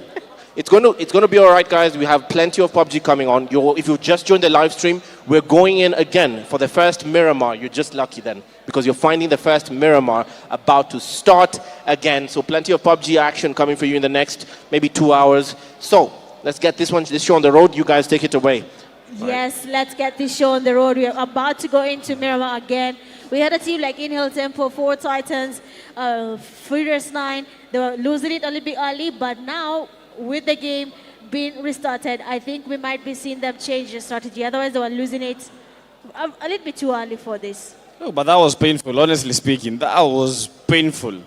But the 4 Titans have to be glad about that. And I think they might be changing their tactics. They might be changing it because, they landed, got eliminated. But I think it's worth the risk, Sometimes you just have to go all in. With the number of games remaining, they have to go all in because the top 3, that is the goal. Okay, yes, we'll have some good money when we get to to a position higher than what we are. But that is not the goal. The money is not the goal. The goal is the top 3. Because if you can guarantee yourself the top 3, that means you can guarantee yourself more money. That is true. If you can guarantee yourself top 3, that is more money in the bag.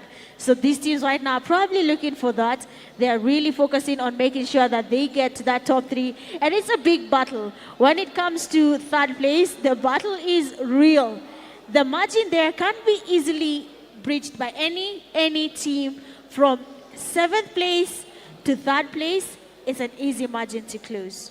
And I'm looking at the comment section. We have a guy called Relax PUBG Mobile X01. Yeah, I had to read the whole name. It's quite a very unusual name, but he shows us that he loves PUBG Mobile. He's saying that his prediction for the top 3, number 1, Rescue Esports. Number 2, we have Rush Esports. Then we have number 3, No Pressure or Pussy. I think what people are getting it wrong is at that place. 1st place, 2nd place, most of the teams, we just know, maybe Rush Esports, Rescue Esports, but for the number 3, that is where the battle is. That is true. Number 1 is almost not too hard to predict there. Number 1, 2 is kind of fixed. But 3rd place, that is where it gets tricky. Even deciding the team that will take it is becoming impossible right now. You might say it's this team. The next game comes, they're taking off the game early. You say it's that team. They do this and do that. So let's just wait and see how it goes. But Third place is the hardest part to predict, and I'm asking the viewers again, you can predict for us. First place, second place, and third place. Who do you think is going to be taking those slots? And is PTK right? Is Eugene right? Or is Mitch Gaming right with the prediction? And Mitch, I think I saw Ice Baby in the building. And he needs to give us his top 3 predictions. He's got to give us the top 3 predictions. A very, very big streamer from our region. He's got to give us the top 3. Ice Baby, where are you? Ice Baby? He's saying he's shy. No, he needs to give us a prediction. What is he afraid of? He's a big guy. He's a big guy. But his baby is afraid to give us a prediction. No. Okay, he just said Rush Sports will take the win. Okay, number 2, Nalvanta. Number 3, Fallen Ruthless. So Ice Baby's prediction, first place Rush Sports, second place Nalvanta, and then third place Fallen Ruthless. I think that's the most interesting prediction I've seen today. Yeah, that's an interesting prediction, but I feel as if Ice Baby, he needs to be on the camera. Yeah, he's got to be on the camera. What is he afraid of? Ice Baby, come right here. You got to say your prediction. No, we have to force this guy. He's a big guy. Yes, his team is playing. His team is playing? Yes. And he's watching. He has his cards on them. And I think it's possible that if you are part of a team, you have to place your heart there. Regardless of how they're playing, you just have to trust them. Yeah, but it's quite amazing. He said Rush Sports Fallen Ruthless, right? Oh, what did he say? He said first place Rush Sports, second place Nalvanta, and then third place Fallen Ruthless. And I got an interesting chat right now. This is the Infinix GT30 Pro. But you know what? She's making me look bad. She has the Infinix GT50 Pro. Okay, guys, I'll have to lower my phone because I think I need to get the GT50 Pro. Anyway, I have this interesting chat, this comment. A player by the name of Within the Gamer 69 saying that I'm watching from India. Hopefully your esports scene blows up like India. Well, thank you for watching us from India. We should start with that. And of course, Africa is definitely going places. And let's see, well, in the near future, we'll be bigger and better for sure. Bye. That means brother, right? I hope it means brother. Yes. Otherwise, I'll be messing this up. Bye. Thank you so much for that comment. You know what? It's blowing up. It's blowing up. This is just but the beginning. PMGO Africa has been represented, I think it is 3 times at the moment. PMGC, PMGO, EWC, that is the PMWC. Now, Africa will be in the PMGO Globals. So that means that we still have a chance. We still have that opportunity. But guys, you know what? As the games are being refreshed, I feel as if we also need some refreshing, right? So let's take this short break and we'll be back. We'll be coming back in just a few seconds. So see you then.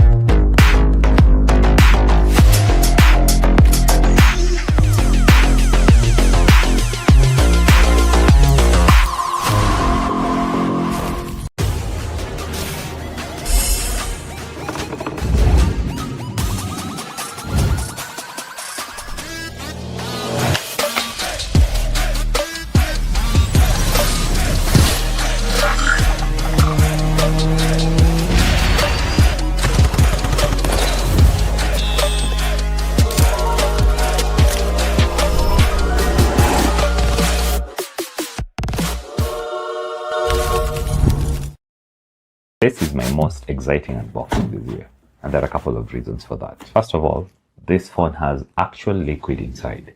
So if you're gaming for hours and all that, you'll understand that. This is really smooth to prevent your phone from overheating while playing in maximum performance. The Infinix GT50 Pro has a new active liquid cooling system. This is important for gaming because it helps keeps the phone cooler during long gaming sessions.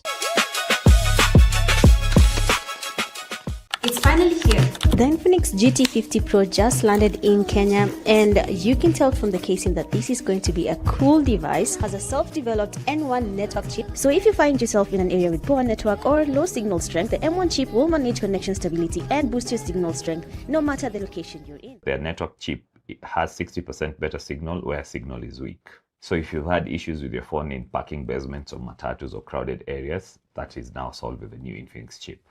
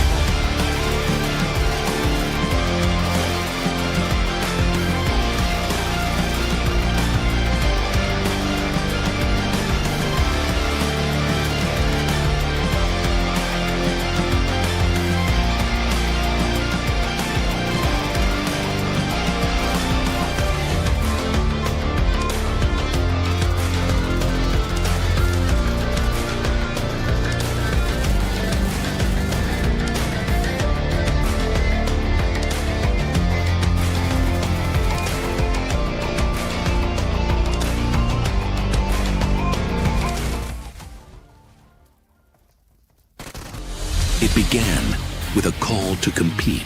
Thousands of players, countless battles, one goal, to prove that they belong among Kenya's best.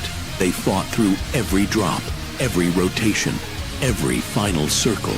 And now, Kenya's best PUBG mobile teams come together. One venue, one stage, one fight. 16 teams who have earned their place. One championship on the line. The battleground is ready. Who will rise? Who will claim the crown? Welcome to the 2026 PUBG Mobile National Championship, Kenya Fall. Be the number one for Africa.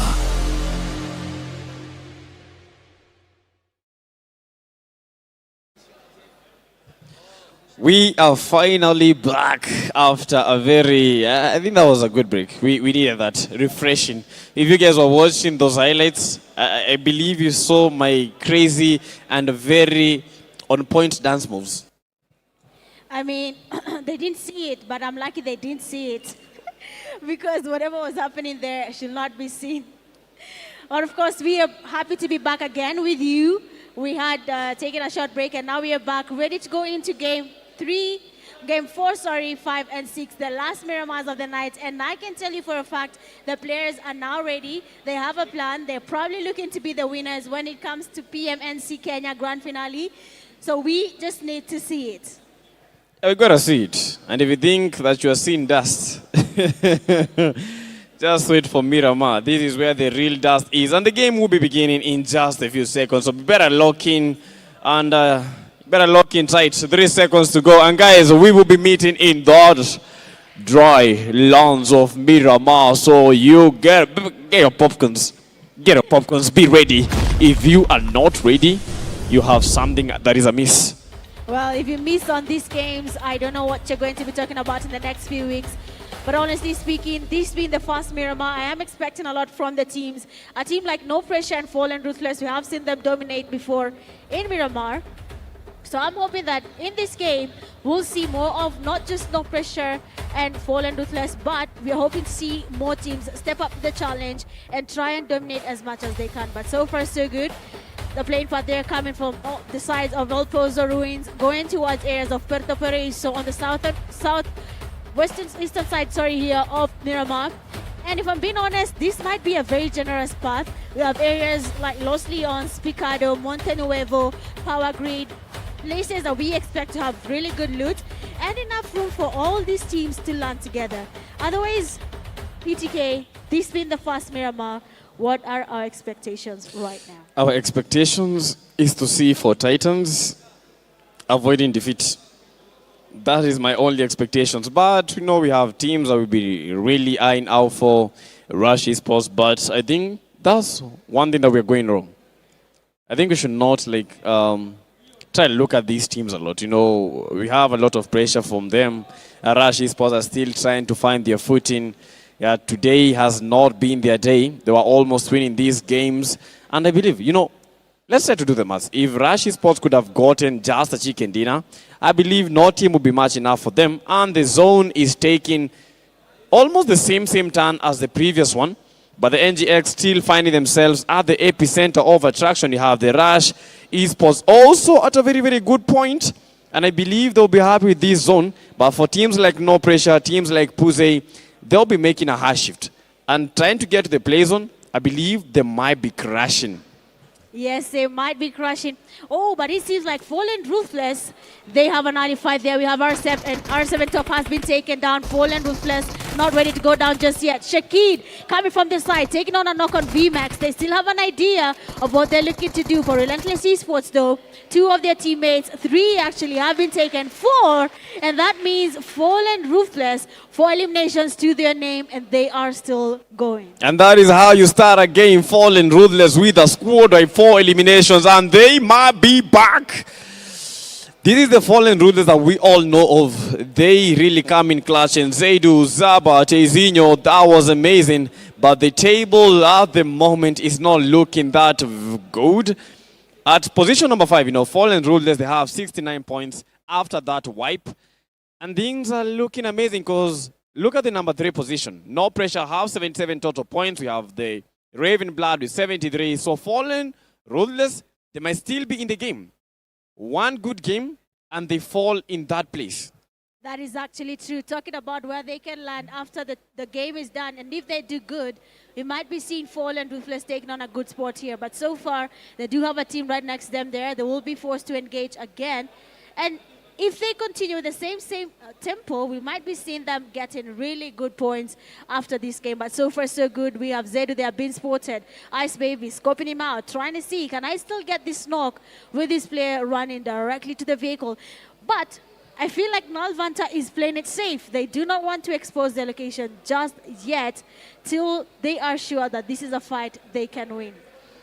At the moment, the teams that are below that table, they know. If you try to start a fight right now, if you want to start a fight, just get an opening knock. If you can't get the opening knock, don't even attempt to shoot. And the players are looking very, very good.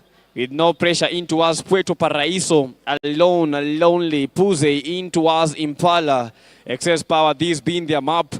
You're holding the areas of Los Minas Generales, We have Pecado, only one single team is there, but Fallen Ruthless. You know, Nalvanta did not go for the fight, but Fallen Ruthless, they are chasing and they get the elimination, Shakid. He did get that elimination, but unfortunately, Relaxation will not be relaxing and they do get a counter-strike. But Relaxation, no chance to play. Relaxation wanted to get that elimination very, very low. And Zedu has to go for the push. Tezinho providing the cover fire.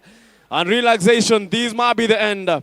This is the end. Because look at how Fallen Ruthless are moving in closely. Zedu trying to get the knock with the nade, but Relaxation taken down. Tezinho, they are counting elimination. They are counting numbers. And they are still going there. They already have a good amount of eliminations here, 6 to be exact. And they are still going. Fallen Ruthless, the other player down, Shakid. But we have them doing a good amount of play here. They were able to give cover. We had smokes here on Shakid. They need to revive him. But as they finish off on the revive happening on Nalvanta is also done, giving them 2 more players to try their luck again. Remember, we had a prediction here from Ice Baby, and they need to give us second place by the end of tonight. So they need to push it. Yeah, but Tezinho has to be careful because this push will be leading them directly to Ice Baby and Fatazi, whose teammates were eliminated and they are angry. Tezinho going for the push, but Tezinho unfortunately is down on his knees and eliminated. He did not make that count. But unfortunately, you know, that is what happens if you don't take key concerns when it comes to these kind of areas. Now, Tezinho is out of the race. Zedu, they have to do the Zedu things. This has to be a Zedu moment. A 2v3 situation, Shakid. They are pushing other squad. Almost eliminated. Was that a knock? I think most of them were low, but they were almost eliminated as a full lobby. But Zedu with the clutch things. Zedu doing some Zedu things. Well, that is a nice play there coming from PTK. Zedu definitely giving us a nice Zedu moment there. Being able to get the last player from Nalvanta. And this keeps going. 4 Fallen Ruthless. They're now tying on that 4th place margin. They might be able to go on with this same momentum, but I think it's time to slow down. The first eliminations were enough. So how many more are they looking to get, and what is their current play here? But Mbavu Esports will be going back to lobby as well. For Fallen Ruthless at the moment, yes, they got to slow down. But no, there's no time for slowing down. If they believe they can make a push, and if they believe that they can actually get those knocks, let them go for them. But for them, at the moment, I believe, just play it safe. Already they've gotten enough eliminations, 8 eliminations total. What more do they need? Exactly. What more do they need? They already have the good numbers. They just have to play it safe. If they can get placement points, that is a good start for Fallen Ruthless. But so far, so good. Rescue Esports as well, scouting out Miramar. They're looking for teams that are online open, and they will probably take advantage of them and try get eliminations as well. But so far, so good. With the zone shifting towards the western side right now of Miramar, we have Chimasera, Mina Del Val, we have good areas in the zone, and I'm thinking the teams in the safe zone right now are feeling good about that. Rotations coming from the players from Rush Esports and Raven Blood will be causing a clash there at the center of Miramar. Monte Nuevo is about to be really heated, and I hope they have a plan on how they're going to be surviving this. And I can also see the push by the no pressure. They're approaching the game a little bit too slow, trying to take the zone via the southern edge, but they will be clashing with Aura Esports. who are also in towards, they're also trying to get the approach using the southern side. So that will be pretty much lumped if these two teams have to get a hold of each other. But for the Four Titans, already 2 eliminations. Before the restart, they did not have the advantage, but at the moment, they just got 2 eliminations and they are still cooking. Already 3 teams have been eliminated, the likes of Relentless 7. We have Mbavu, and finally we have, is this Nalvanta? Nalvanta, I will keep on saying, they had a chance here, but unfortunately, that will not be the case for now. Inhale Tempo, a team that almost got out of the game very early before the rehost, are still around right now. They're probably thinking about what they did wrong last time, and they're changing their positions. Four Titans making their rotations as well. Right now, it is looking really tight for most of the teams. The margins are getting smaller and smaller. PMGO, Fallen Ruthless, Reeve and Blood, and No Pressure. This margin, we kept on saying it, PTK, that deciding the third place team might be the hardest thing to do in Pmnc Kenya Grand Finale.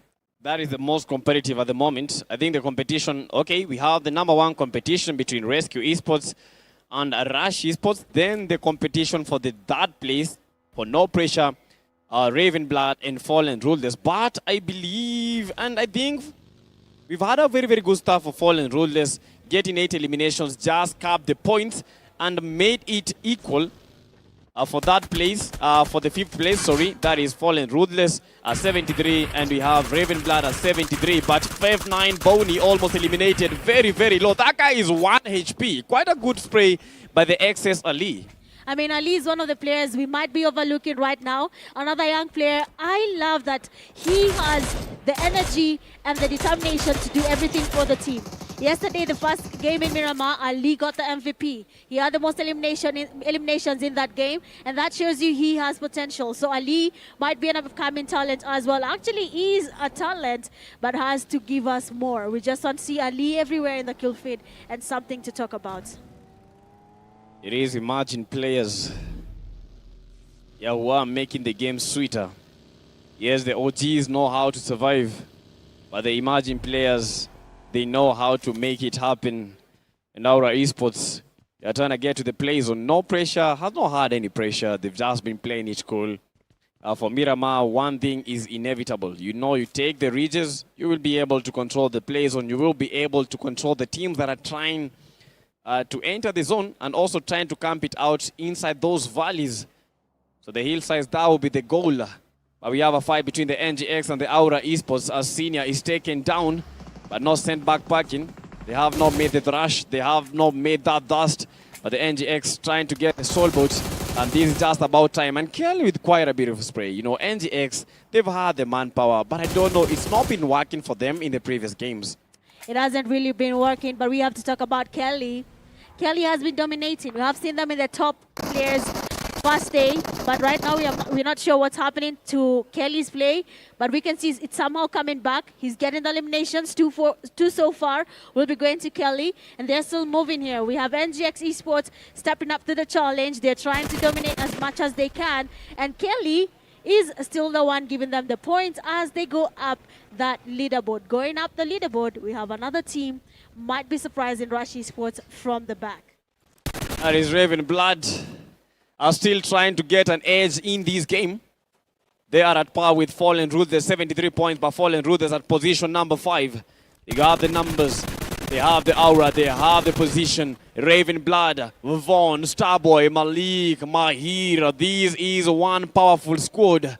And they still keep pushing. And Rescue Esports still on the forefront, still getting those eliminations. They don't seem like slowing down. Why would they slow down? And they have everything on their table right now. Clutch Gods giving players of Rescue Esports easy eliminations, 4, and they'll be getting 4 points just to their 100+ margin, and they'll keep going. Rescue Esports not ready to give in just yet. They have a plan, and he's actually coming to play here. But for Furious 9, they know about the players from 4 Titans. We have Excess Power as well. Same area where they are, so we'll be seeing a little bit of some action here. It will start brewing, maybe not now, but as soon as one person makes a mistake, that is where the whole thing changes. There is no time for making mistakes. There is definitely no time for making mistakes. Power Baby wants Boney, but he might be getting pushed because behind him We have teams by F9. They want to make that push, but they don't know how to make the push. But they got to be watchful because Puze is just behind them, might be getting a couple of back shots. So they have to be watching their rights and lefts, front and behind. But Power Baby from the 4 Titans, they might be receiving one hell of a push with Kido trying to smoke up. Kido wants to get Immortal. Immortal, are you Immortal? No, Mo! 4 Titans with just one push, they are out of the race. I mean, that grenade is what I've been asking for the longest time now. Kobe is what I've been looking for, and it's finally here, but they do not stop just yet. They have a team passing by, Furious 9. They have a player that is excess power top, spots one of the player, knocks and fast immediately, but they will not be stopping. They do have more going on right now.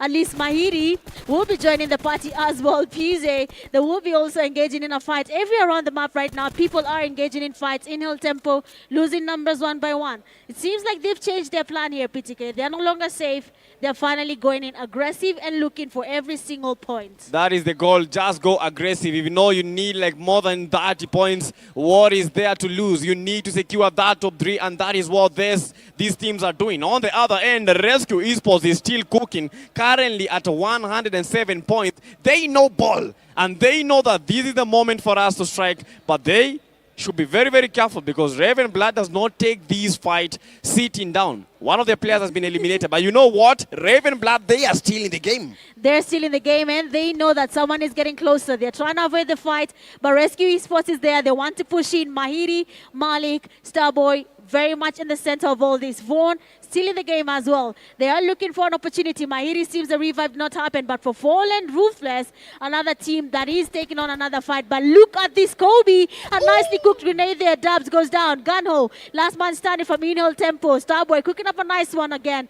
This might be another Kobe and Gunho. Doesn't really land inside the place, but they want to go pushing. Starboy is there, shotgun in his hand. Malik coming behind him just to make sure the cover is good. But they have Malik there to try and go in, and that will be it for in-hill tempo. Inhale the tempo, and the tempo being set by the Raven Blood, a 3-man army. But that is a very, very dangerous trio as they are making these shots count. No missing. S12K is in hand. M416, they are coming into play. But Rashiano's got to be careful. Shaki taken down. And we have a fight between the No Pressure versus the Rescue Esports. And Shaki is then down parking.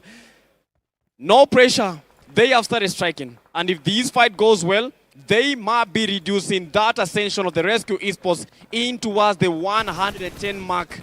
But it's gonna be they gotta be careful also because, you know, Rescue Esports, even a 1-man army, can be able to shake off an entire lobby. That is actually true. Rescue Esports' power is really, really strong. But we have to wait and see if that's going to be the case. Right now, Swashi, thinking of a pre-nade spot, Starboy, first player goes down. That means Swashi is ready to cook. I've not seen someone playing the DP28 in a very long time, but Swashi seems to be very comfortable with this. That is new.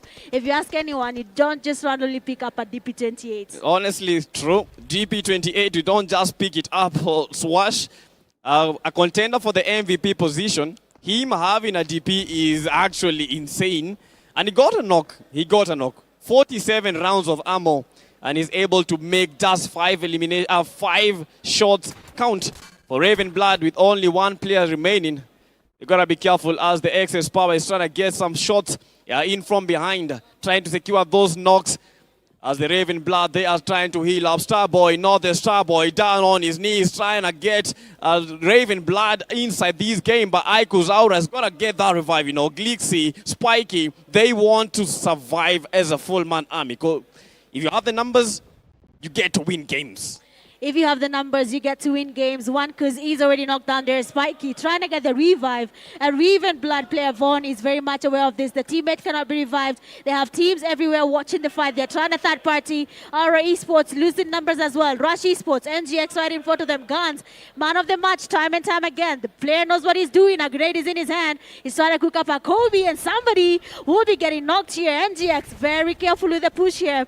Rush Esports, they know what they're doing. And as they get on the fight there, Fallen Ruthless is actually third part in the fight. And that party is coming in, and this is turning into a whole freaking festival. Fallen Ruthless getting Viper, but Viper will be revived. And nowadays he's making that ascension. He wants that elimination. NGX, they have to be careful. TBS in hand, and the man is angry. The man wants blood. The one wants that elimination. NGX Hakim, look at that. And that is how you do it. That is how you make a statement. Rush Esports. Rush Esports cannot rest. Rescue Esports is there. They have a plan. They know it's here. They know the fight just ended. Rush Esports needs to be very careful. Rescue Esports is going to take advantage of the fact that we have a team that has already taken casualties, but they're again changing their mind. It seems like they read the kill feed. They show that this is Rush Esports.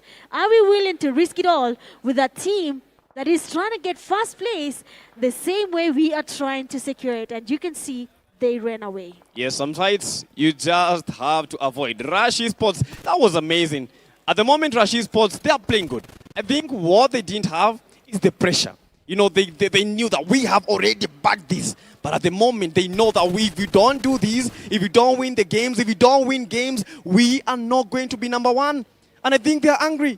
They felt it. They came to a meeting and they said, oh, you know what? We are Rush. What were we doing? We were sleeping? Not anymore.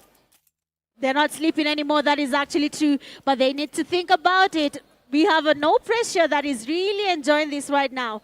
They're getting the eliminations from every single angle. They're also pushing up that leaderboard.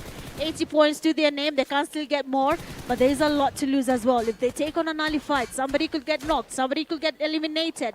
So all these things come to play here for no pressure, but they're just getting started. Glixi also receiving damage on his side. Spiky goes down. Swashi trying to get a grenade towards the team. But if you see what's happening here, no pressure is quite split that if one person gets knocked, it becomes a duty for everyone to make the revive happen.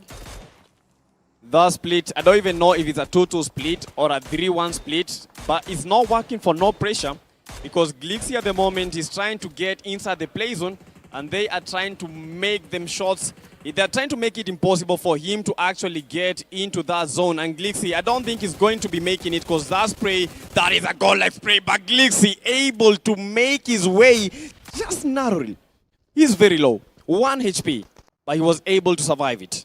That's a very lucky move here. Excess power. Lilovka cooking up a nice one. Aura as well cooking a nice nade. Lilovka will be going down to that Kobe and Spiky as well on the other side. Basically a very nice exchange happening here between the two teams. Excess power. 1,000 Aura trying to get closer. We still have Leo spotting him, stopping him there. They need to get their revive, but they cannot relax. Once they finish off this fight, the zone is coming in as well. For no pressure, these knocks is not something they want to have in their team right now. It will cost them, and somebody will be on the losing side. They just have to make sure it is not them. They just have to make sure that this is not them going back to the lobby. But Excess Power, you know, this is a team that has good players. This is a team that has good motivation and knows what they need to do. Because Miramar being their best map with one player down on his knee. This is down to a 2v2. NP, no pressure. Glixi fighting against Ali, who is spamming those nades, trying to get the info. Where are these players? Where is the no pressure team hiding? But that was almost a foul play from him. If he got knocked, you know, I've seen a couple of players getting knocked like that. Yes, that's true. Foul play has been seen there. And Excess Power seems to be doing better compared to before.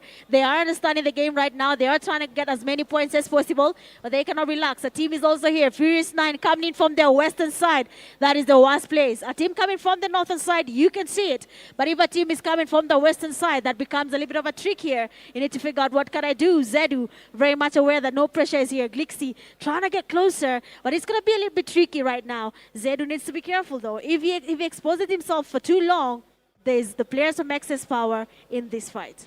When it comes to this game, I believe Fallen Rulers has been the most successful team. When it comes to those eliminations, 9 eliminations already total, and they still are eyeing for that chicken dinner. Currently, 7 teams remaining. Furious 9, Excess Power, Puze, this is Fallen Rulers 40. We have the No Pressure, Rush Esports, and finally, we have the Rescue Esports.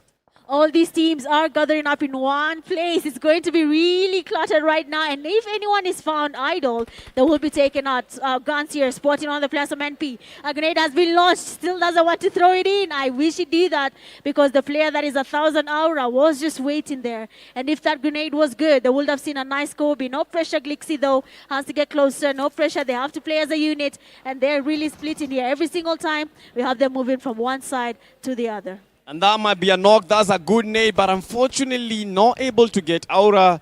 I believe he had already healed up, but no pressure is able to maintain the numbers. Yes, a couple of their players were down. A couple of their players were receiving a lot of warning shots from both the Rush Esports, from Excess Power, but they've been able to maintain that four-man army, four-man squad. They still got this, and the time still ticking. Aura is down. Ethox, Rush Esports, they are playing rather composed today. This is it. I believe if Rush Esports can continue with the same exact form, they might win this game. They might just win this game. They know what they're doing. They're looking at their enemy right now. They're saying we can't take them out. First player down is 1,000 aura. Rush Viper just by the heel here. He has every single angle to take on someone, but he's waiting on it. Glixi, very much aware that there's someone on that hill. What can I do about it? But they cannot relax just yet. We have a team coming from the back, and that means Rescue Esports and PMGO Esports will be joining this party as well. I mean, I don't know when we last saw such a fight, but we have at least 6 teams in one area, and the only thing saving them is the number of hills in this map. One thing I will tell you, welcome to PMNC. This is how it happens. This is what we've been waiting for. If Rescue Esports is eliminated, that means the points are halted at 100 and I think 9 because of one from the placement point, but they are in quite a chokehold because if they try to make the ascension, Rush Esports is there. If they try to make a descent, we have Puze there. At the moment getting sandwiched, they need the eliminations, but they need to also survive. For Rescue Esports, what they need is the placement more than the eliminations. That is true. They just need the placement points. Eliminations can come later, but they're not stopping just yet. No pressure trying to go in for the push there. Shakid does get the damage. Rush Esports waiting it out. They do not want to help any team right now. They know no pressure is applying some pressure somewhere. They do not know where, but they're waiting. They're patient. Glixi spotting Shakid. He does take on the damage. Shakid, unfortunately, has to wait and pray that one team will make it easy for them to get a revive. And that is Spiky with the knock. They are waiting for the revive, yes, but the revive will be very, very impossible. But Zaba able to get the no pressure Spiky. And Spiky in the habit. I can feel it, but Shakid is sent down packing. Now for Fallen Ruthless, this is going to be very, very tight. Because no pressure is applying the pressure. No pressure is bringing in the false excess power from them, but they are not excess power. But this is looking amazing. Rashiano sent backpacking. The lobby has been calling, and the lobby finally going to Rashiano Rescue Esports with only one player remaining, and that is Hamilton. Hamilton has to think about the next steps here. Rush Esports definitely looking to take on a Chicken Dinner and how they're having the fights here. It is a beauty to observe the rotations, how they're taking on their fights, how they're thinking about it. Hamilton does get the damage on Dybala, but a nice one comes from Dybala as well. A second one is in. Hamilton trying to get closer. The nade is well cooked. Might just be a Kobe, and we'll be seeing Hamilton going back to lobby as well. And they are out. Rescue Esports are out with one good grenade. Rescue Esports halted at 109 points, and these just open the doors for Rush Esports to make a remontada back to the top. They have a full lobby, they have a full man army, they have the motivation. This game they have been cooking, getting eliminations after elimination. Now the only thing that they need is that juicy, sweet, tasty chicken dinner. What an amazing grenade they are coming from Zedu. Beautifully placed, and that is going to be a Kobe, but he wants to still get going. He wants to confirm that elimination. Right now, players are every single side, and if you take too long, your elimination will be going to another team, so you have to confirm that. Zedu not able to do that. Lilovka still getting on the revive. Mole is coming in. Grenade cannot go anymore. Zedu is out of their utilities, and all he has to do is to wait for that opportunity. He knows the players are here. He knows the push is about to happen, so who is going to be the first one to go out of this game without getting enough points to move up the leaderboard? It's all about the leaderboard. With 6 teams remaining. A Furious 9 with a two-man army. Excess Power. A trio, Puze with a squad. Fallen Ruthless with a duo. No pressure. Full man army and Rush. They just lost a player. And these might be very detrimental for them, and also either send back packing. Now for Rush Esports with only a duo. Do they need a do-over, or should they do it right now? They finally got the revive there. They're back to their three numbers. That number of three players. The trio is looking very nice here. They're looking very composed, but they have to think about their next steps right now. PMGO Esports, they're looking for the rotation. Furious 9 right in front of them. The rotation is there. Leo can look for a loophole, but if you see the zone right now, teams like FR are very much safe. Excess Power, very safe as well. No pressure, just by the edge here. They know what's happening. They know FR is there. Zedu is getting gunned here. They're trying to go in for that push. Zedu does get the fast player, but unfortunately, because of their numbers, Zedu will not be able to survive that push. Yeah, Zedu does not survive, but a nade is being cooked for by the Fallen Ruthless. But unfortunately, I don't think that will be counting, because no knock registered with only one player.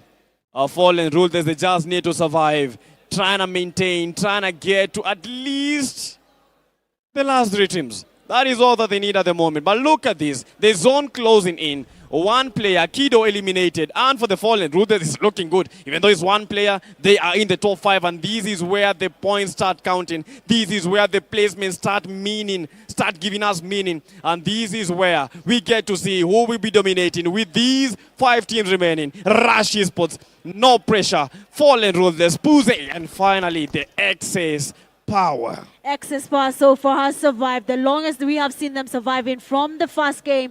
This time round, they are looking more composed. They have a plan, but for the players of No Pressure, they know there's someone there. They just don't want to engage. Rush Esports, they have been put in a situation. There is a lot of gatekeeping here. Making it into that safe zone might be hard. Rush Guns taking on the hard push here. Finally, they have decided to risk it all. Guns to the DBS. PMGO Esports, you have to think about it. Dybala getting closer as well. They know what's happening here, and Rush Esports is not ready to lose just yet. And throws the molly. He's trying to slow their pace down. Hadaba has to be careful. We saw Hadaba getting turned into a cadaver, and Rush Esports, they get a knob. Rush Esports losing 2 players, and Puze has been on top form, and they are making it happen. Yes, they do get an elimination, but they do lose 2 more players. Now this is the last bit. This is the last moment. They say the alpha. Now this is the omega. This is the last bout. Rush Esports with 1 player. No pressure. A full man army. Puze with 2. Then finally Excess Power. Is this their moment? Are they going to get their first chicken dinner? They might be able to give us a chicken dinner. Excess Power before. I've tried it, but I spoke too soon there. Rush Esports out of the game. Now it's up to the last 2 teams to give us an amazing end of game 1 in Miramar, where we have PMGO Esports and No Pressure, who might be looking for another winner chicken dinner when it comes to game number 10. Right now, a winner chicken dinner for No Pressure. Might be turning the tables all around. This is where the elephant, he was standing on the table. He was on the tree, but the tree is collapsing. Reminds me of a football team. I'm not going to mention it because they know themselves. But they still want to dominate. They still want to win. Spiky, a 3-man goes, but Spiky is down. Hadaba able to turn Spiky into a cadaver. But that is it. That is a chicken dinner. No Pressure. Second chicken dinner. And they are out of form. They are on their feet. Look at Spiky. He was down, but you know what? Chicken dinner. I mean, that was a good play there coming from No Pressure. I just feel like saying it again and again. Day 1 for No Pressure is never a good day. But when we enter into day 2, it seems like everything has changed. The plan has become different. And even the play becomes totally different. But of course, we want to know, how does it feel to win another chicken dinner in the last day, the grand finale for PMNC Kenya? So let's head on over to Eugene, Abu Dhabi, to give us a few things about No Pressure. All right. Thank you, Mitch and PTK. This is No Pressure, who's registered as second on the board. No Pressure proving, okay, contrary to the name, there is actual pressure. Well done, boys. No team interview for now because of time. We're going straight to the next game, but well done. Spiky, just one word. What next from you guys? What? Just one word. What next from you guys for the next Miramar? Hopefully another chicken. Another chicken dinner. Fair enough. That's obviously what I expected to hear. We're going straight into it. Just a quick reminder of who has made all of this possible. The good folks at Pmnc with that GT50 Pro. Very quickly, let's take a look at what they might have in store for us with this device. Very, very quickly.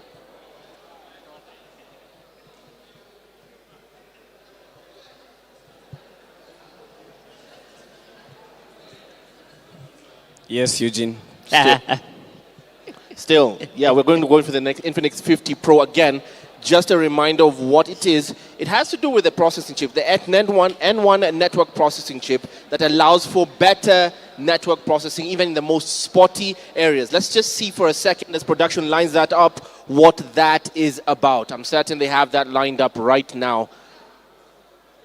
If you're just joining us, that was No Pressure who just took the win. No Pressure just took the win on this first game of Miramar. This first game of Miramar goes to No Pressure. We have 2 more to go before we jump back to PTK and Mitch. Without wasting any further time for the next 60 seconds, let's just see what this next game changer in the Infinix GT50 Pro, I'm mincing my words. Let's see what this game changer has in store for us. It's finally here. The Infinix GT50 Pro just landed in Kenya, and you can tell from the casing that this is going to be a cool device. Has a self-developed N1 network chip. So if you find yourself in an area with poor network or low signal strength, the M1 chip will manage connection stability and boost your signal strength no matter the location you're in. Their network chip has 60% better signal where signal is weak. So if you've had issues with your phone in parking basements or matatus or crowded areas, that is now solved with the new Infinix chip.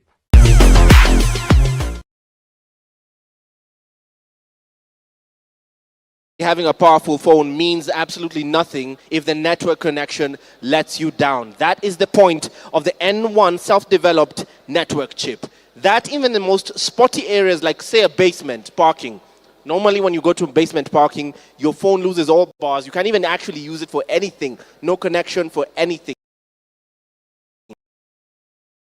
Changed all that, has changed the game. You can play it literally, quite literally, anywhere. The N1 self-developed network chip designed to enhance connectivity, performance, and everything, help delivering a more stable and responsive gaming experience, which is 60% above the previous generation. If you still have the Infinix GT30 Pro, you're 60% behind the curve because this has that edge.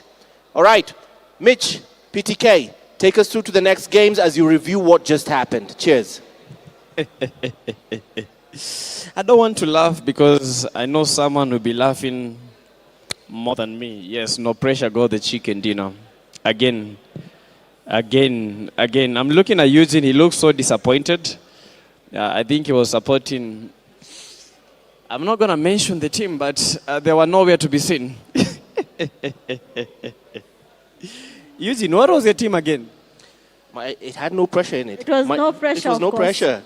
It was No Pressure? It was No Pressure. Nice try, though. Nice try. I give you a C+. Ask him where was his team. Yeah, what were yours? Where are your people? I need my lawyer. I'm sorry? I thought it was you. Why are you suited up here? Yeah, no, where are your people? I cannot represent myself. I cannot. You were trying to capture me with banter. Mine is just one. Where were your people? You don't know jokes? That was just a joke. Jokes. Hakuna. That was just a joke. Take us through to the second Miramar. Wacha kelele. Oh my goodness. Yes, we are of course going to the second Miramar. But I need to understand, after that game, how does that place look like? Because that place is the most uncertain slot right now. Even predicting and saying that this team will be taking third place, that is very hard. Not even third place. First place and second place is becoming shaky again. I try to imagine how the overall ranking is.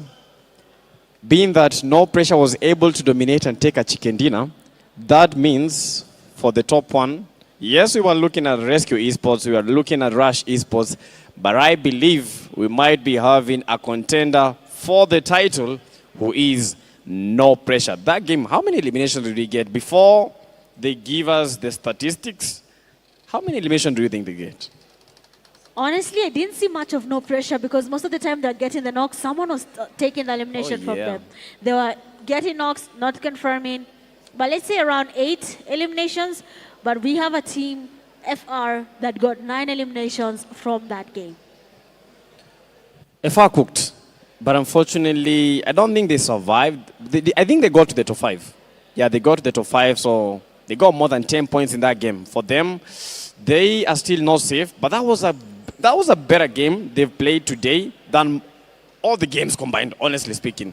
In all the games they've been trying to play, they've been getting eliminated so fast. But in Miramar, these guys, OGs.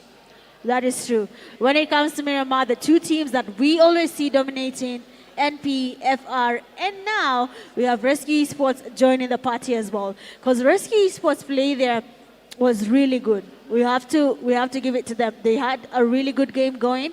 But again, placing where you place your team, the final zone fights, where your team lands, when the game is coming to an end, where the teams are now third party, definitely affects how your team is going to be performing at the end of the day. I can't wait for the results. I can't wait for the match results. That was amazing. Terrific job from No Pressure as they continue to put on pressure on the number one, the number two teams. Number three at the moment is becoming unreachable. If Fallen Rulers cannot be able to match up and get a chicken dinner, if Raven Black cannot get a chicken dinner, I believe the top three would have been decided. That would just be it. True. The top three could easily be decided with how the chicken dinners come for the next. You can only imagine we have just 2 games to decide the winners. Just 2 games. It was 12 at first. Now we are down to 2. I don't know what the players are feeling, but I can only imagine they're not feeling good. I think they have a feeling of ecstasy because at the moment their heads have to be spinning because we only have 2 more games, Mitch. 2 more games. But for the winner chicken dinner, none other than No Pressure with the one man on the contention for the MVP, and that is the NP Swash JR with 4 eliminations in that game, and he is setting the tempo and he is showing us that he is actually going for the MVP.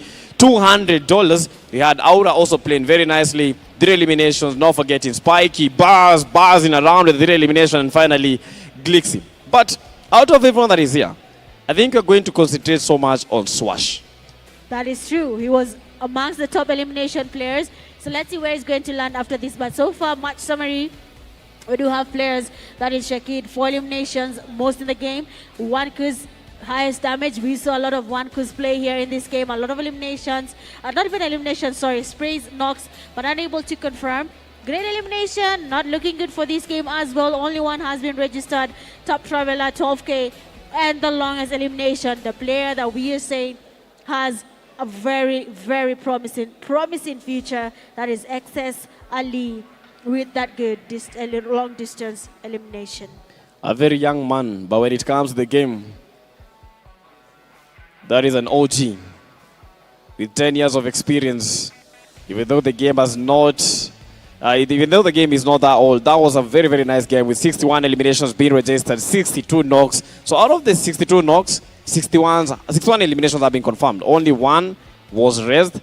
So players were very instrumental. It's a knock and finish, and that is what we are expecting. In these kind of stage, in the finals, we need teams to be that instrumental, get as much eliminations as possible, and don't let a knock just go.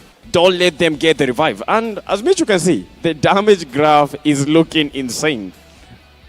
No Pressure leading there with a very high damage margin. We saw this again in the second last Erangel, where we had No Pressure also leading again, but this time around the damage is at 2,277. FR not falling short there at a 2,000 margin as well. Excess Power this game have really stepped up to the challenge. We have not seen Excess Power that much, but looking at how they have performed in this game, that shows that they have good potential. They just haven't gotten the opportunity to tap into it and do more coming into the grand finale. You mentioned tap in, and everyone that is watching the stream, don't forget to tap in, like the stream. This is PUBG Mobile Africa, PMNC Kenya Finals. And for that game, number 10, and 2 more remaining. No Pressure being the better team, getting 21 total points with 11 elimination and 10 for the chicken dinner. We had Puze coming in close with 8 eliminations, 6 for the placement. They got number 2 by Excess Power. We talked about Excess Power. When it comes to Miramar, these guys are goats. The only thing that they need is that chicken dinner, because they got that place. Fallen Rulers taking in 4th. They got 9 eliminations, 3 for the placement, 12 total points. That's good. But I don't think that would be enough for the contention of the top 3. is of course not enough. They need to put in more work. They need to really, really push it. If they keep on the same momentum, then maybe we'll see them closing the margin. But so far we have teams like 4 Titans, NGX, Nalvanta, Clutch Gods, Ara Esports, Inhale Temple, Bavu Esports, and Relentless Esports, who really need to step up in Miramar and try get some points. Teams from 12 to 16th place, a lot of donut holes are here for them. But I'm hoping that as the games progress, even if they don't get to be in the top 3 bracket right now in PMNC Kenya Grand Finals, that they can try their luck next time and of course get at least a few sessions here and there to hone their skills and come back a little bit stronger. Coming back stronger, that is the goal. But at the moment, the table is not looking nice for Bavu Esports. Yeah, NGX really struggled in that game. And it is quite funny that Fallen Ruthless finally have given us an MVP player. That is Shakid, getting 4 total elimination and close to 900 damage. Shakid has been instrumental for that squad.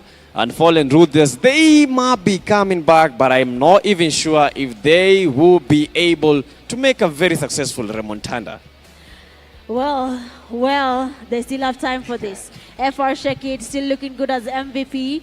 And for now, Rush Clutch again takes on first place with the highest eliminations at 23. But he cannot rest just yet. We do have Swashi at 21, Weiwei at 20, and that means that is going to be a very hard place to be in. Rush Clutch might just be able to do something here, which is honestly a very interesting move here from the 2 players, both NP and RC. For Rashiano and Shaki, still in the race, but they have a long way to go. I want you to notice something here.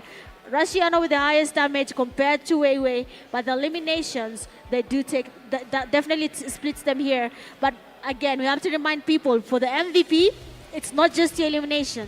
The higher your damage, the more your survival time, and your knocks confirmed throughout the game, this gives you the best chance of being an MVP. You just have to complete that quadruple: eliminations, damage, knocks, and you need to survive. Otherwise, even if you get 1,000 eliminations and you only survive for 30 minutes, which is very impossible, that is not going to count.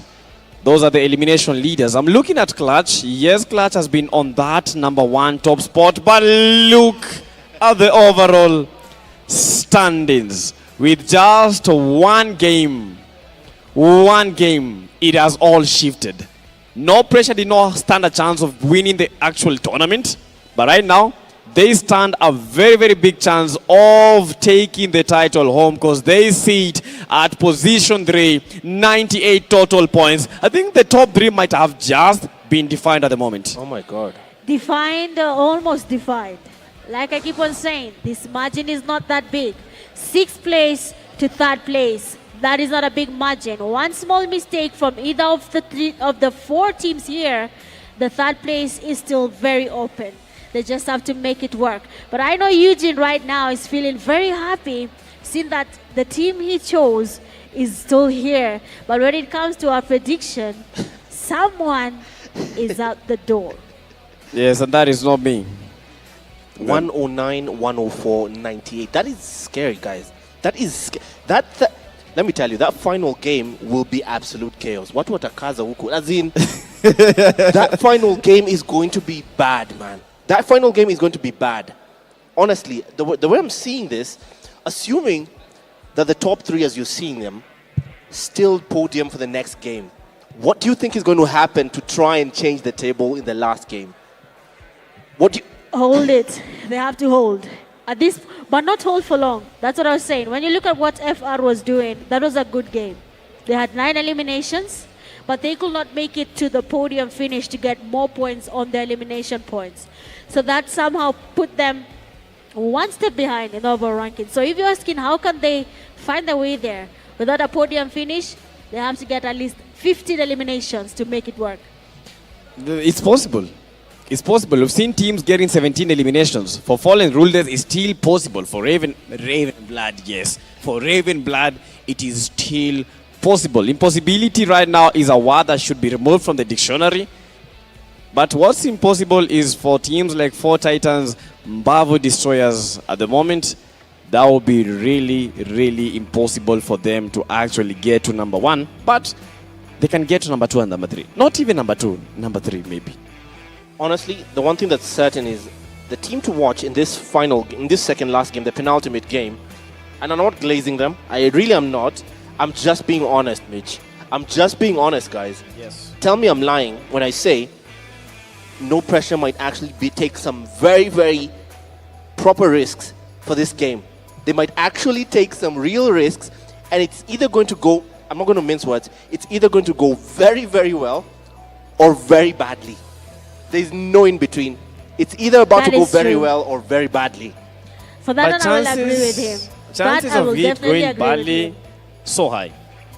Chances of what? Let me be the bad person. No. Chances of them losing a fight in these second last game, very, very high. Because at the moment, they are confident.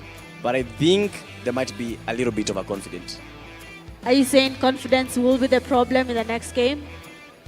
Overconfidence.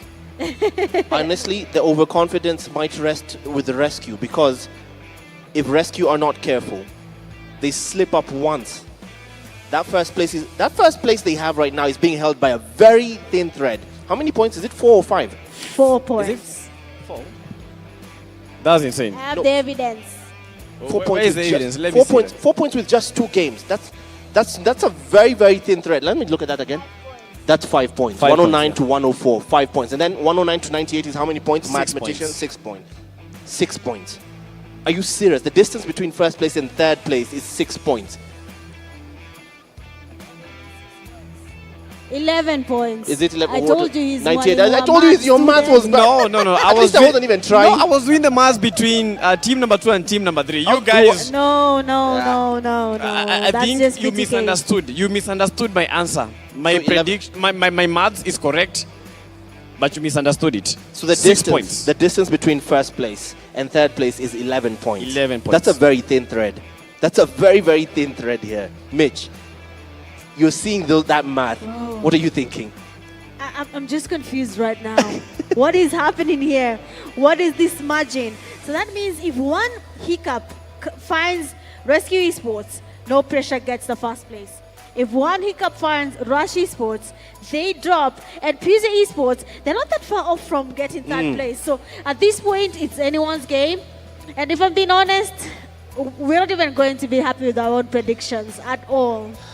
But I think for this coming game, we're going to have a lot of that parties.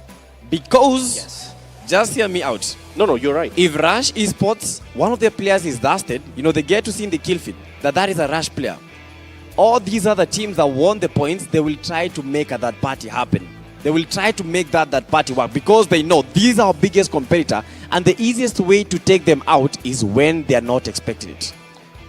Look, guys, the reason we are yapping is because the players are getting into the lobby. It's taking a bit of time, okay? It's not out of nothing. This is how productions happen. This is how live productions work. So bear with us. We're giving you as much punditry because, pundits know, oh, there we go. I will leave now and go as you guys take over. Later, guys. See you in the next Miramar. See you in the next Miramar. See and I was you. thinking about something here, PTK, and we were talking about how people will be looking to eliminate either Rush Esports or no pressure, and it reminded me of something. Imagine if we had a smash rule, and there's no way they want the game to end. That is going to be the same situation. They will want to force in a push and stop the team from surpassing the mark for that smash rule. You mentioned the smash rule, and I almost froze. Because the smash rule is one of the things that makes the game so intense. And if the smash rule was possible, that means that Rush Esports would have smashed it already. No, would not have smashed it. They didn't actually get a chicken dinner. The only team that would have smashed it, maybe Rescue Esports. Actually, no, it's no pressure because no pressure today have gotten the 2 chicken dinners. So they might have been the team that would have probably made the smash roll very interesting here, but we don't have that. Hopefully one day in the near future we'll be having smash rolls happening around tournaments, and we'll be having a good day. Yeah, good days are expected, but for 15 of these teams, today is gonna be a bad day. 3 of them will be celebrating, but one will be celebrating even more, and the play is on moving in towards the northern part of Torre Ahmada. Cruz de la Valle also in that flight path. La Bendita also engulfed Los Leones. And a couple of teams will be fancying this circle that will be coming right now. Aura Esports at a very, very, very good spot. Even though they're outside the play zone, they have a chance of making a very, very good ascension. No pressure, still maintaining. At the landing position, we have Raven Blood. We've still not seen them doing very, very good. You know, they're getting eliminations right, but they are just losing fights very, very easily. For Excess Power, they have been very instrumental, detrimental, going in towards the areas of Pecado. But the team to be watching out for are those top teams. Number 1, we have the Rescue Esports. Number 2, the Rush Esports. Number 3, none other than No Pressure. No Pressure right now has to think about the next steps. They might be looking to get in on an early fight, but for Inel Tempo, they have clutch codes. One player already taken down, second one down as well. Gunho up to the game here. We have 2 eliminations on the Inel Tempo name, and they are still going. I think the teams right now in the, let's give it from 7th place down. They're just looking for how much they get at the end of the day. But seems like clutch codes again make an early exit in the game. Was that an assault rifle? Yes, it was. It's is that a Mini Sniper. 14? That is no, that's not a Mini. That is a. See that clearly. The brand new weapon. What is the name? The one that has the dagger. I forgot the name, but that is the weapon. Guys, if you remember the name of that weapon, kindly write in the comment section as we are having a blade fight between Relaxation and Shani as they are trying to get a couple of elimination. Relaxation has to be careful because a knock might be registered by Fido. We saw Fido doing a 1v3. We know the guy is not new when it comes to these kind of fights. Relaxation still holding, and that is the Winchester 98. One very powerful weapon. If you get a headshot, I believe that is a guaranteed knock. There we go. Relaxation has been spotted. First knock in here. Ice Baby trying to give him some cover. The cover is not really working, but Mbavu Esports player Fido will be confirming that elimination. Now the game is still going on. Mbavu Esports, 1 point to their name so far, and they're still looking for more. For teams like Rescue Rush, NPPZ, RB, and FR are playing it really, really safe because one small mistake, the whole table will be shuffled. And none of us want a shuffle. We want just to see teams are getting into very, very good fights, trying to survive. But 11, Fataza eliminated Mahad, Furious 9 again on the strike. They know that they have the advantage. They have been going for these. They have been yearning for those eliminations. Ice Baby being one of the final players surviving, trying to get a foothold, trying to survive. But this is going to be hard because the Furious 9, they are still making that push. And Ice Baby feeling the chill in Miramar, a hot map.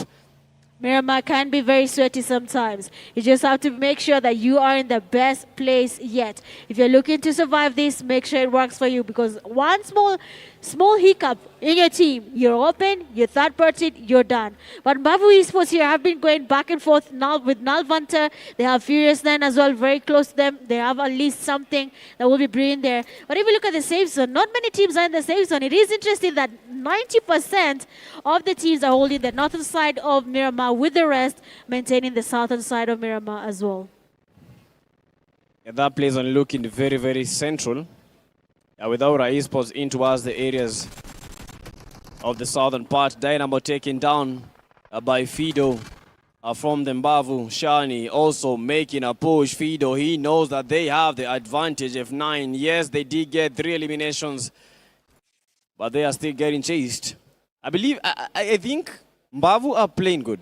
For these 2 Miramars, I think Mbavu have been playing really nice. They are playing really, really well. Here, if you look at how they're taking their fights, they're looking for elimination points. At least by the end of the day, I don't think they want to be the 16th team. They're just trying to go higher and higher on that leaderboard. For Relentless 7, they have not been having a good stuff as well. A good start, honestly. It is the last day, the last 2 matches. Miramar is looking tricky for them, but they want to keep going. They want to get the points, and probably Mbavu Esports might be able to secure at least maybe 14th, 13th place if they have a good night.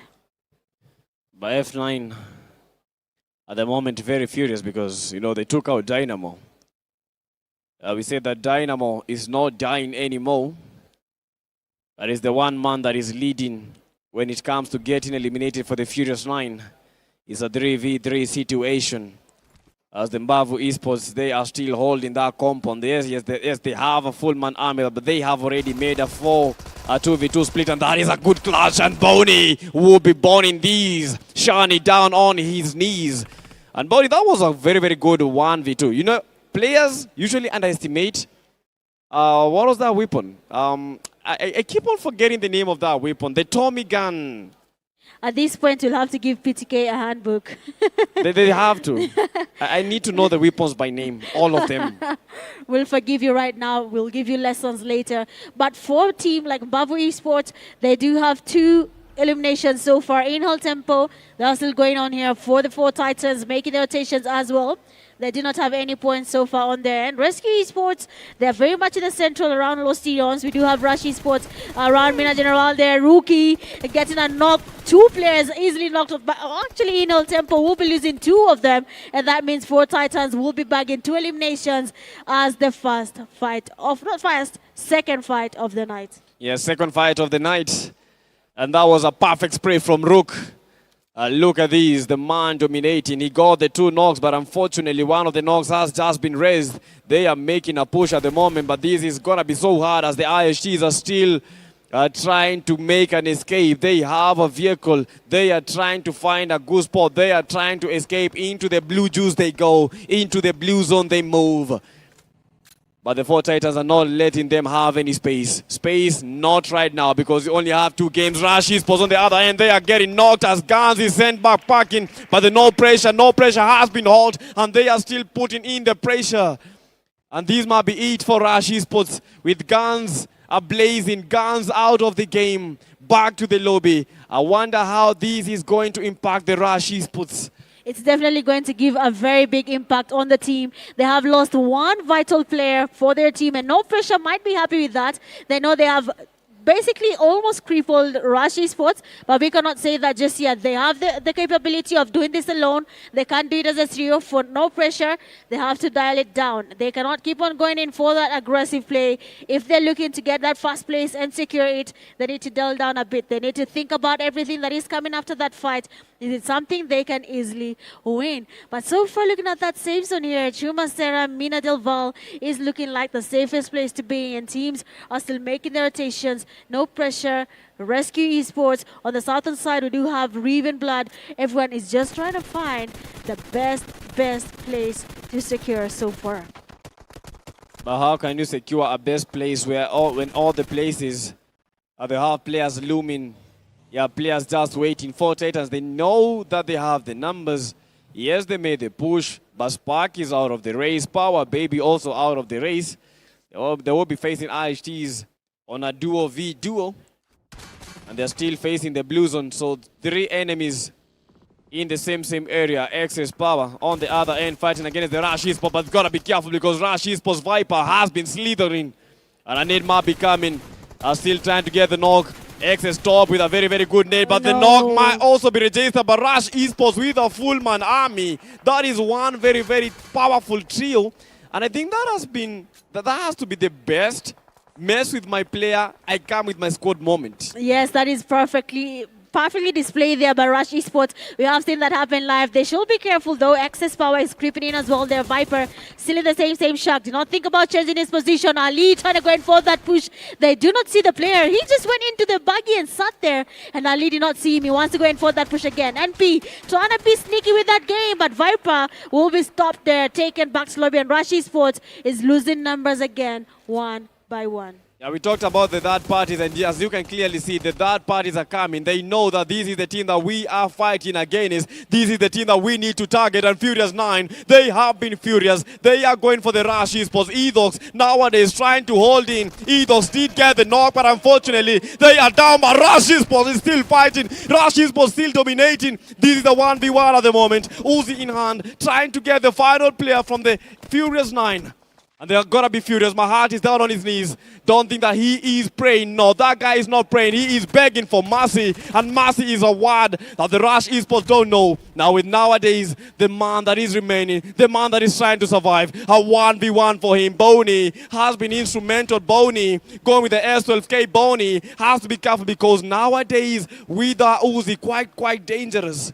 That Uzi is about to make life very hard for the Furious 9 player Boney. Rush nowadays, he needs to go in for that push. The HP is not looking good. We have Boney still thinking about it nowadays, hearing the movements. He knows someone is getting closer. Molly has been launched here. Doesn't really get any damage on nowadays. That gives him time to continue healing. Another one goes in again, and nowadays is on fire. And Rush Esports will be sent out of Miramar, and that will be it for the second last Miramar, and they have already been eliminated. And that is painful. I try to think about this. That is painful. Just a moment of silence as Rush Esports have finally been ushered out of the game. Emotions running all around the hall. I'm trying to think about the Rush Esports after dominating day number 1. At the moment, it's not looking that easy for them. But you know what? That is just by the beauty of the game. Sometimes you dominate and sometimes you get dominated. And for Rush Esports, that's a GG's. And with only one game remaining, the question is, Mitch, will they be able to still stick in the top 3? Well, they do have every single opportunity right now. One more game to go. They cannot lose hope just yet. Rush Esports not feeling good about this year. We can see from their reaction that that is a painful loss for them. But that is not the end of the day. The game still continues. Tomorrow is still there. They still have a chance of getting tomorrow? No, sorry. Tomorrow by the future, not tomorrow like the now. But if they try to find a way of making their life better, if they don't qualify, they will. I'm just saying they do not have to lose hope. There is still time. We'll have one more game. One game is the final determinant. These games have been so intense that it feels like the games are not even ending. The pressure increasing, excess power. Leo has to be careful, otherwise this will not be the Lion King. But this is a kingdom that he needs to not let it come. Top, getting the knock. That is a powerful grenade. At least, finally, we are seeing players utilizing these nades, utilizing the throwables. Ali, one of the final players remaining from the excess power. Leo sent back packing, and it's a one-man show. A 1v3. Relentless Esports have been on top form. When it comes to day number 2, they are trying to get those eliminations, but Ali is not letting them have it easy. Yes, you guys have the S12K, but guess what? This is a UMP, but unfortunately, that is how he is ushered out of the race. Excess power, unfortunately, the previous game there, they had a chance of making things better. But for this one here, they will not be surviving longer as they'll be going back to lobby for Reven Blood. One of their teammates already knocked down. Our Esports, watching them from afar. We can see a Mini 14 coming to play. The taps are looking good. But there's no one there to receive the damage from the taps. PMGO Esports creeping in as well. We might be having at least 3 teams joining the fight here. But for Reven Blood, they have to pray so much that the heavens are listening to their prayers that no one comes when they're trying to get the revive. As we continue the action, just some light moment. Oof. I was asking about the gun that has the blade, and thank you so much. You guys in the chat have been quite very helpful. Caribbean, Jose on top, praise. Yes, that is the M1 Garand. Finally, you guys have come in clutch. But let's continue with the game. We have the Aura Omega. Yes, he said that he is the end. But as it looks, this might be the end of the Aura Esports. Of the Reven Blood, they have just ushered one of the Aura Esports players down on their knees. And Omega, oh my goodness, from that position, still trying to get an itch, still trying to get some stitches from the Reven Blood. And Von on top from Von, still trying to get the dust, but this is gonna be very hard as Aish Tipog on the other end. Fido feeding a lot of shots, and that is how Mbavu Esports, after a very great run, now with only one game to go, this might be the end. Well, Mbavu Esports, another early exit for the team here. They're still at the place. They have been for a while. I was hoping that this is going to be the game where they will be changing the narrative, but it seems like it's going to be the same for a while. Our Esports and Reven Blood still going at it. They are in the same space. They're still going at it with the sprays, trying to get more happening. But for our esports, the numbers are not good. One player has already gone. Second player has already gone. They have only 2 players still standing in their team right now. It is looking very interesting. In tempo for Titans. Nalvanta, they are losing numbers and they might be going back to lobby in case they are exposed to more fights. Teams losing numbers. And at the start of the game, we talked about the teams that we will be eyeing out for. And one of the teams already sent backpacking, that was Rush Esports, currently at 107 points. But we still have teams like Rescue Esports sitting at 109 points. So for Rush Esports, that was a good game, but that was a very terrible game. Because, you know, that is just the end of it all, with only one game. And Rescue Esports still surviving. It's going to be hard for them to actually clap this. But for Titans, Immortal has to show us that he is very, very much Immortal. But they are making the push. Relentless Esports, they want Immortal. And Immortal not Immortal anymore. For Titans losing a player team. That is 2 eliminations to their name, but they will not be surviving longer. Nalvanta taken out as well. Rescue Esports realizing that there was a fight here, so let's take advantage. Hamilton cooking up a nice grenade here. We do have the players from R7. Tops and the teammates are very much exposed. Grenades are going towards them. Rescue Esports are receiving some damage. And I think they have been compromised as well. Their location is not as comfortable as it was before. And that means someone is aware of the location. The sprays are coming in quite hot. Molly's about to be launched in the houses right now. People are about to be cooked. And the players for Rescue Esports, they want to finish this because the zone is about to close in. And they do not want to stay here longer than they should. For this game, I feel as if Relentless Esports has been the team to be watching out for. Behaving like a team at #1 right now because of how they are approaching those fights. Of course, but they gotta be careful because Rescue Esports has just been watching. Cocoon in the comment section, eyeing out, and that guy waiting and saying that no pressure might actually take that win. Hopefully they might take the win, but currently we are just spectating. We are watching if Rescue Esports will try and bring the aura back to the game. They have been quite instrumental. They have been very, very dangerous coming to the game. Number 11, but it is still early to judge among these teams which one will be making it to the top spot. That's a very hard decision to make, seeing how the teams are taking on fights. Most of them are willing to risk it all. Just 2 games to go and we'll call it a night and the end of PMNC Kenya. So this is definitely the game where they need to think about every single move, every rotation, every fight. Every one of them has to make sense. With that fight happening there, we do have a team on the edge. I believe there is no pressure right on the northern side where we do have Rescue Esports and R7. And that means if NP decides to third party this fight, they can actually make it so hard for RC to maintain first place position. Decisions, decisions, decisions, decisions. This is where we get to depend on the IGL. The IGL call will be the most important thing. And the Puze still holding. But before we can see another fight, we got to remember everyone that is watching, this is PMNC Finals. And we are at Thika Mount Kenya University. At the Mwai Kibaki Convention Center, as a good knock has been registered. Fallen Ruthless finally making a strike, and that is their first elimination in this game. They are not asleep. They are just waiting. That was just a little slumber for Fallen Ruthless. They are waiting for their opportunity to strike, and from the Raven Blood, they got the knock, and only 2 players remaining. Raven Blood losing players. They are bleeding. They are weeping, and NGX are able to shake off the Arbit Phone, but that will be it. Malik, the final player, one of the final players from the Raven Blood that is surviving. That party coming in. NGX have been quite good when it comes to this fight, but Malik has to make sure that he makes Mahiri survive in this game. And one good nade, no way, still survives. And NGX are playing nicely, but Kaylee downed, eliminated, and with that good nade, that is how you make it happen. I mean, that is how you make it happen. There are 6 eliminations, go directly to Raven Blood, and they are doing a good job. They were almost eliminated there. I mean, the players from NGX, they had it coming for them. They had everything in play. They almost took down the whole team, but because of their numbers, 3 of them are already knocked down. 1 was still standing. That made it really hard for them to survive that. But as we talk about fights that are currently happening, PJ Esports, they are in the middle of 2 teams. No pressure.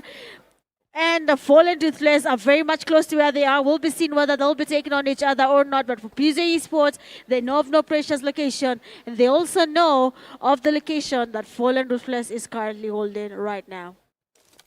Now it's all about your willpower. It's all about the location that you are holding. And Zaidu from the Fallen Ruthless getting a very, very good and fantastic knock. Starboy not being the Starboy at the moment, but Raven Blood have been bleeding. Yes, the blood can be seen, and Raven, they gotta get that revive. I don't understand how did they make a total split. Yes, they are taking fights very, very well, but I believe they are losing players more by that split.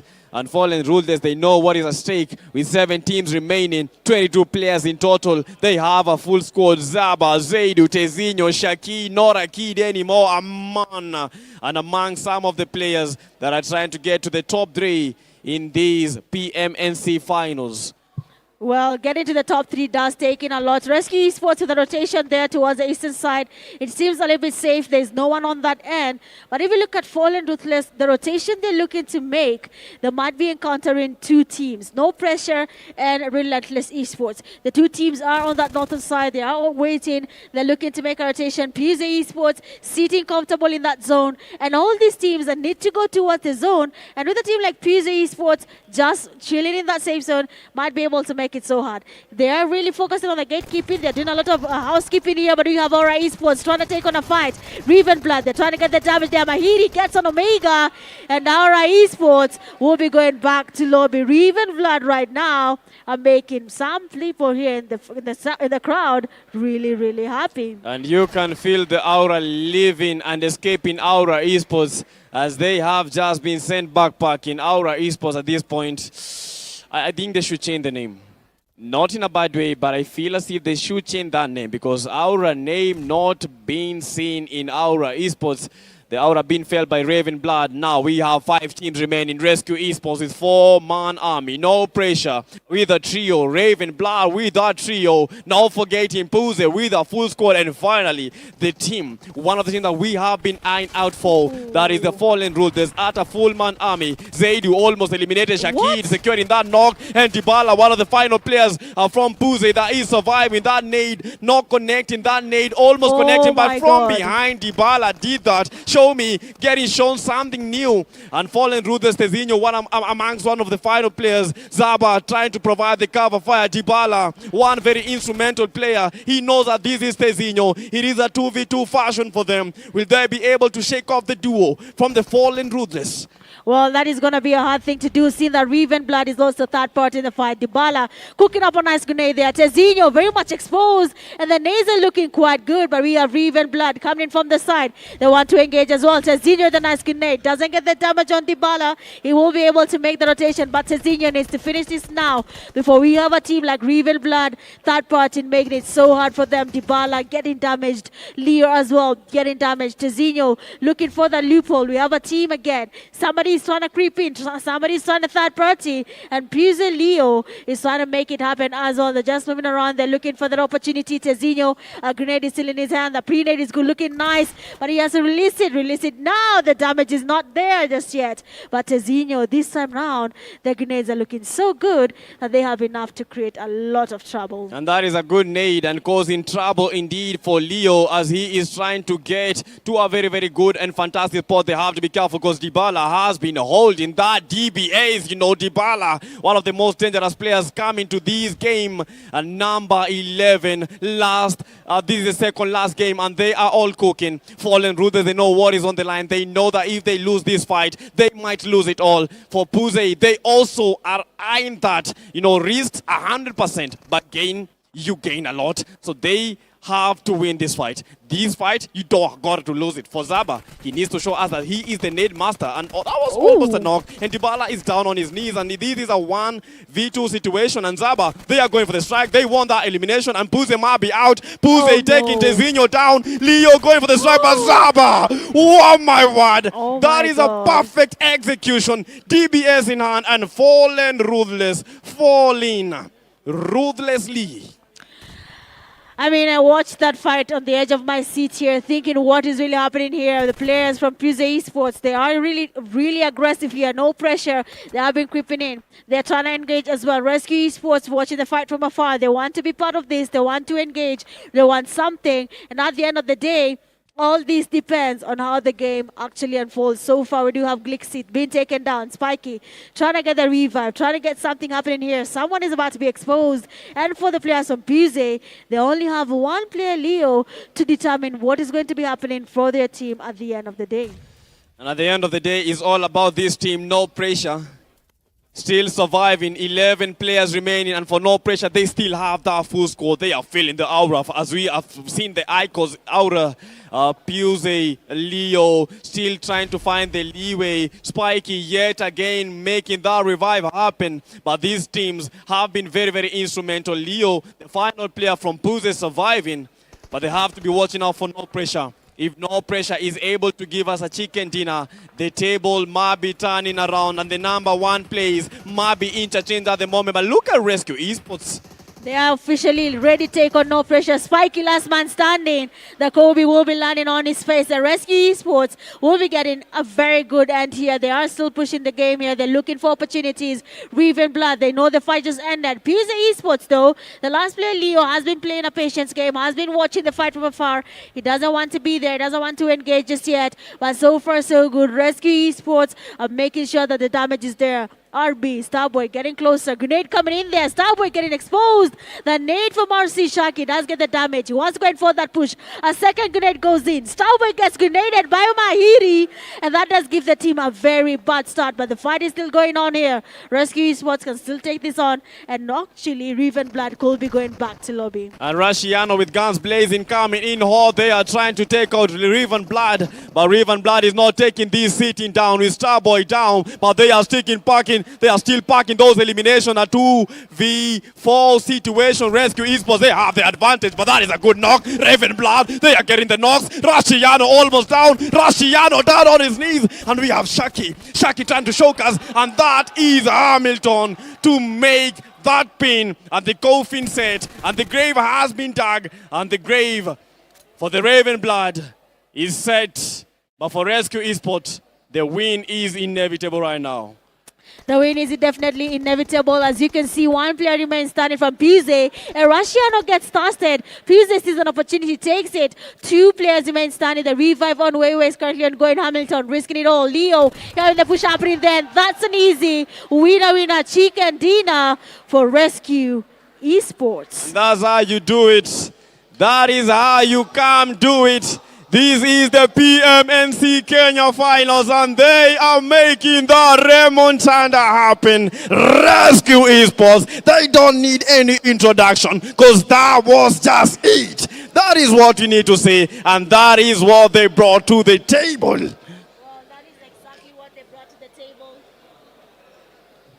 That is exactly what they brought to the table, and I love to see it happening. Honestly speaking, for Rescue Esports, they did have an opportunity. They took it, they put it in place, and now they're feeling the happiest. And now we need to know what was the feeling like when they knew that chicken dinner was actually theirs. Heading over to Eugene Abu Dhabi, let's hear from Rescue Esports what they actually felt from that game. Thank you, Mitch. Thank you, PTK. Sadly, we will not be speaking to the players right now because they've already said enough. I believe they're tired of the interviews. They're tired of the interviews and they're tired of just yapping. They're letting the lobbies do the speaking for them. Rescue Esports, Rescue Esports take the win on the penultimate game as we head straight into the final. We're at the business end of the tournament. The last Miramar, the last lobby, one last chance. We'll show you the standings as they are because, make no mistake, they're being held by a very thin thread here. They're being held by a very thin thread. When we were going into this second last game, the distance, the gap between first place and third was 11 points. First place and third place was 11 points. This table, I'm certain, just flipped in one way or another, especially considering Rush Esports, who started this day at the top of the table, didn't even podium in this moment. Nightmare fuel. Exactly what we'd spoken about, Mitch and PTK. We'd spoken about it 30 minutes ago. What if What if the guys who started this day on top with a 3-game cushion don't podium this game? What happens to that table? We're about to find out when we do the math really quickly. When we do that math really quickly, again, if you're just joining the live stream right now, Rescue Esports just took the penultimate game, which was a Miramar game, a Miramar map. The first one went to No Pressure, sent them comfortably into 3rd place. Rescue Esports take the second Miramar. The last one, the decider for who gets this, the coveted title. Who owns PUBG in Kenya for 2026?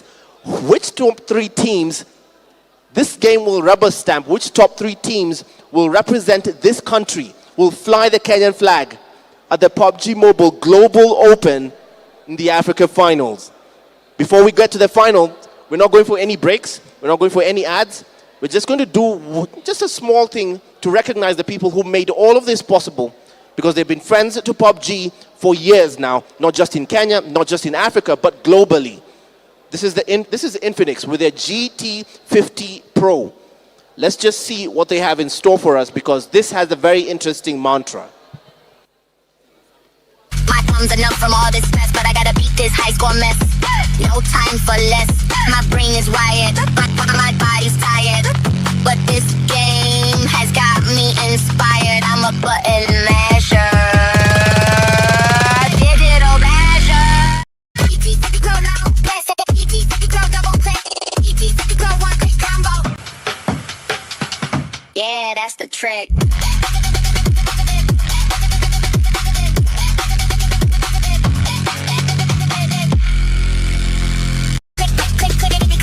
My fingers fly across the deck. 1,000 buttons I attack, no turning back.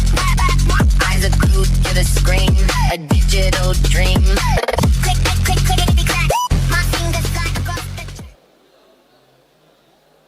All right, that is the Infinix GT50 Pro.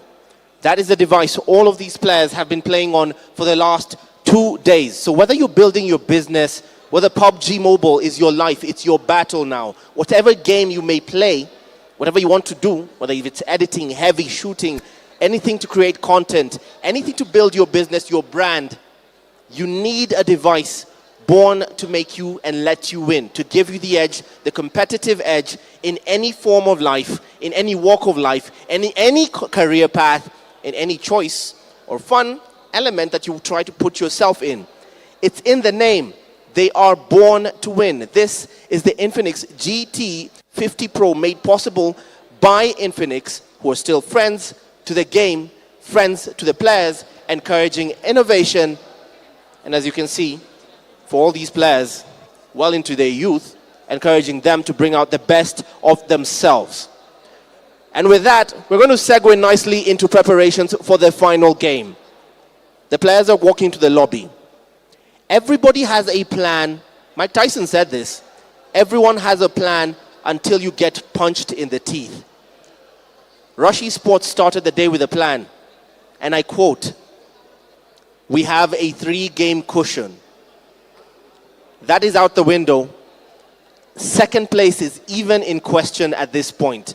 This last game, make no mistake, it's for all the marbles. We're at the business end of this tournament now. We're in the money pit. This is it. This is your moment. Had to give you a career to destroy it. Thank you, Eminem. Mitch, PTK, where do we go from here, guys? I'm coming to you straight. I'm not just tossing it. I'm coming straight to you. I'm coming straight to you. I'm going to go and just banter these guys, because now we have the time. As the players get into the lobby, let me banter these 2 clowns here. These 2 clowns, because you guys don't, the one thing I'm learning is I'm the only one here who can make an actual prediction to save their lives. Yes? No. I will pull a video from yesterday. No. Fallen what? Listen, I feel like Fallen Ruthless is maybe feeling the pressure.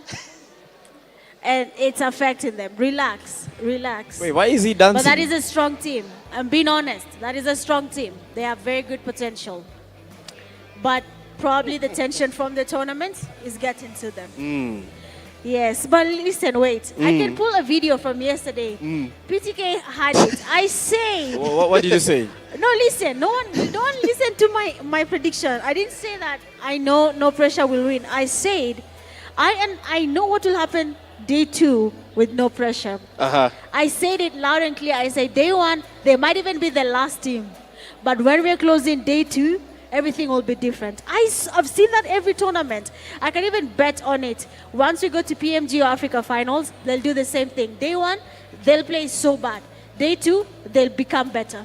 Yo, I will need to see this video. No because, way. No way. In I will need to Kenya, see this we call video. that... I will need to see this video because it was not submitted into evidence. She needs to give us the evidence. Yeah, it was not submitted into evidence. That is just hearsay. Your Honor, this is hearsay. Okay, this is hearsay. what I'm gonna do before the game starts, I'll choose like 2 minutes of my time.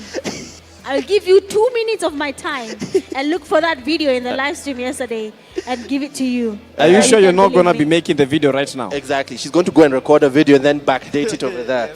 Yes. I am not making the video right now, I promise you. Okay. I'm not. I made that prediction very, very much yesterday and I was confident with it. Look, we're going to take a look at the chat in TikTok here. TikTok has been pretty active here. TikTok has been insanely active. The YouTube side as well. YouTube has been concentrated more on watching the game rather than yapping in chat. But TikTok, hey. You can never compete with TikTokers.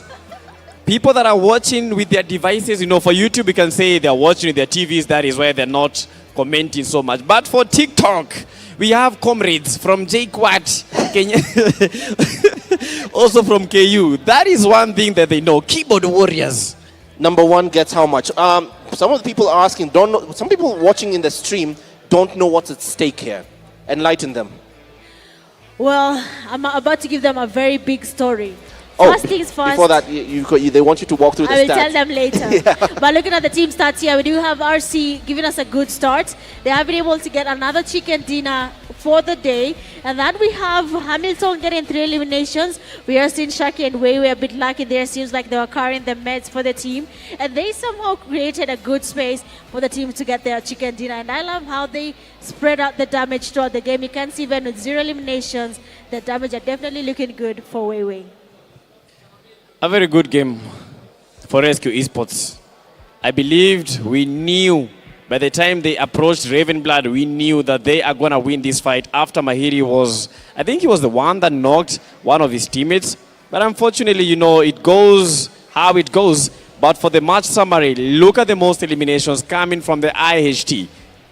Funny thing, IHTs did not actually make it to the final circle, but they have the player with the most eliminations, so that is amazing. Highest damage also coming from the IHTs, and still the same player, Dabs, from the Ravenblood. Grenade eliminations, 2 of them. We have Starboy. I think for this game, Ravenblood has been nice. It has been nice, although for surviving and for actually winning the game, that is not their cut.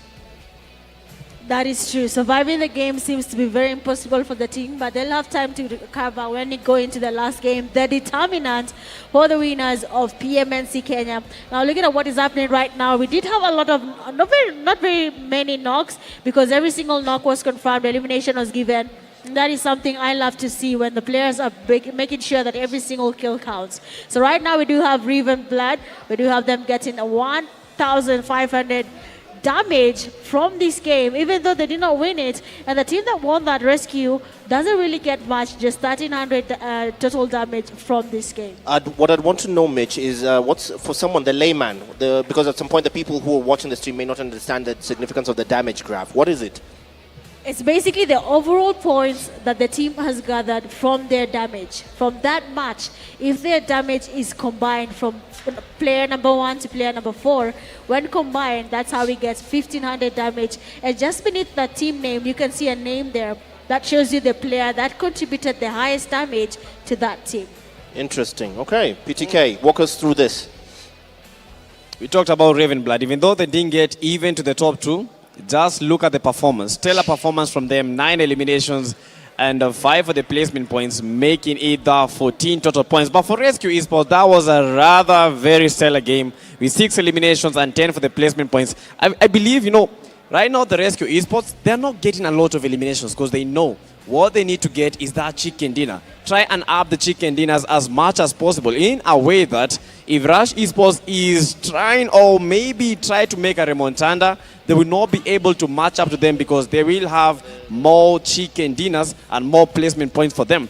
But this is rather disturbing. Rush Esports. In that game, only 3 points. Well, while PTK was talking, Mitch, I was trying to get the reality on the ground for you because I don't believe I'm looking at the points that Rush Esports got in this. This might hurt them. This might actually hurt them. Very, very much. Only 3 points. And if you've seen the game, before we talk about what we just saw there, big shout out to our MVP from this match goes to none other than Dubs from Inal Temple. 5 eliminations, good damage at 572. Even though the team did not survive that long to get a lot happening, he somehow was able to get match player of the match in this second last Miramar. And somehow Clutch is still leading. He's still the first player when it comes to the elimination leaderboard. But I think the MVP position might actually slip because of one thing. Swash has a lot of damage, 5,000 damage. Although he's not been surviving so much, if it is for MVP, I think Swash might get it. For Clutch, he needs to start up in his game because these are just the elimination leaders. This is not the MVP. So for the MVP, they're going to be calculating in terms of the elimination, in terms of the damage in steel, in terms of the total knocks, and in terms of the survival point. If you look at the survival point, just 5 minutes only. So for Swash, he might go for that MVP. I feel like production is playing with us. Yeah, they're playing with it.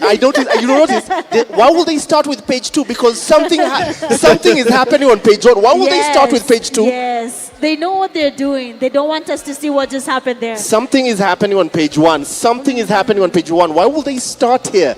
We already know what's happening on the second page. All right, Inhale Tempo have gone up by a solitary position there to 9th place. Yes. But I feel that there's a surprise waiting for us on the other side because I know they're surprised. Just drum rolls. I'm good at math. I'm not PTK. But I can tell you for a fact, PMGO Esports is in top 3. Raven Blood might be the top 3. Oh, I forgot about them.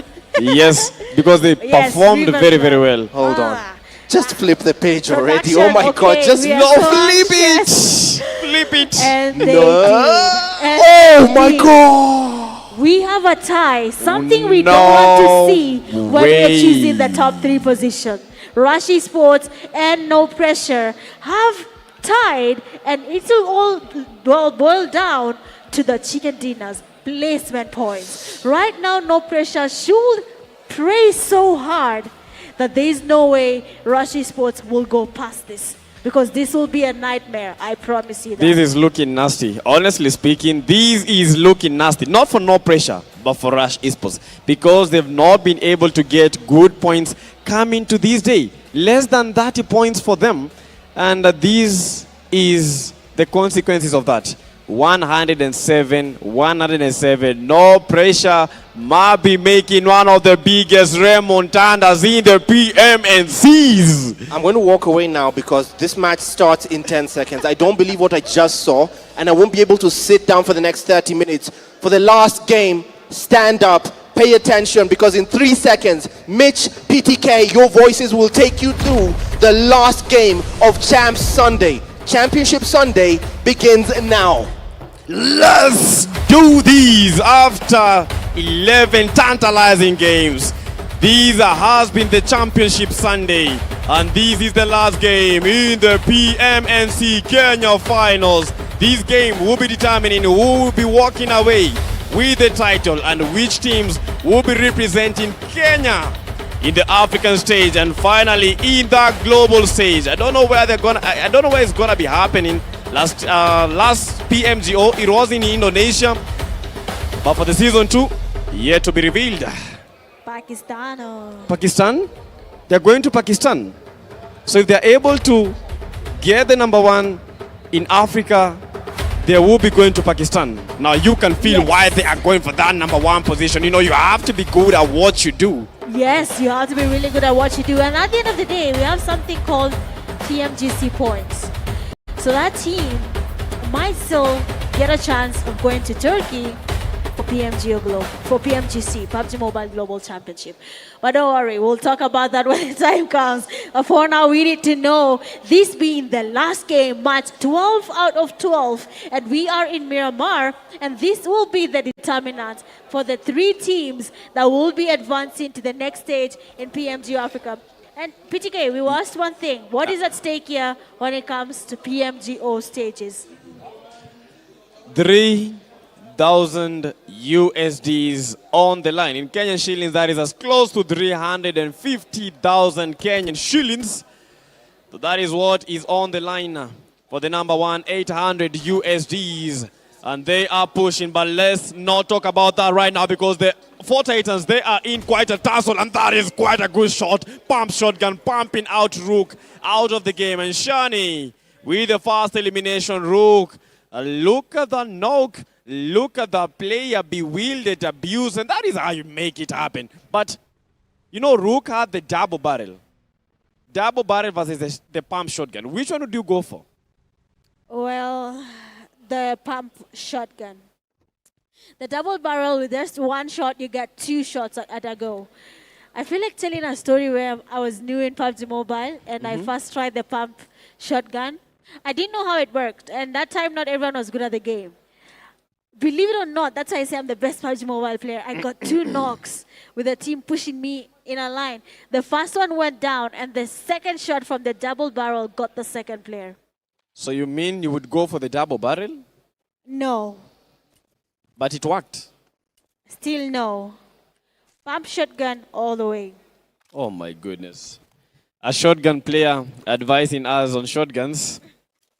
No, sorry. I was just joking. Not a shotgun player, because as you can recall, she said that she would prefer the Uzi, the UMPs, the SMGs rather than the shotgun because she is not that good at shotgun. But you know what? You might not be good at something, but you have info that is very, very important regarding that particular item. And as you have heard, take it or leave it. But at the moment, excess power, they need to take it, not leave it.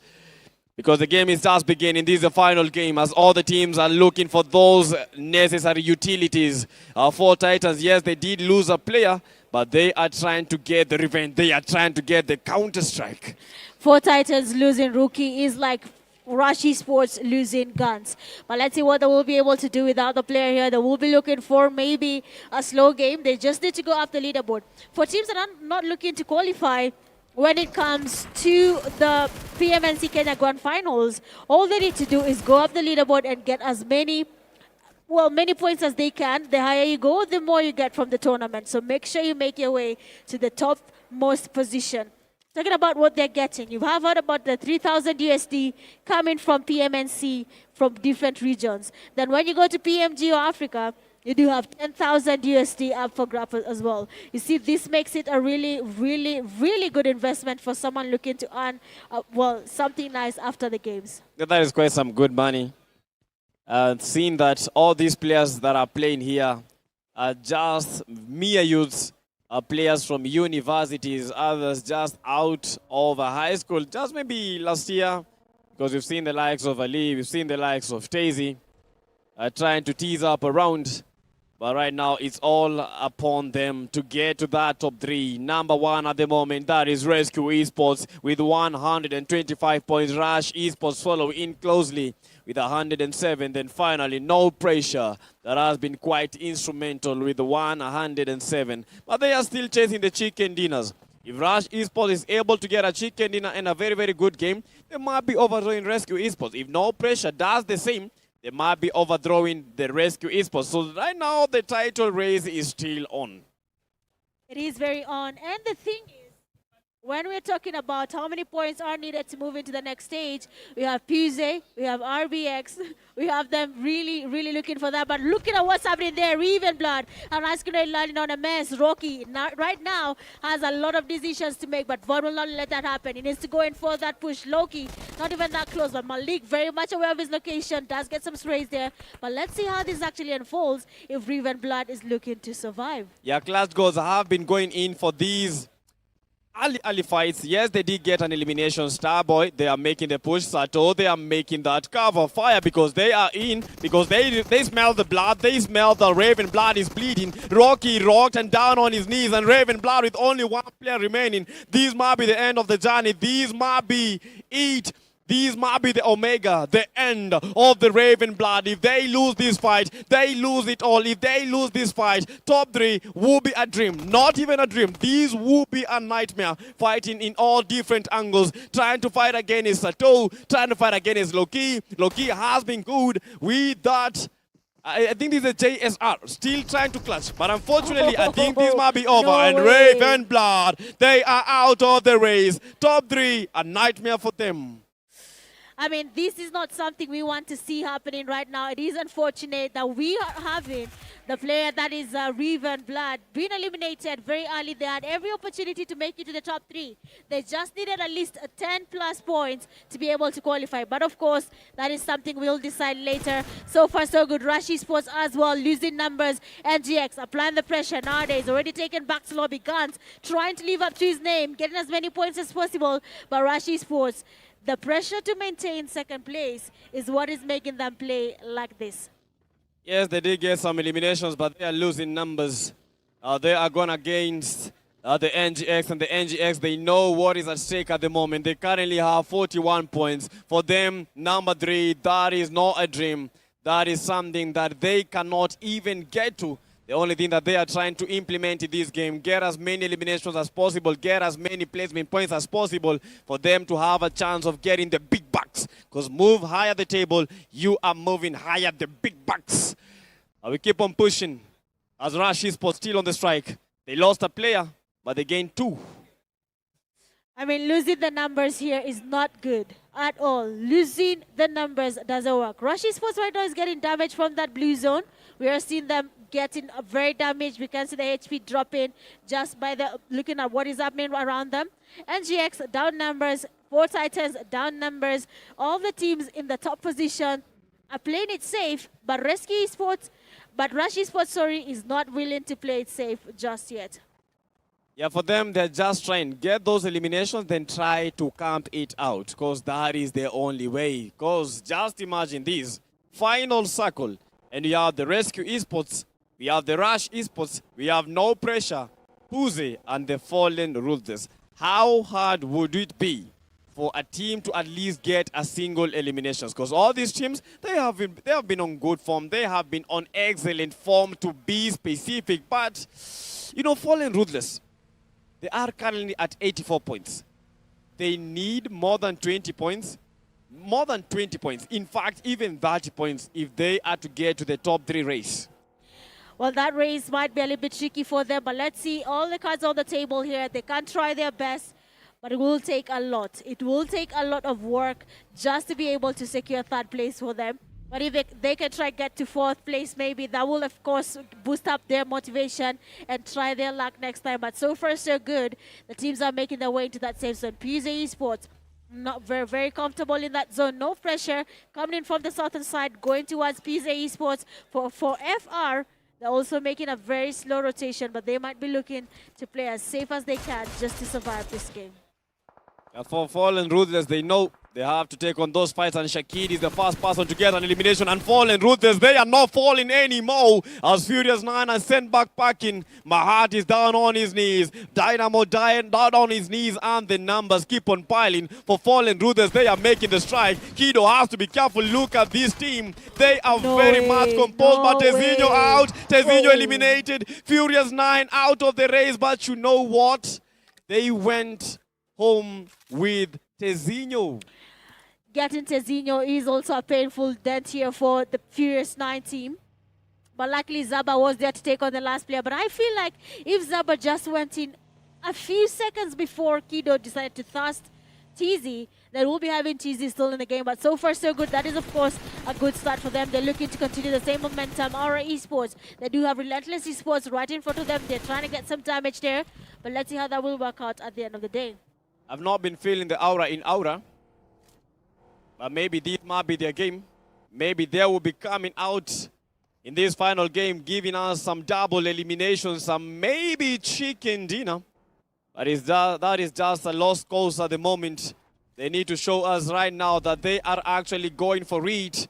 With Aura Esports are currently sitting in a position 12 with 31 total points. They need those eliminations. Yes, they have some good placement points, but they need to get those eliminations packing because I've not been feeling them. The teams are not feeling Aura Esports, but the R7 Vimax is trying to get a knock, but that is quite an ambitious push.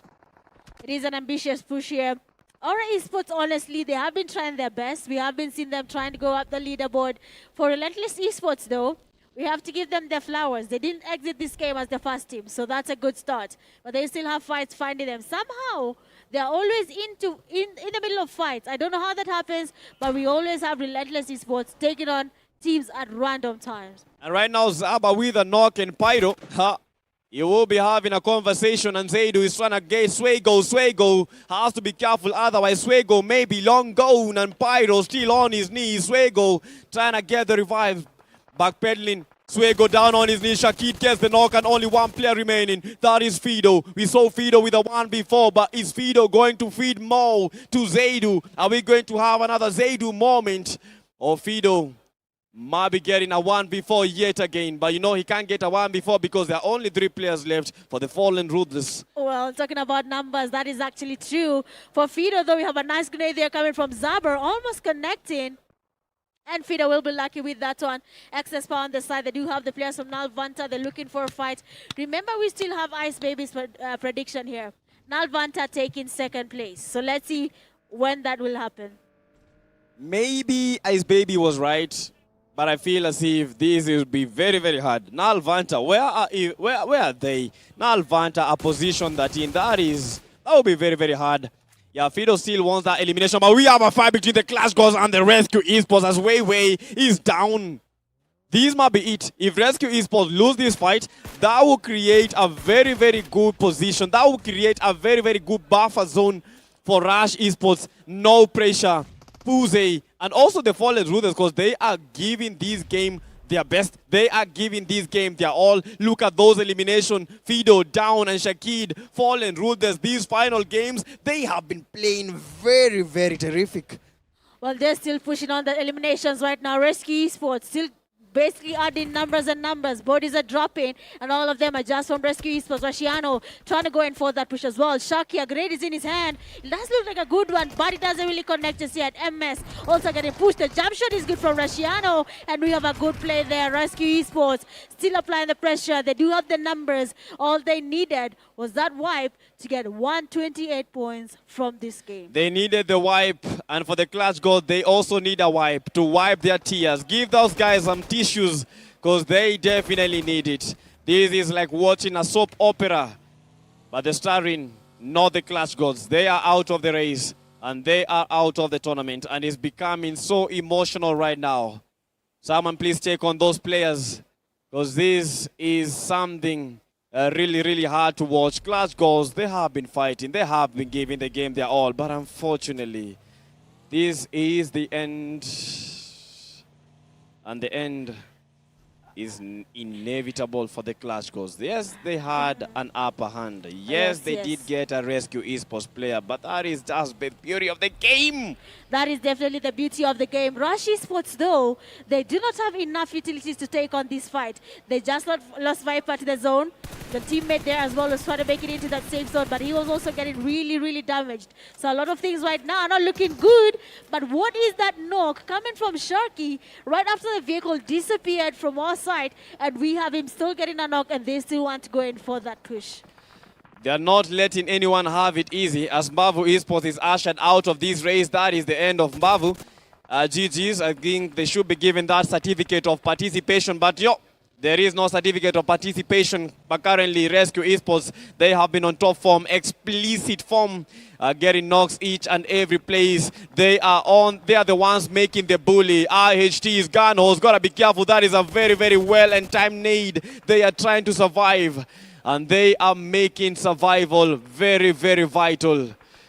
I mean, surviving here is everything. They need to make it work. They need to ensure that by the end of tonight, they are going home as happy as they arrived here on day one, knowing that in their minds that they want to be the ones taking it home. So far, so good. In all tempo, they're still getting on some damage there. Rescue Esports getting on that first knock. Ethox from Rush Esports getting pushed. The players is there. The players there. No pressure. Swashi getting the damage. Ethox does a good knock there on Swashi, but he cannot rest. The players from No Pressure come in again, and Glixi goes down as well. Rush Esports confirming every single knock, and Guns will be the last man standing. No Pressure though. The numbers are not looking good on their side. No pressure with the pressure as Aura is coming in flying. It's gotta be careful because that one man has been very, very instrumental. Rush Esports rushing around. Aura already spotted. Aura is gotta play it careful as Rush Guns has been able to dominate. Aura still trying to make that push. Rush Guns, it is a 1v1 at the moment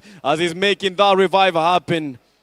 But No Pressure, feeling the pressure. No Pressure, feeling the intensity. Aura Esports, almost Aura here, and Rush Guns trying to cook up that nade. Rush Guns knows that this is the point. This is the end. No Pressure. Whichever team dominates at this exact position, that will be the team that will be taking that place. And as you can see, Spiky watching in from that angle. That is a knock, and Guns dominated. Oh my, that was amazing. I'm out of breath. That is amazing. Well, Rush Esports player Guns there just made our day even interesting. The players from No Pressure, that was not a good play. A nice grenade, and we'll be seeing Rescue Esports losing a number there. But our Esports will be going back to lobby as well. A lot is happening in this game. Teams are losing numbers. No Pressure losing numbers as well. Third place position looking very shaky. The numbers are dwindling, and someone is about to exit this game. Yeah, breathe in, breathe out. If you're watching the stream, just do that. But Rush Esports,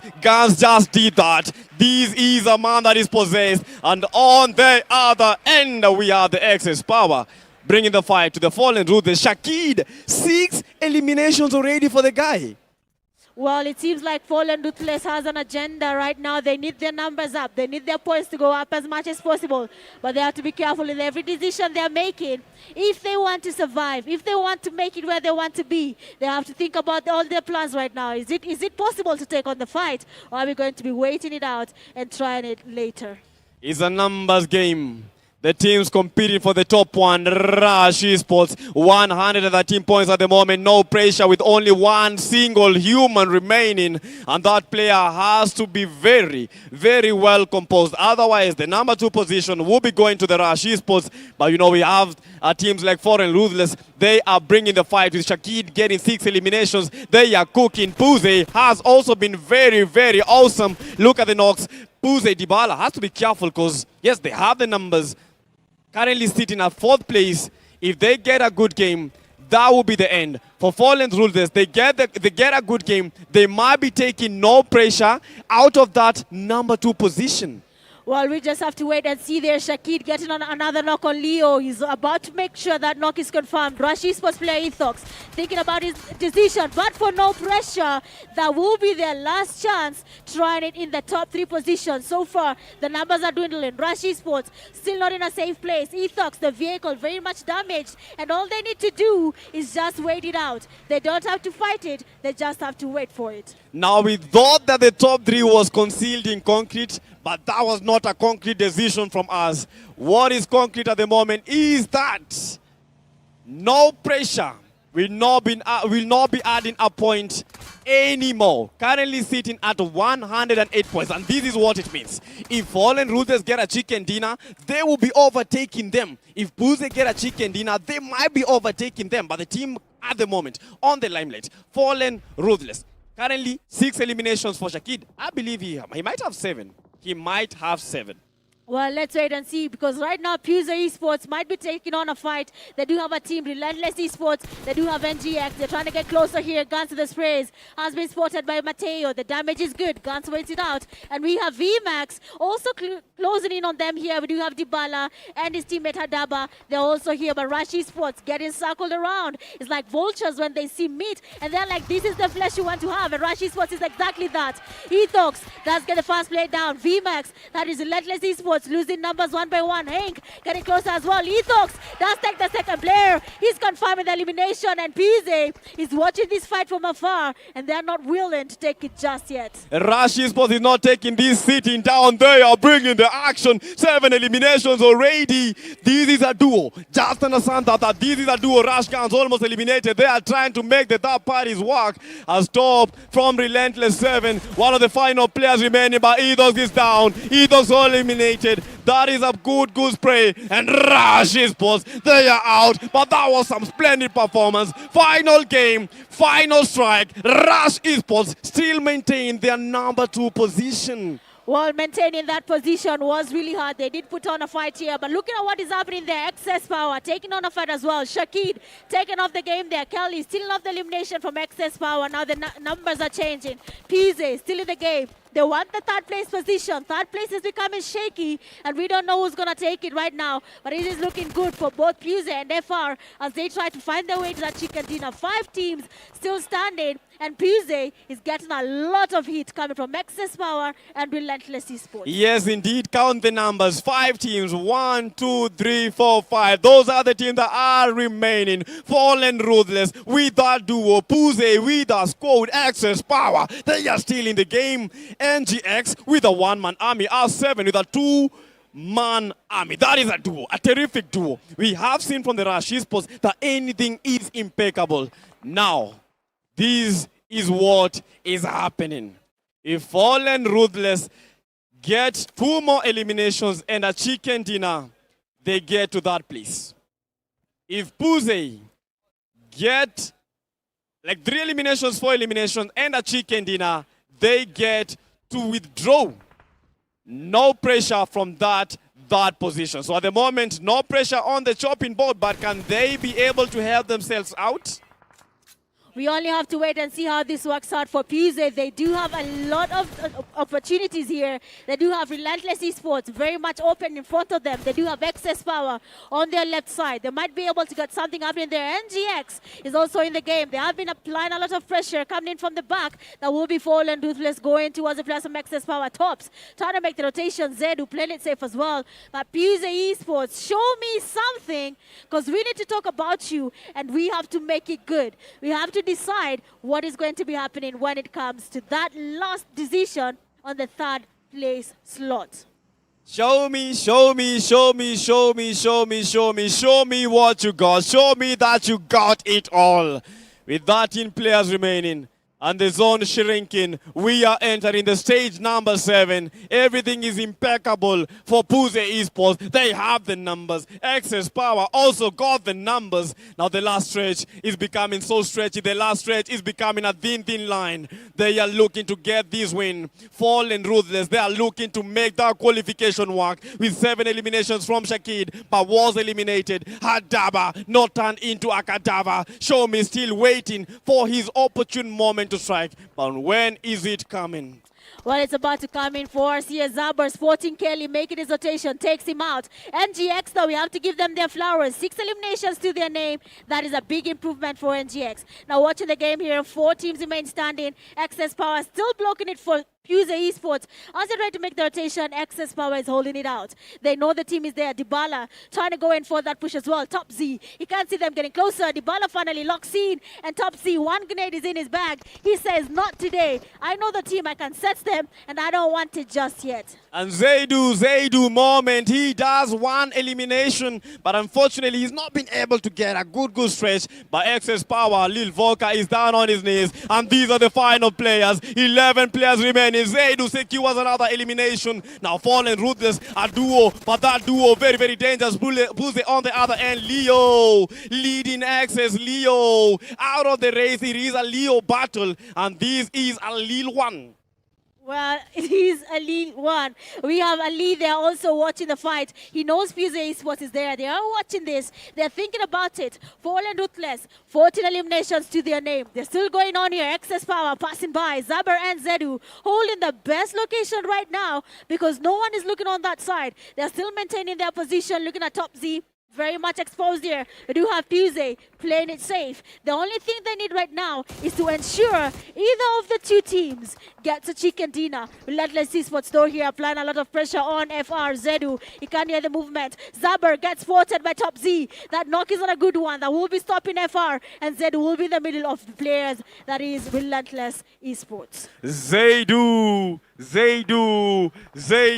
final player for the Fallen Ruthless. He needs to show us that he's got ball. He needs to show us that he's got it. On the other hand, we have Tops fighting for his life. Tops with that DBS, and that was awesome. That was amazing. Tops on Tops, DBS always connecting. Now Booze and Leo still dominating. Booze, they are on top form and they want all those eliminations on the other end. Zedu things, Zedu moment. Oh no! And Relentless Esports stopping FR from taking on third place. But they'll be getting 14 eliminations to their name. Relentless Esports still in the game. One player remains standing. Access Power still in the game. PMGO Esports, all they needed was 6 eliminations and a chicken dinner. But that side of the elimination points, they're not doing a good job. 2 already. They need to add in 4 and they need to win this. Can they get it? No, they cannot get it. No pressure, might be sitting comfortable, and third place is looking so good that they cannot worry about it being taken away from them by a team that almost, and I mean almost, that would have been the greatest comeback of all time if we had seen FR give us a chicken dinner. Now let's do the maths. Let's do the maths. If PMGO is able to get these elimination, I think they might still not win it. They will not win it. That place has been sealed. They needed 6 eliminations and 10 points from the chicken dinner to move up and surpass. No pressure. But they did not get the 6 eliminations. They only have 3. So that is just going to be it. That's sealed. At the moment, one more elimination. They will have 97 total points. At number 3, we have No Pressure with 108 total points. So a chicken dinner right now, that will set them up to 107. But let's watch this. Maybe our math is wrong. Maybe the caster's math is not working. But let's see who will get that chicken dinner. PMGO, this is a 3v1 situation. 100% rate for them winning this. Or maybe Mateo might be doing something amazing. Maybe getting a no, but that is not it. That is the final chicken dinner. Has 7 eliminated. And we have PMGO. Yes, they didn't win a chicken dinner. But you know what? They did it! They did it! They did it! We know our champions and they know themselves. That is! Well, we just have to wait and see. Right now, the winners know they won. You can see they are feeling the emotion. They're trying to react. And the winners are about to be crowned. But right now, we'll be leaving the stage to the one and the only Eugene Abu Dhabi. And your champions, Mitch, your champions for the PUBG Mobile National Championship Kenya. This is Rescue. This is Rescue Esports about to raise their trophy, their well-deserved trophy. Raise your hands, give applause for your champions. Rescue Esports prove that glory isn't given. They claim it in the most undisputed fashion. Dominance out of nowhere. A day that started with them not featuring anywhere in the top 3 ends with them raising the trophy and claiming their spot as PUBG champions in Kenya. Once more, applause for Rescue Esports. Don't be mean with that one. Your Kenyan champions. Well done, Rescue Esports. Well done. Proof in the mantra that Infinix have put forth with the GT50. Born to win, and they clearly were. Glory isn't given. They claimed it the best way they know how. Rescue Esports take their share of the top $800 in that $3,000 prize pool. Well done, boys. Well done, boys. Well deserved. You did it. You did the job. Started a hard day, hard fought. Well done. Final word. I know you're tired. I know you're done with the day. You just needed to get this done. But you felt very confident from the minute we started when you got your first win today. What's the mentality towards that last game? Because it was very close, and you know it was very close. I can't really say much. Thanks to all that showed up here. All the fans brought up, some morale, and also we were confident in ourselves. You see, they're happy. So that's all what matters. Teamwork is what wins you trophies. Now, this is not just ending here. This is not just about the $800 or that trophy.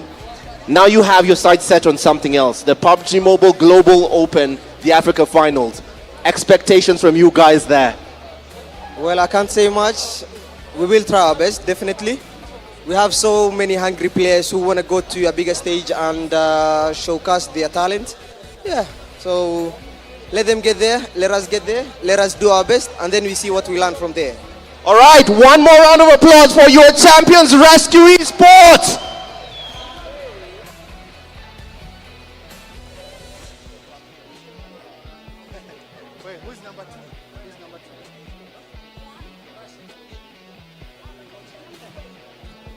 All right, Rescue Esports can return to the stage, or at least return to your seats. We'll be with you in a moment. It has been confirmed, it's all but locked down. Rescue Esports are your Kenyan champions for the PUBG Mobile National Championship, Kenya Fall 2026.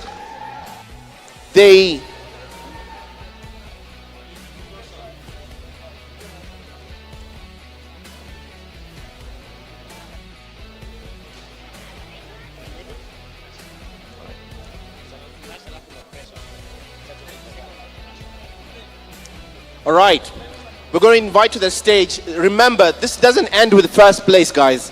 This does not end with first place, because Kenya has to produce 3 teams to go to the PUBG Mobile Global Open. 3 teams will compete flying the Kenyan flag on the African continent on the PUBG Mobile Global Open. So I'll call the team that came in second place. They started off the day at the top of the table. It just wasn't theirs towards the end, but they still make their statement. Rush Esports takes second place in this tournament, as Viper leads the men surging forward. Well done, boys. Well done, boys.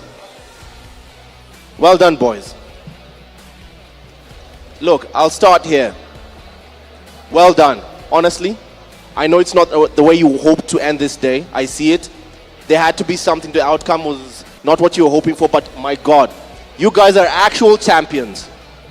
You guys are champions, okay? Don't tell yourself otherwise. You guys are actual champions. Do not tell yourself otherwise. You have put on a show. Viper, you have put on a show. Be proud of yourself, man. I know it's tough, but you have put on a damn show, and you guys have... I know you guys will do great things on the African continent at that PMGO, all right? So be proud of yourselves and what you've done here today.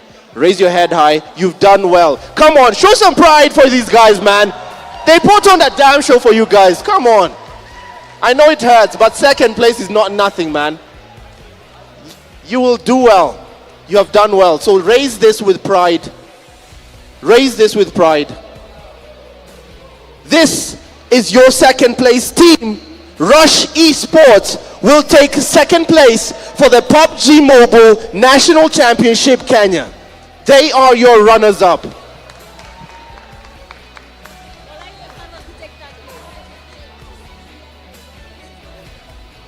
Well done guys, well done guys.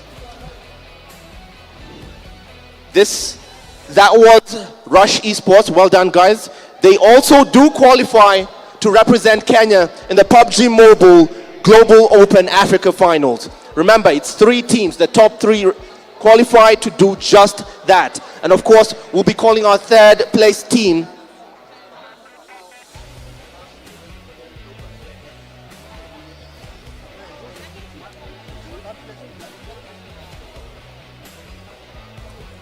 All right, yeah, it's exactly who I thought it was. It's exactly who I thought it was. And it might be exactly who you suspect, yes. So let's call them the PUBG socialite team, the well-known celebrities of PUBG. This is your third place team, and the third team that's going to represent the Kenyan flag on the PUBG Mobile Global Open. Welcome to the stage, No Pressure, who have subdued all pressure today and still found their way through. Spiky, you seemed worried for a second, bro. You seemed worried for a second. No, you worried back. Well done. Well done, man. Well done. Well done. You can see the relief on their faces. I think the boys were worried for a second. They were worried for a split second. Please, a round of applause for your third place team and the third team that will represent the Kenyan flag on the African continent in the PUBG Mobile Global Open. This is No Pressure.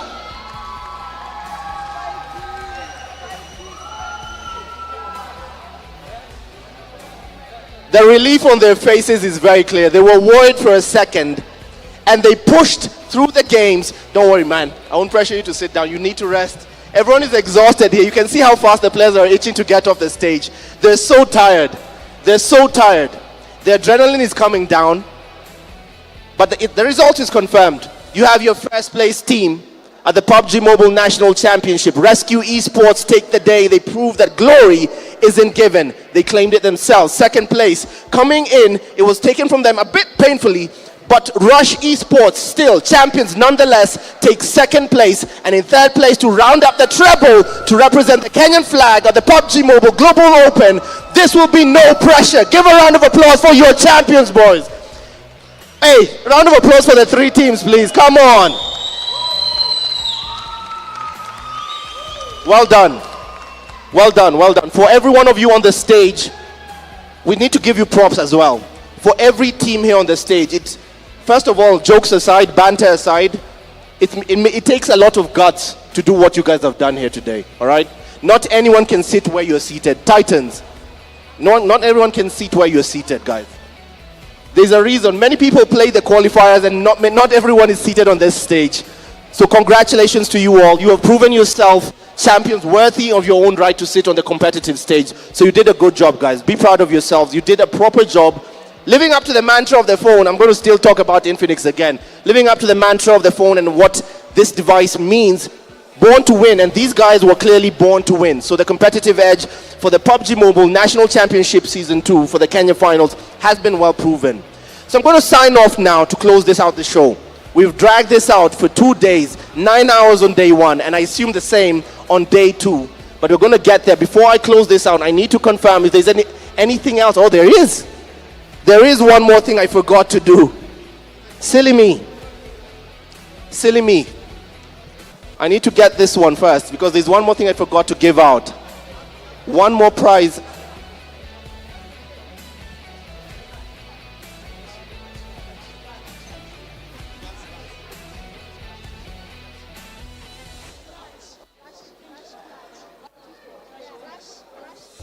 You know what? I'm going to call one of you to give me. Yeah?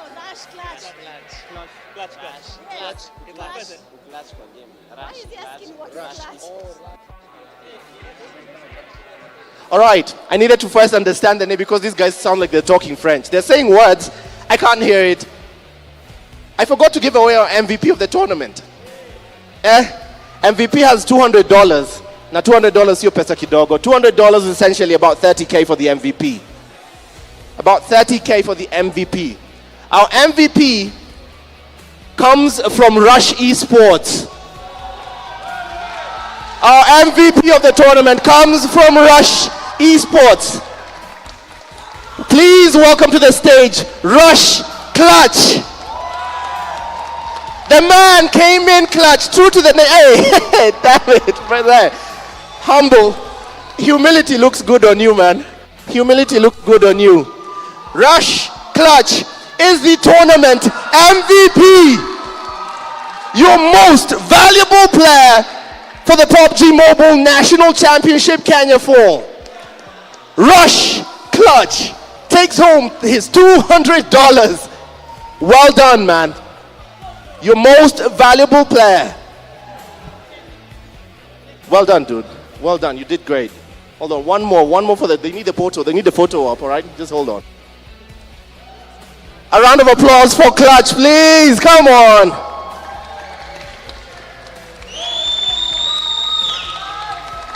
All right. Good, man.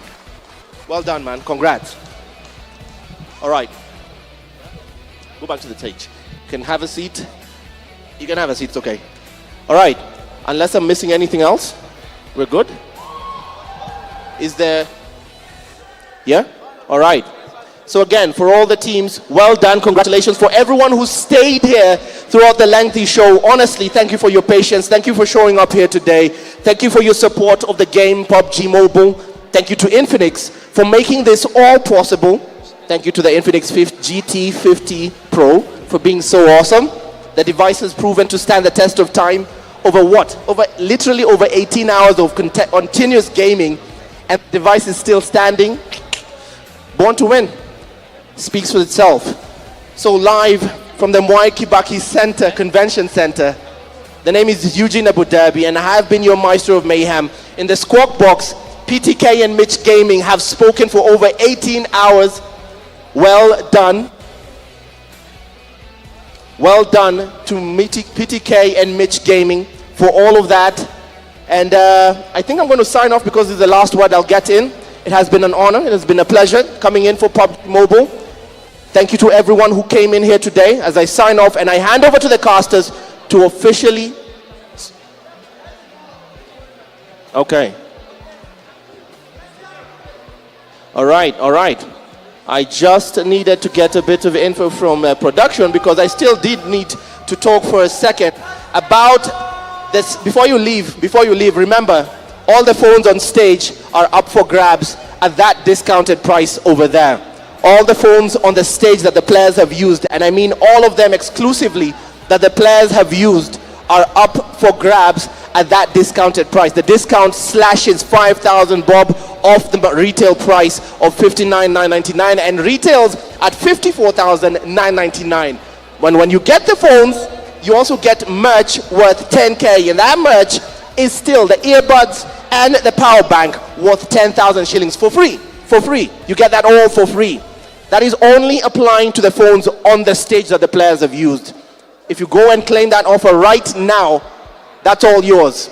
And unless I'm missing anything, I will hand the reins back to PTK and Mitch Gaming to close this out. PTK and Mitch, it's all yours to close out. Yeah, thank you so much, Eugene. That is how you make an ending.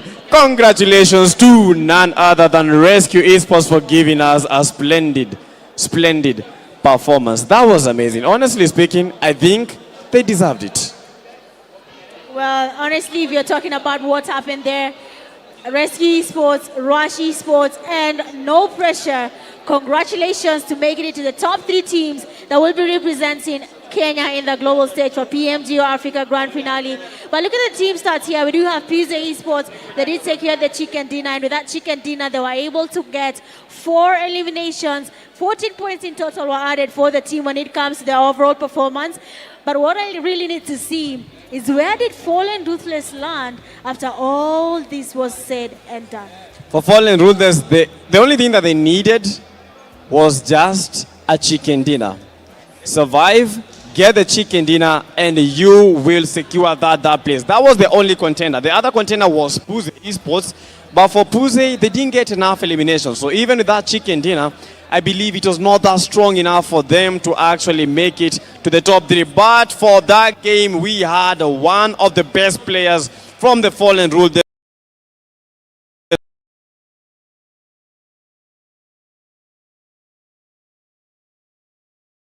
So much in that final game. I believe they were the better team. Honestly, I thought Fallen Ruthless was going to give us that chicken dinner, give us a very interesting turn of events for the day here. But at the end of the day, the best team took out the place and they were able to get as many points as possible. For this game, though, looking at the stats, what happened around the game, eliminations at 54, not elimination, knocks and eliminations at 60. And for the overall damage graph, for match 12, Fallen Ruthless, as expected, got the highest damage. 1,984 was their total damage. Excess Power coming in second. That was an interesting team, honestly. We didn't see much of them, but the last games in Miramar, they somehow took in a lot of points. And for the match standings, Raven, Blah, they didn't get a single point. We had Aura Esports getting eliminated in ways that they never knew that would happen. That has just been it. But for the number one, the team that got the most points, Fallen Ruthless, 18 total points. That is what I'm saying. 18 total points to their name. Imagine if that was added with 10 points for placements for the chicken dinner. That would have been 24 solid points just from Fallen Ruthless. So honestly, that was really a really good game for them. There we had PZ getting 14 points, 40 and the rest. They were not able to get as many points as possible, but it is a nice thing to see them getting as many points as possible. So congratulations to every single team that made their way here. For the MVP does go to none other than Shakid. 7 eliminations, a damage of 804, being able to get 4 knocks and 1 assist. So far, that is the best game so far from FR compared to every other single game, but they are actually really, really good when it comes to Miramar. But I feel so bad because I keep on asking myself the same exact question. Where was these Fallen Ruthless in all the previous games that they have been able to play? Rush Clutch, there was not anyone that would have removed Rush Clutch from getting that MVP position, and that is why he was able to do that. You saw the clutch that he made while no pressure was pushing him. A 1v2, a 1v3, rescuing Rush Esports. I almost mentioned Rescue Esports. I don't know, these two names, they are quite familiar because when you're trying to explain about Rush Esports, you're trying to explain about Rescue In. You mentioned Rescue Esports, but you know what? Rush Clutch, 26 eliminations, 25 knocks, dealing close to 5,000 damage. That was a player on a mission, and the mission was quite real.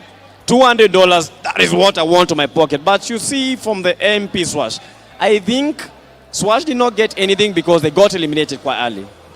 Yes, that is exactly what happened. Bad player of the series goes to none other than Rush Clutch. 26 elimination, 4,852 damage, 25 knocks. Every single knock that we had Clutch getting, he confirmed them. Every single damage that he was supposed to get was his. Survival time of 271. They got chicken dinners back-to-back in day one. They kept going, and it is good to see them here. But for the overall standing, as you can see, we have our champions, Rescue Esports, taking the number one with 131 total points. Rush Esports coming in close, position number 2 with 116. But the pressure was here. The pressure was here because people were asking, PMGO Esports, yes, they had a good game. They got a chicken dinner, but how comes they did not make it to the top 3? And I guess the question has just been answered. PMGO Esports just needed 1 more point for them to be able to make it to the top 3. But that is just it. No pressure. Was the better team. Yes, they were. PMGO Esports 1 point away from taking 3rd place from no pressure. Next time PMGO Esports survive with a little bit of eliminations to their name, then maybe would have taken 3rd place. 5th place, they're coming from Fallen Ruthless, 102 points. They only needed a chicken dinner to seal their fate. Not even a chicken dinner. We had 2 teams still standing. FR was still in the game. Actually, 3 teams. If they had gotten more eliminations along the way, that jump would have been so good that they wouldn't have doubted their position as 3rd place after today's games. A sad day for teams that make it to the top 3, but they're still walking away with something, and that is one thing. PMGO Esports, taking the tail at position number 16. Nalvanta, Aura Esports, Clash Goals, they have been experiencing every single fight. It has been amazing for them, but sometimes they just have to say kudos And that is how we close the things. Overall standing quite amazing. On the final day, the grand finale has actually lived up to the expectations. We were hoping to see these, and we actually saw it. They came, they saw, they dominated. Rescue Esports, Remontanda able to get a very, very good spot, and they get the title, and they bring it home. Well, that was a very good end right there. Bavu Esports still got a jump from 9 points to 20 points. So congratulations to you, Bavu Esports, as well, for putting in the effort and getting more points to your name. A big, big improvement. But of course, you have to give it to all the teams that participated in PMNC Kenya. Congratulations to you guys. Congratulations for making it here at Mount Kenya University for the grand finals, day 1 and day 2. For our champions, you deserve it. No one will doubt that. They deserve it. GG's. Honestly speaking, I just want to say GG's. It has been insane. It has been incredible. Being the casters, we felt the emotions, not just the emotions in the game, the emotions with the players. Because after every clutch, these players, their reactions, they are surreal. You can see them even crying. I've seen players even pulling out tears. It has been a very, very sad day, but others have the tears of joy. But you know, it is what it is, and that is how it happens. The beauty of the game, we keep on talking about it. Yes, we keep on talking about it, and we have enjoyed every single moment. To our viewers, for the loyal support from day 1 to day 2, keeping us entertained in the comment section. I hope your prediction was right. I hope the team you were supporting did qualify. And right now, all we can say is we're gonna wait to see you guys again when we head on over to PMGO Africa, where we'll be watching Rescue Esports, Rush Esports, and No Pressure put Kenya's flag very high in the overall performance for Africa region. Honestly, we have enjoyed every single part, and I have been your girl Mitch Gaming, casting every single day, and I hope you enjoyed every moment. And my name is the PDK Youngblood, but don't be fooled by the name. I am not the young, but I am the man himself, the man Youngblood. Thank you everyone that has been watching in the seats, for the fans, for the players, for everyone that is watching at home, for the crazy, beautiful production. GG's. And guys, see you in the PMGO Africa. GG's, and have a good night.